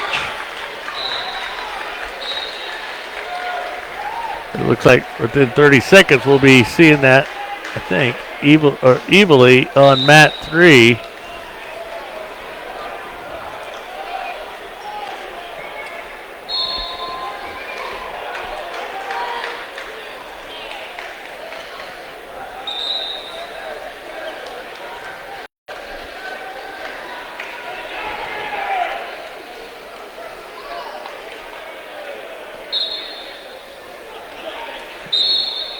And Evely, I kind of liked his style. He's really improved a lot from just last year. And he's just kind of one of those bigger weights that he's hitting some buzzsaws.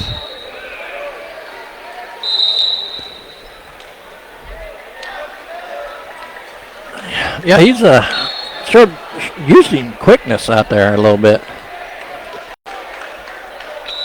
I'm happy for him getting the place in here and maybe give him a little confidence. I will be able to give the results of the varsity boys if you so want me to, but yeah, we might try to do that. We'll see what time we are. No, it's been a long day. I left at 6 this morning, and that's your own fault.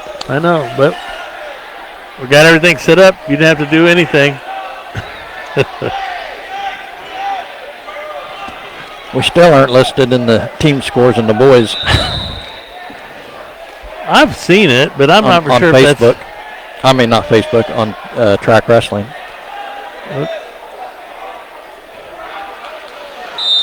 Let's go to the team scores there. Let's see if I can find it.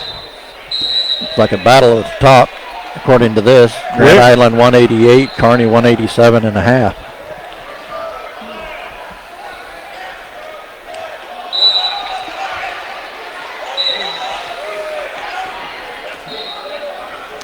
Don't tell me we ran out of internet already.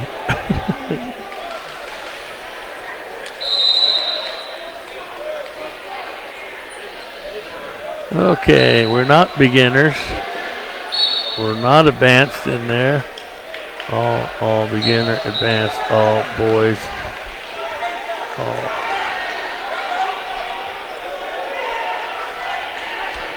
What did you say that was the scores for the boys right now?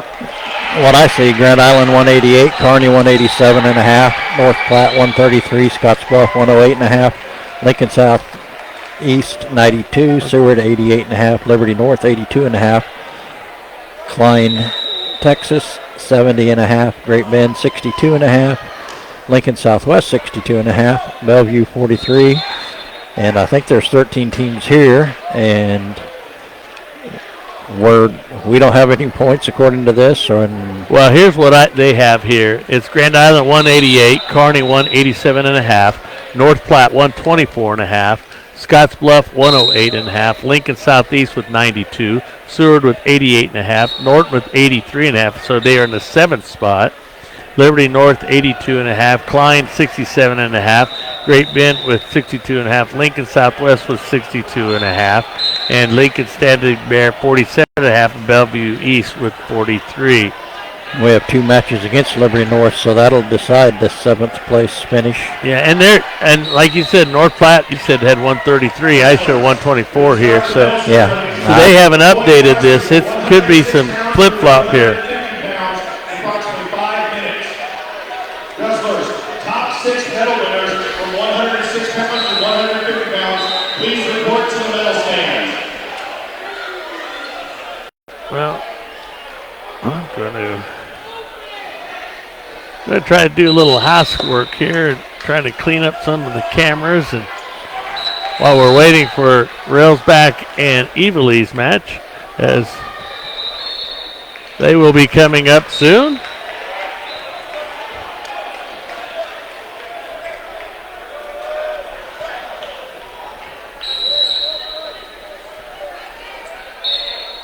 You missed that Grizzly.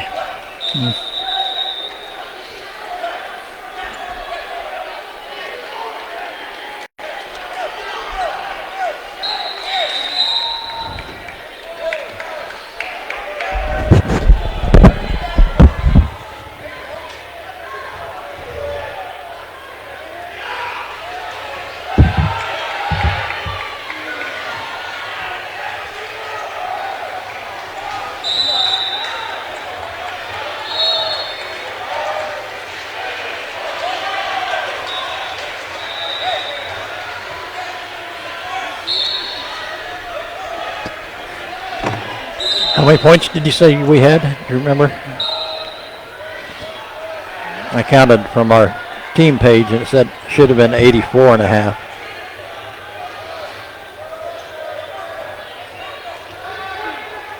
All right, can we get the medalists at 106 pounds? So please report to the medal stand for the medal ceremony. Top 6 medalists at 106 pounds, please report to the medal stand.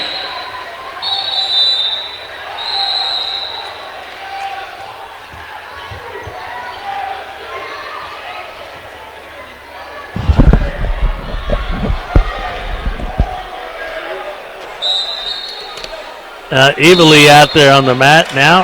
And who's his opponent?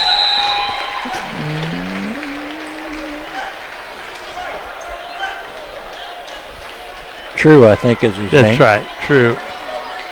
Of Liberty North.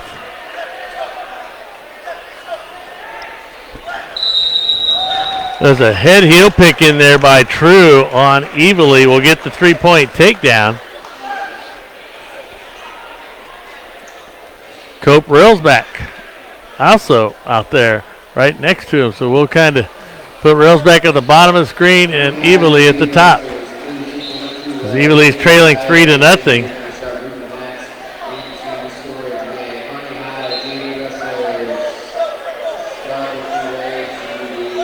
So Evilly getting tilted over there, getting back points counted against him, as he currently already is down 3-0. They're right on the edge of the mat. True stays in with that tilt. Now A throw in there by Railsback, but he can't come across, and he get caught on his back. And there's the fall. As Railsback, I believe that was for 9th place. Finish in 10th. Yes. And that'll probably lock it up for Liberty North, beating us for 7th place. And they're leading 7-0 with Evely's match. Fighting off of his back also. Yes. Soon to be 11.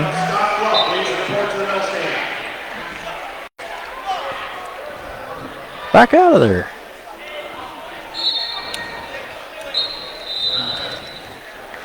Now 11-0. Is that the end of the? Nope. Nope, they went out of bounds. Just went out of bounds.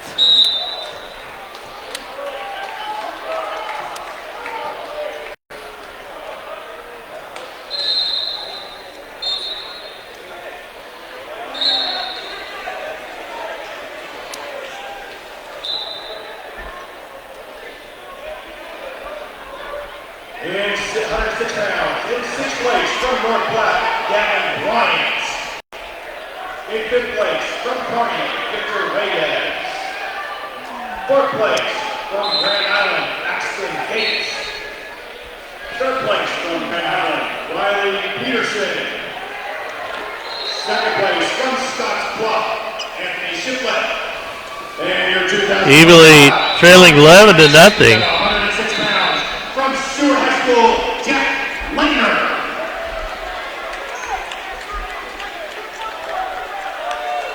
He works up on the body, but True can't seem to break him down. True kind of pretty much stays on his knees there. Now will come to his feet. Evely trying to work around the waist, but he's going to give up the 1-point escape. And a takedown now. That should be a tech fall. That should be the end of that match. Kearney High JV wrestlers, looking at all Kearney High JV wrestlers. Last call for you guys to get to the JV Center gym. And that will be the end for the Blue Jays. All right, why don't you run through the boys real quick. Let me pull it up real quick.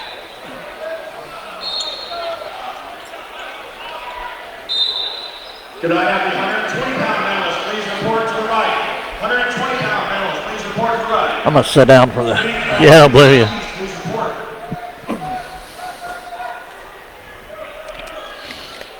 At 106 pounds, Grady Briner. Oh, what happened to it? Finished in 10th place. At 113, Caleb Kieswetter finished 2nd place. And he scored 19.5 points. He was defeated in the finals by a score 8-5 by Oscar Brown. Daniel Hildebrand finished in 11th place.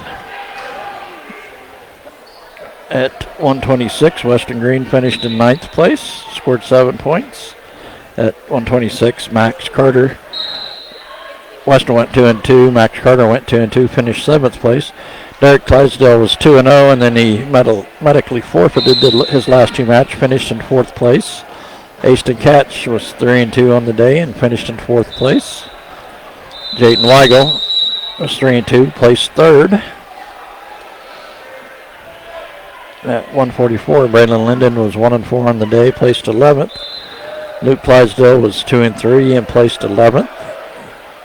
Ty Braun 2-3, placed 10th. Alex Everty 2-2, placed 6th.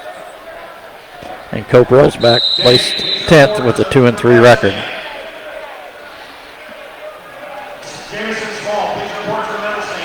So we figured that if we were in 7th, and we probably lost those 2 matches, so they probably jumped ahead of us. Yeah, So probably I'm finished sure at they 8th. I don't know where the next team was behind that, but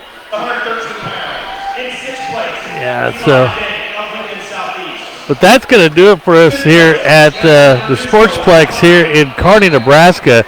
We will be back here in January for the UNK duels. So maybe we'll know what we're getting into here, but I don't think it'll be as big as this tournament was. But Well, it's a dual tournament, so it's a whole different deal. Yeah. We'll get to stay on one mat. So, not all the time, but. Right. But anyway, Blue Jays, no champions. Got a second place. A couple fourths. We did come out with an undefeated rest in a row, Derek Clydesdale. Yeah, so. But we hope that you enjoyed it, and hopefully we will improve on internet and so forth. As next week, we're trying to make a remind for Great Bend for the girls as their 2-day tournament Friday and Saturday, and then of course the Holdridge Duster Invitational in Holdridge, Nebraska for the boys on Saturday. Well, I'll most likely be at that one. We also that week we will have topside tip-off, so we may be sharing the airwaves with basketball next week. So as the radio station, Jeff Porter and myself will be in communication on our schedule those days. So please stay tuned to KQK 102.5 and 106.7 for any communication regarding Blue Jay sports this coming weekend. So for Rick Green, I'm Fig Millen for 102.5 Superstar Country. Medalist at 132 pounds, please come to the medal stand and check in. Medalist at 132, please check in. We need an official and table help to mat 2. We need an official and table help to mat 2.